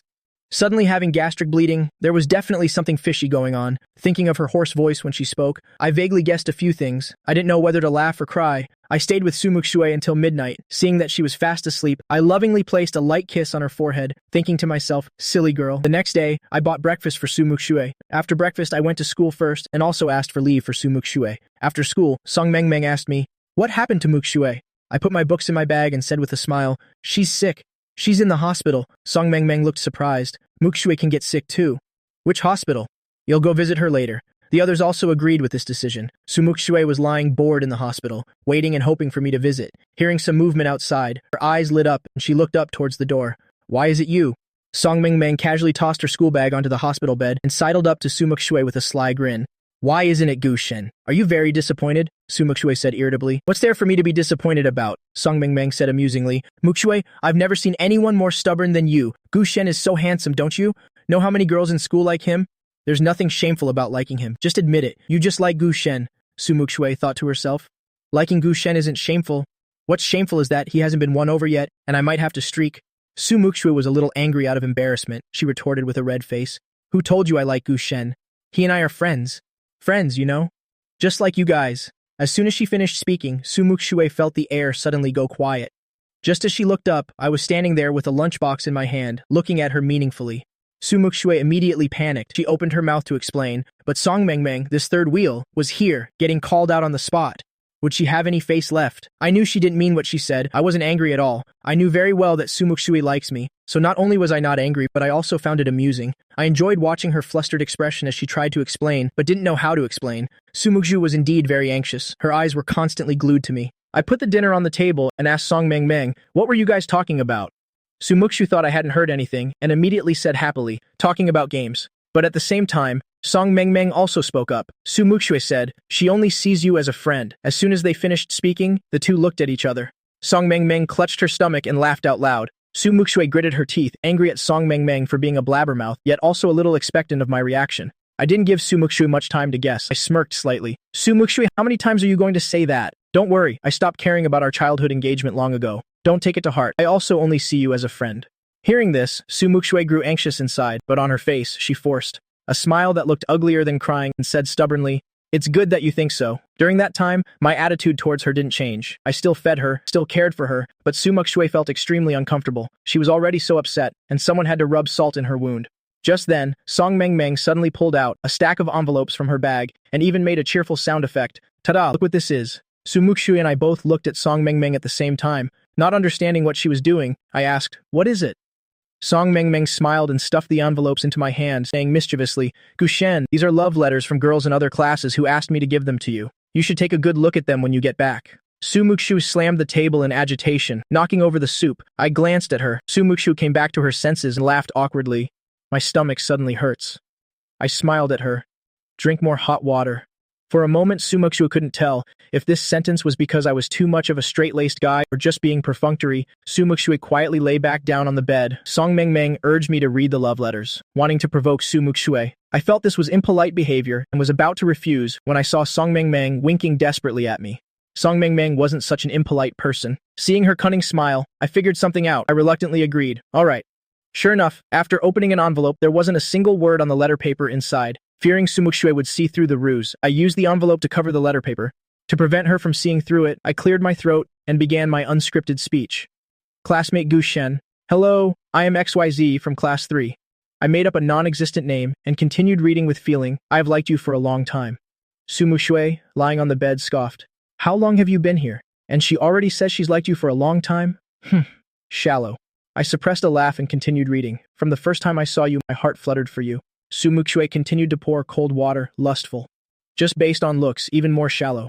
Song Mengmeng from behind watched, Muxue's face full of jealousy, and covered her mouth, trying to hold back her laughter. I wasn't doing much better. I continued making things up. If you don't mind, I want you to be my boyfriend. Can you give me this chance? Muxue had been listening with her ears perked up. Hearing that this person was so shameless as to want me to be her boyfriend, she laughed in anger and said through gritted teeth, wanting to be your girlfriend without even being together. What a scoundrel. Accompanied by a look that could kill, finally, Song Mengmeng couldn't hold it in anymore. Puff! Ha ha ha! Muxue thought Song Mengmeng was laughing at that person for overestimating herself and didn't pay it any mind. She just wanted to know what I thought. My self-control was better than Song Mengmeng's. I leisurely put the letter back into the envelope. My lips curled up slightly as I said, sincere and heartfelt. Very straightforward. Unlike someone who clearly likes someone but would rather die than admit it.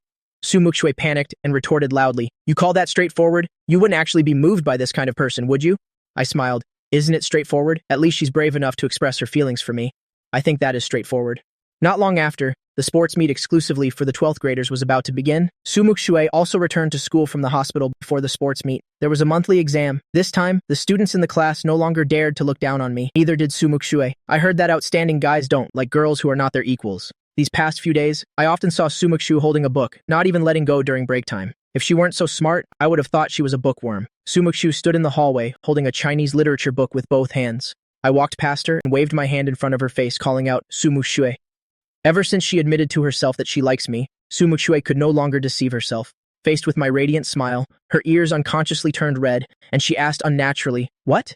Today, the school allowed us to wear casual clothes. I wore a comfortable tracksuit, looking particularly energetic and handsome. Just now, when I came out of the cafeteria downstairs, Sumuku saw many girls deliberately trying to talk to me. She felt unhappy inside. Her expression was cold. I smiled and reminded her, "You're smart. I don't need to remind you to balance study and rest. Relax a little." These past few days, during every break, Muxue was either reading or doing homework. Muxue was the gifted type. She never had to cram for exams. Being so serious, wasn't it because she was afraid of not scoring higher than me and being mocked by me? Hearing me say that, Muxue also felt she was overdoing it a bit. She snapped the book shut with a slap and asked me shyly, "That sports meet, have you decided which event you want to participate in?" We walked into the classroom together. I thought for a moment and said, "Running events." The last class activity period, he was never late. The homeroom teacher was more than 10 minutes late this time. The discipline in the class was very good, even though the teacher wasn't here. It remained quiet, but everyone was very curious why Teacher Han was late. Not long after, Teacher Han brought the answer to the class. The students curiously looked up. Behind Teacher Han was a male student with a cute, puppy-like appearance. I was stunned for a moment. Shenling Feng used to be like me, a loyal pursuer of Muxue. Moreover, Shenling Feng was not like me. Muxue and I were childhood sweethearts, but I had moved to another place with my parents in the 10th grade and had now moved back to Jing City. In my past life, my relationship with Shenling Feng couldn't be described as hostile, but we were like strangers. I had almost forgotten about this character. In the beginning, because of Shenling Feng, Muxue and I took many detours. Song Mengmeng called out happily, "Ling Feng!" Shenling Feng heard the voice and looked at Song Mengmeng, winking at her. Then his gaze swept past her and landed on Muxue. But Muxue wasn't paying any attention to the person on the podium. Teacher Han gave a simple introduction. There was another handsome guy in the class. The girls were extremely excited, while the boys had mixed feelings. There was one empty seat left in the class, right next to me. Teacher Han told Shenling Feng to sit there. Shenling Feng flashed an innocent smile. "Teacher Han, I don't know many people here. Could I sit with someone I know?" Teacher Han found that reasonable, so he waved his hand and pointed at Song Mengmeng. "Deskmate Kai Min Min, you go sit with Li Bingbing. Ling Feng, you sit with Song Mengmeng." Just like that, Shen Lingfeng and Song Mengmeng became deskmates, sitting in the row in front of Muxue and me. As soon as class was over, Shen Lingfeng turned around and called out intimately to Muxue. "Muxue, long time no see." Shen Lingfeng had liked Muxue since they were kids. Muxue knew this very well. She didn't expect him to move back here. Muxue was a bit awkward, she said in a distant and polite tone, "Long time no see." Shen Lingfeng seemed not to notice the distance in her voice at all, and said on his own, "So did you miss me?" I had dealt with him before and knew this kid was quite scheming. Asking so directly and ambiguously made Muxue immediately turn her head to explain to me, "We're just friends." I tilted my head, feigning doubt. Shen Lingfeng followed Muxue's gaze, and only then discovered me sitting next to her. I had enviably exquisite features, what you could call a chiseled face. Shen Lingfeng was stunned at first sight. Shen Lingfeng immediately felt a strong sense of crisis. He was eager to declare his sovereignty. "Muxue, is this your deskmate? He's so handsome." An intimate Muxue and a simple deskmate, the difference in weight was obvious without needing to be said. I looked at Shen Lingfeng and said politely, "Thanks for the compliment." In that instant, Shen Lingfeng felt he was about to lose. I was too handsome, while he was just delicate-looking. In the eyes of girls, he wasn't even half as attractive as guys like me. After school, Sumuku and I went to the cafeteria together. Usually Song Mengmeng was very perceptive and wouldn't come to be a third wheel, but today was a reunion of friends. Song Mengmeng felt everyone should get together, so she dragged Shen Lingfeng along with me and Sumuku to the third floor of the school cafeteria. Muxue really wanted to kick Song Mengmeng. Song Mengmeng said enthusiastically, "Lingfeng, what do you like to eat? I'll go get it for you." Shen Lingfeng revealed his canine teeth and said gratefully, "Anything is fine, thanks." Muxue felt she had learned something. She glanced at the food tray in my hand, then looked at me again. The hint was obvious. I understood her meaning, but I deliberately pretended not to understand and asked, "What?" Muxue was embarrassed. She just hoped I would proactively hand her my tray and ask her to get food for me too. But now it seemed it would be better if she were more direct. Muxue gave an unnatural cough and without a word, reached out to me. Her fingers gripping my food tray, she said unnaturally, "Give it to me, you go save a seat." I suppressed a laugh and thanked her. "Then thank you. Great beauty, Su." Muxue and Song Mengmeng went to get food. Shen Lingfeng and I saved the seats. After Shen Lingfeng observed me for a while, he took the initiative to greet me. "Your name is Gu Shen, right?" "Hello, my name is Shen Lingfeng. I grew up with Muxue and Song Mengmeng. We're childhood friends." Shen Lingfeng smiled, but the smile didn't reach his eyes. In front of a love rival, I never backed down. I slowly extended my hand and shook Shen Lingfeng's hand in midair. "Hello." Just those two simple words, with no further introduction. Shen Lingfeng retracted his hand and looked me over carefully. I let him observe me freely. After a while, Shen Lingfeng spoke up. "You're very handsome." I looked at him with a half smile and said calmly, "How about we get straight to the point?" Shen Lingfeng was a little surprised, and at the same time disliked this attitude of mine, as if I didn't take him seriously at all. Shen Lingfeng laughed casually and freely. "I like Muxue. I've liked her since we were kids. I know you and Muxue have a childhood engagement. But what era is this now? Sumuku also told Song Mengmeng that she only sees you as a friend. I hope you can know your place and stay away from Sumuku. Know my place? I chewed on this word and looked at him with a half smile. Ironically, since you know your place so well, surely you're not so clueless as to not realize Sumuku doesn't like you. Shen Lingfeng was furious at my words. My God, he couldn't even refute it. To save face, he said stubbornly, Sumuku just hasn't seen her own heart clearly yet. I grew up with her. She will eventually understand that I am the one most suitable for her. Growing up together makes one the most suitable? I was amazed by this logic and said casually, in that case, you, Song Mengmeng, Yang Yujie, and Gong Wanru should also be quite suitable. Go for it. The sea needs you. Shen Lingfeng was angry. He raised his fist as if to hit someone, and just then, Muxue and Song Mengmeng arrived with their food trays. Shen Lingfeng immediately retracted his fierce expression and smiled harmlessly. Muxue, let me help you. Shen Lingfeng intended to take the food tray from Muxue's hand. Muxue subconsciously dodged, but he still got a firm grip on the tray. Muxue had no choice but to hand it to him. Shen Lingfeng shot me a triumphant look. Unexpectedly, as soon as he sat down, Muxue reached out and took away the lunch that Song Mengmeng had gotten. The smile on Shen Lingfeng's face immediately froze. Muxue handed the food tray to me. I calmly thanked her. The atmosphere at the four-person table was a bit strange. Muxue lowered her head and ate, not saying a word the entire time, like a cold person, but her inner monologue was like that of a grumpy old man. Now Shen Lingfeng has appeared. This is a big problem. Gu Shen hasn't won me over yet. If he misunderstands that there's something between me and Shen Lingfeng, what should I do? She glanced at me. My expression was calm, as if I didn't care about Shen Lingfeng at all. Muxue dejectedly swallowed an egg, then choked until her eyes rolled back. Shen Lingfeng anxiously hurried to pass her a bottle of mineral water. Muxue, quick, drink some water. Muxue said thanks, no need, I'll drink the soup. But there was no soup next to Muxue, so she drank my soup.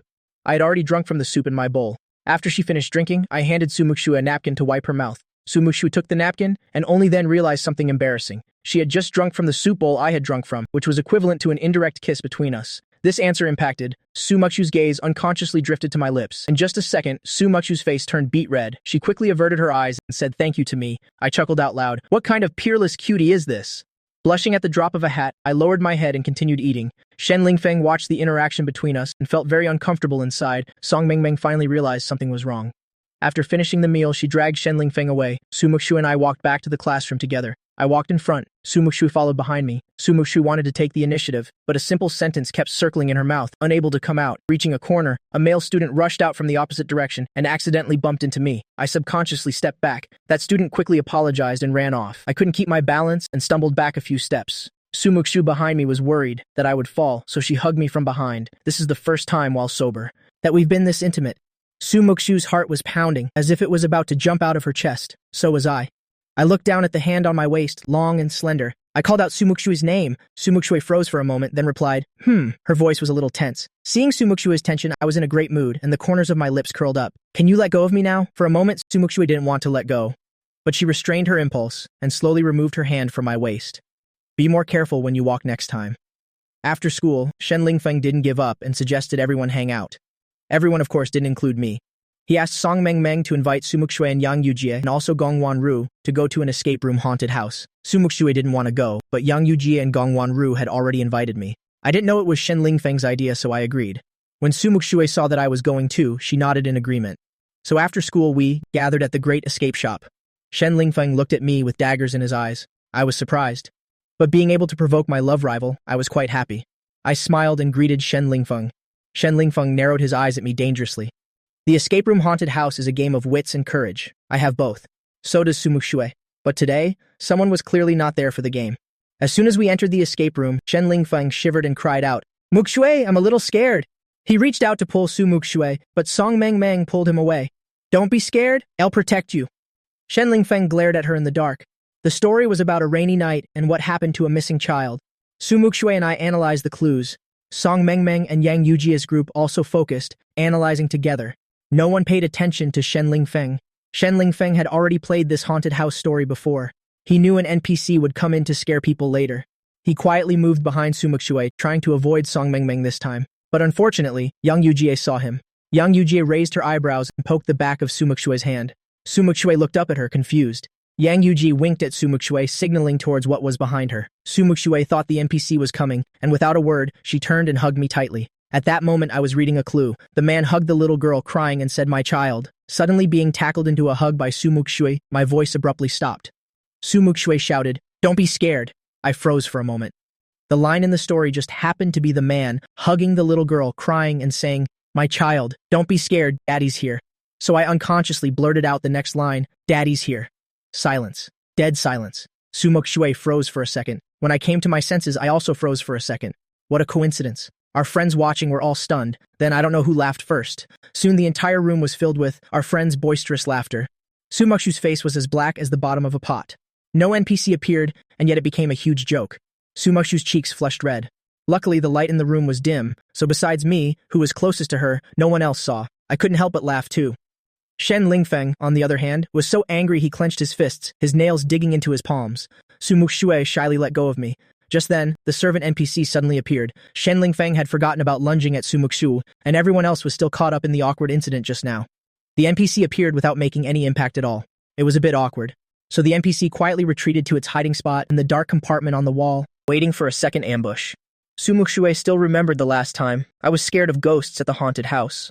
After deciphering the clue, as everyone continued forward, she unconsciously stood in front of me, acting as my shield. At this moment, Shen Lingfeng had another idea. He quietly moved next to Muxue. Muxue's attention was all behind her. Shen Lingfeng got closer again, pressing her against the wall, perfectly blocking the door the NPC was supposed to come out of. The NPC pushed but couldn't get it open. Muxue walked forward. Finally, the door where the NPC was hiding loosened. He seized the opportunity and jumped out with a wah. I instinctively stepped back. Shen Lingfeng was scared out of his wits. Just then, Muxue suddenly turned her head and hugged the NPC tightly. "Don't be scared, Gu Chen." Everyone was stunned by this scene. The atmosphere was too quiet. Sumuku belatedly realized and let go of the person in her arms. The NPC was wearing a mask and spoke in a hoarse voice. "Hello!" The NPC's mask was very realistic. The close proximity frightened Muxue. She abruptly pushed the NPC away, screaming, "Ah, what the hell is this?" Muxue got scared. This outing didn't go as planned for anyone. Shen Lingfeng didn't get to hug Muxue, and Muxue didn't get to protect me. Only I and the three, Song Mengmeng's group, were laughing non-stop. After such an embarrassment, Muxue couldn't keep her composure. On the way, she had a long face and didn't say a word. Her mind was filled with thoughts of how embarrassing it was. After leaving the escape room, Muxue walked ahead with a tense face. She didn't even notice when I stopped. I held an ice cream in my hand and poked her shoulder from behind. Muxue thought it was Song Mengmeng and Yang Yujie and said irritably, "Stay away from me." I smiled and asked, "Are you sure?" Muxue stopped in her tracks immediately and turned her head abruptly. I held up the ice cream in my hand and smilingly offered it to her. "Have some." Muxue reached out and took the ice cream, saying with a hint of emotion, "Thanks." Then she looked up and saw that Song Mengmeng, Yang Yujie, Gong Wanru, and Shen Lingfeng were all holding an ice cream each. So much for being sulky. Muxue sullenly stared at the ice cream in her hand, feeling extremely stifled. But what she didn't know was, only her ice cream was bought by me. The others all bought their own. The second monthly exam took place as scheduled. The day after the exam was the sports festival. This time, I wasn't late, and I was confident I would get first place. In my past life, I also worked hard in my studies because I wanted Sumuku to see me so that I could stand shoulder to shoulder with her. This time, Sumuku and I were in the same exam room. After the exam, Sumuku asked me how I did. I smirked and said, "Not bad." As soon as I said that, Sumuku's heart sank. Oh no, he's about to surpass me. She had just gotten one question wrong. It was a trick question. After the exam, thinking it over carefully, she realized she had made a mistake. Sumuku felt a little guilty, thinking she was asking very discreetly, "Do you guys as boys all not like girls who are not as good as you?" I looked at her, saw her serious and cautious expression, and couldn't help but laugh. Sumuku looked like a child who had done something wrong, and stared at me blankly. "What are you laughing at? Did I say something wrong?" I suppressed my laughter and said, "No wonder." Sumuku clearly wasn't someone who cared about grades, but she suddenly started studying like crazy a few days before the monthly exam, so this was what she was worried about. I said seriously, "Not necessarily. If you really like someone, even if they have many points that are not as outstanding as others, you'll still like them." As I said these words, I looked at her with a smile in my eyes. Sumuku had an illusion that I liked her.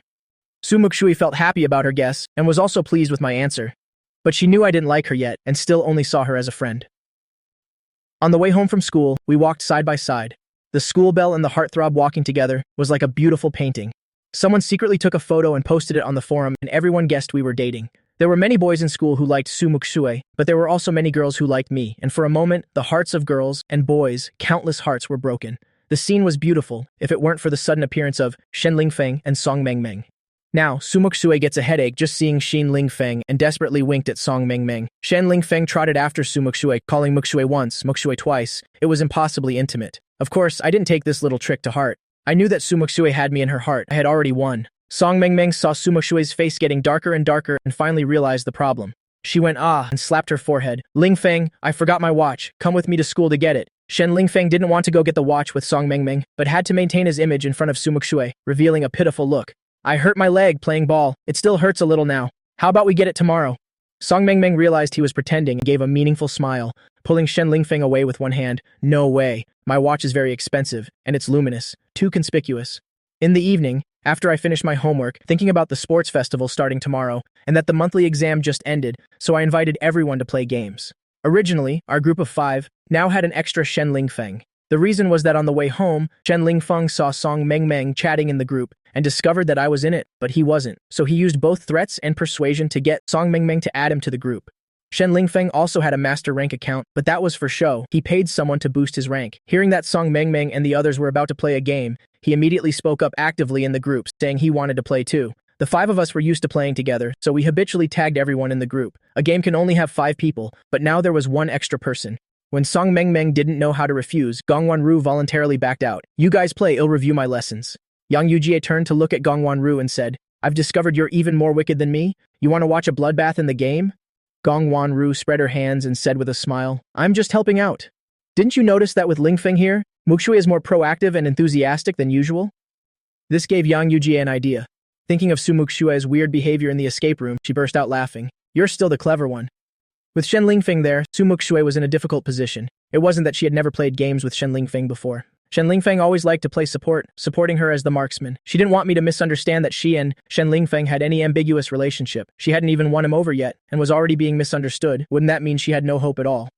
So she decisively chose the mage, which she wasn't best at, and went mid-lane. Shen Lingfeng quickly chose support. I was the last one, forced to choose marksman. Shen Lingfeng gleefully thought, this time he would definitely let me see the chemistry between him and Sumuku. But when he looked closely, Sumuku had chosen mage, and I had chosen marksman. This meant that he had to go with me, and moreover, had to support me. I couldn't help but laugh. I had almost guessed the reason why Sumuku chose mage. In the game, I controlled the hero character and ran straight to the bottom lane, first clearing the minions simply. Shen Lingfeng followed me with bad intentions in his heart. He wanted to feed, to make the opponent stronger so they could insta-kill me a few times. Finally, the 2 sides engaged. Right now, only 1 skill was unlocked, but the opponent was the same. I threw a skill at the opponent first, then quickly retreated, dodging the opponent's skill.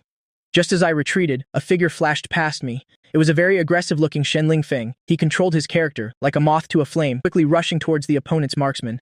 I was stunned. This Shen Lingfeng? Is he really master rank? What high-rank match gives away first blood right at the start? In a high-rank match, first blood is very important. I definitely couldn't let the opponent get the upper hand. He quickly dashed to the left, dodging the opponent's marksman, dealing damage directly to the support. The opponent's support was a healing hero, very weak in the early game, and their attack skills were also weak. But the opponent's support was clearly much smarter than Shen Lingfeng, as slippery as an eel.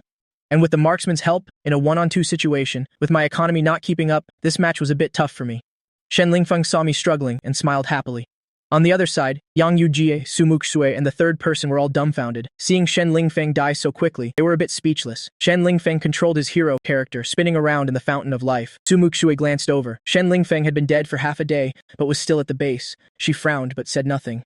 It was just one game. She just treated as carrying a noob. Shen Lingfeng was at the base, but he was dragging the map to watch me fight the opponent, waiting for me to die. Suddenly, 2 sounds came through the headset. First blood double kill, what the hell? Shen Lingfeng was stunned. He looked at the grand miss in the video in disbelief, not expecting me to get a double kill. And on the other side, hearing the in-game sound effects and looking at the number of enemy deaths, Sumuku tilted her chin up proudly, as expected of the person she had her eye on. Shen Lingfeng kept rushing out to push the tower with me. Finally, the opponent respawned and rushed back. He seized the opportunity to rush out and was killed by the 2 opponents. Watching his hero character fall to the ground, he smiled with satisfaction. Then he typed in the all chat. The opponent is too good. Even Gu Chen couldn't protect me. I slowly typed out a question mark. The other 3 were extremely speechless. Song Mengmeng sent a message to Shen Lingfeng. Lingfeng, have you not played games for years? Shen Lingfeng thought Song Mengmeng was blaming him for dying twice, so he replied, I haven't touched it in over a year. I'm a bit rusty. Song Mengmeng was so speechless she rolled her eyes. This isn't a matter of being rusty or not. Did you forget that the support protects the marksman, not the other way around? The sentence Shen Lingfeng just typed in all chat was a bit idiotic. Only then did Shen Lingfeng realize he had done something very stupid. I didn't pay attention. Seeing a few people gathering in the mid lane, I ran over to support Sumuku. This time, Shen Lingfeng was very active, because everyone was on voice chat. As soon as Shen Lingfeng saw so many enemy red health bars, he was so scared he kept retreating and unconsciously shouted, "Muxue! Save me!" Someone was chasing this noob, about to kill him with one hit. Muxue suddenly felt that Shen Lingfeng was a burden. He was too noob, and not wanting the opponent to get another kill, Muxue flashed over and unleashed a 3-skill combo to finish off the opponent before they could finish off Shen Lingfeng. Shen Lingfeng happily said in the voice chat, "Muxue, you're so good, thank you." While he was talking, the opponent chasing Muxue saw that she had used all her skills, had predicted Muxue's judgment, dashed behind her, threw a crowd control skill first, freezing Muxue. Muxue was frozen and was about to be finished off.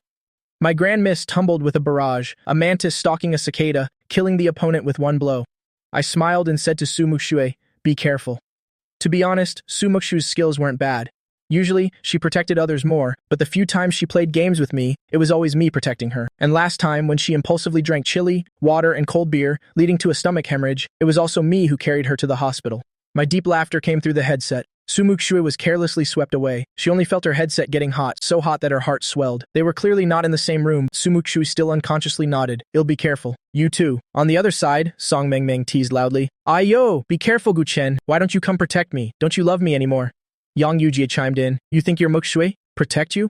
Pfft. Song Meng laughed heartily. "That's right, who says I'm not Muxue? Gu Chen only protects our Muxue." The teasing from the two of them immediately made Muxue nervous. But if she stopped them, it would be like giving herself away. She was afraid their teasing would make me unhappy, and even more afraid that I would distance myself from her because of it. Unexpectedly, the next second, I chuckled lightly and replied to the two of them, "At least you know your place." Muxue froze. What does that mean?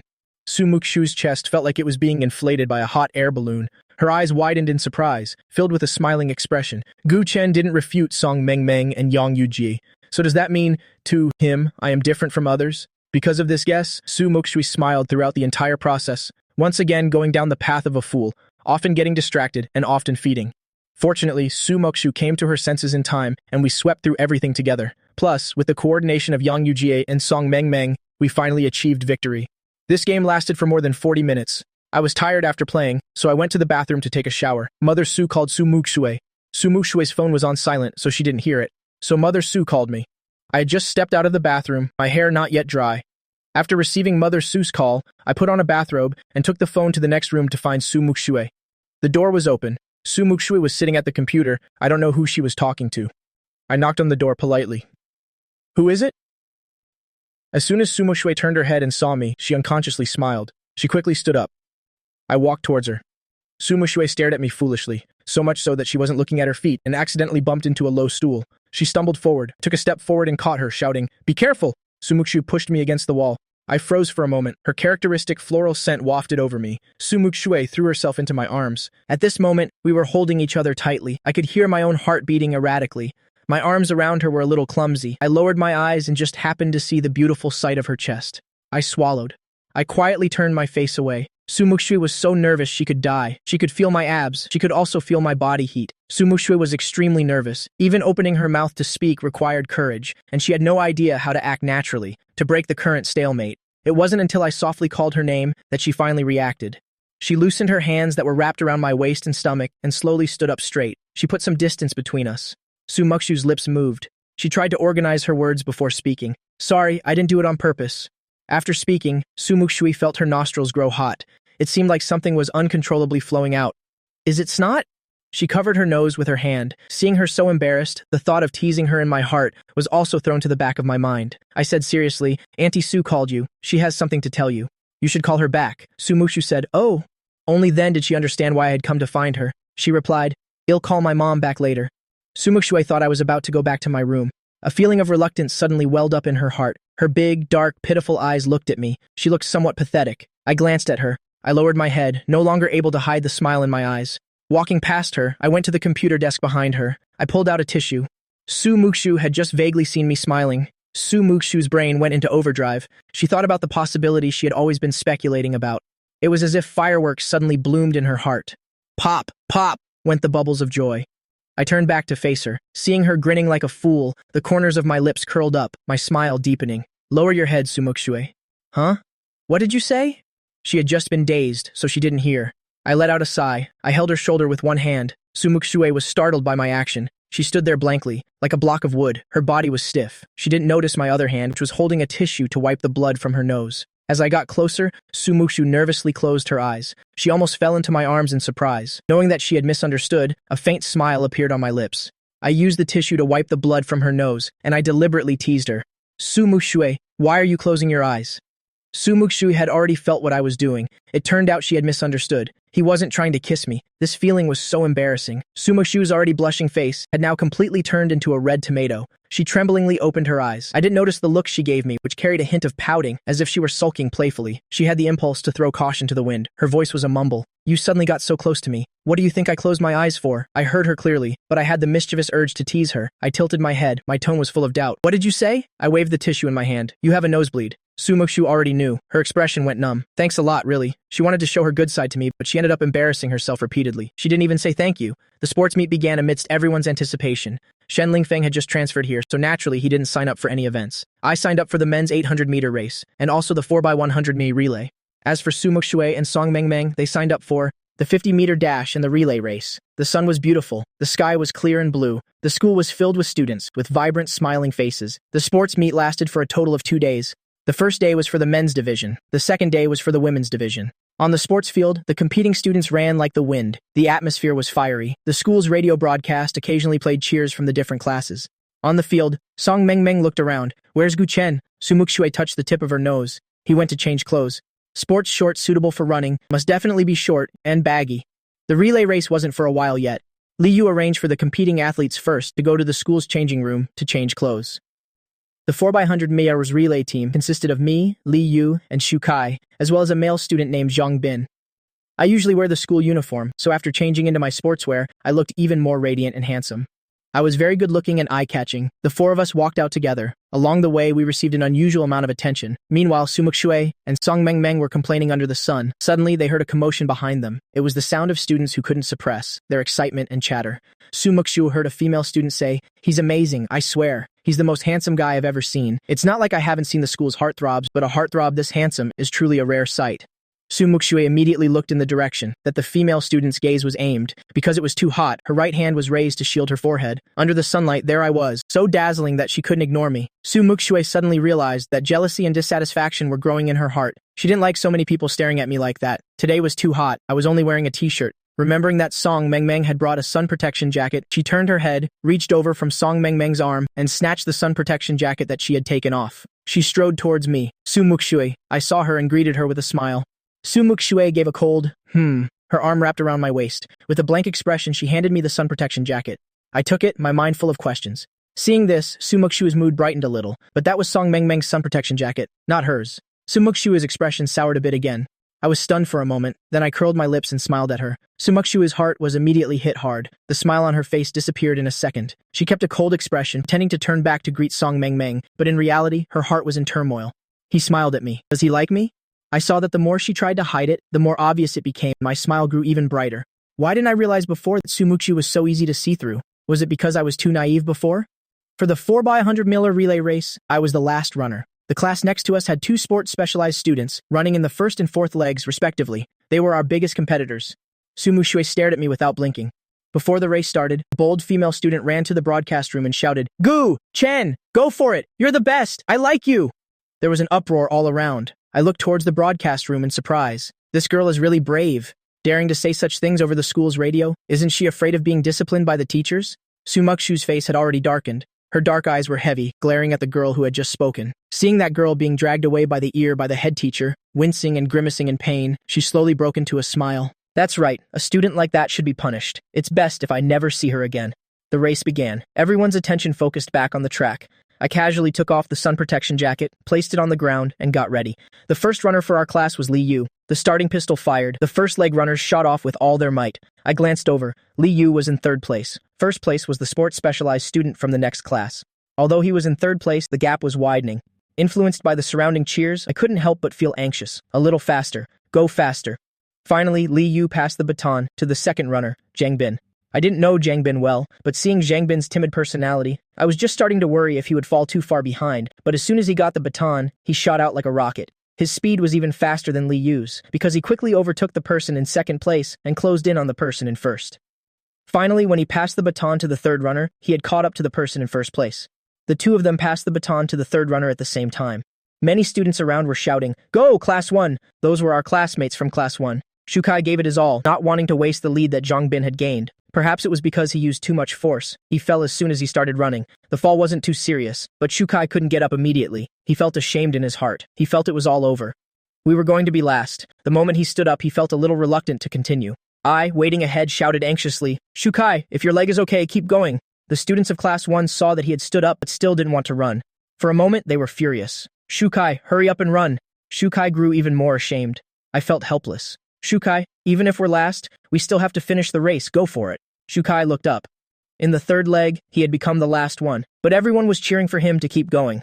Suddenly, Shukai didn't want to give up anymore. He gripped the baton tightly. Shukai ran forward with all his might. The students of Class 1 gathered together. Everyone was chattering. "Looks like our class is definitely going to be last." Shukai, honestly, if his leg is fine, he should have hurried up. He just stood there dazed, wasted so much time, I'm speechless. While some people were feeling frustrated, Shukai, finally, at the last moment, passed the baton into my hand. The people from Class 1 had already lost all hope. Suddenly, a wave of cheers erupted from outside the field. Everyone looked up. They only saw me, looking radiant and handsome, striding with my long legs, running like the wind. My legs moved rapidly in succession, overtaking one opponent after another. "Ah, he's amazing," someone shouted.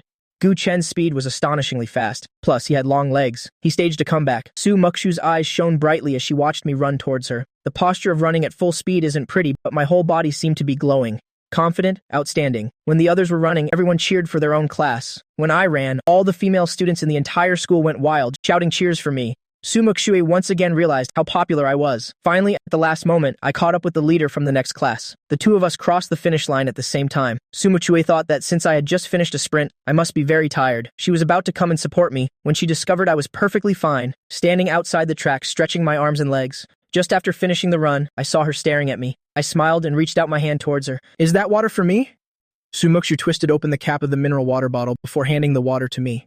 I didn't refuse. I took it and took a big, refreshing gulp. I drank until my cheeks puffed out. I had a kind of magic, a magic that could make Sumuku's heart race at any moment. I came from behind to win first place. My classmates all surrounded me to congratulate me. Suddenly, a discordant voice rang out. "It's a good thing we had Gu Chen. Otherwise, our class would have definitely been last." Someone almost ruined everyone else's results. It was obvious who this guy was talking about. Shukai's face turned red upon hearing this.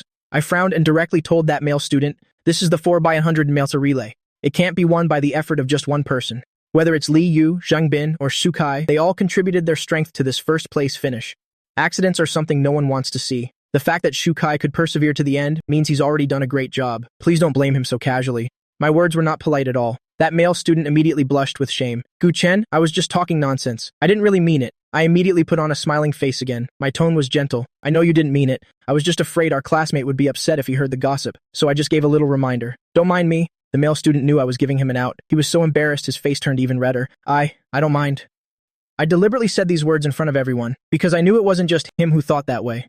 Many people were blaming Shukai. Although I didn't like Shukai either, I didn't want someone who had contributed to the class to be blamed for a mistake. Shukai heard the entire process of me speaking up for him. He was so moved that he almost cried. He admitted that he had been weak and wanted to give up at first because he thought they would be last, but in the end, he did put in the effort. He took a fall.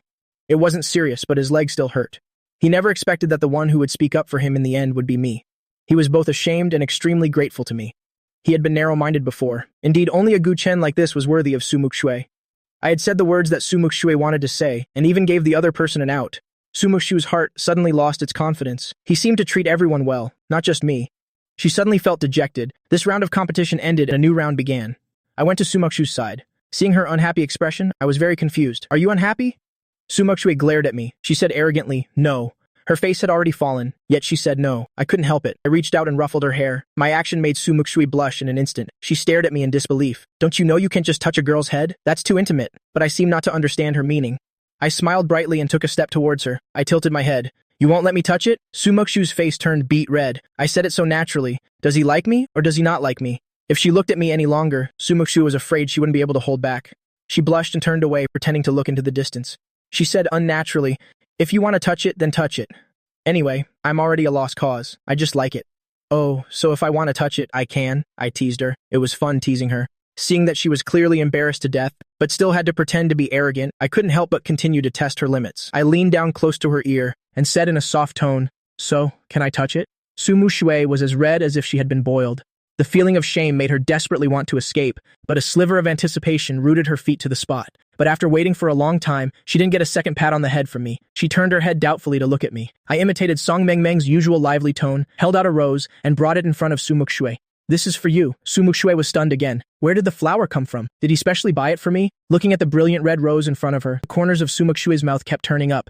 Chen gave me a rose. Before she could even feel happy, the next second she saw the commissar for daily life Yu handing out a rose to every student in the class. The smile on her face froze. The corner of Muxue's mouth twitched slightly. "Is the class handing these out?" I replied naturally, smiling as I said, "Yu said the whole class is taking a group photo later, and everyone has to hold a rose." "Oh, thanks." The rose in her hand suddenly didn't smell as sweet.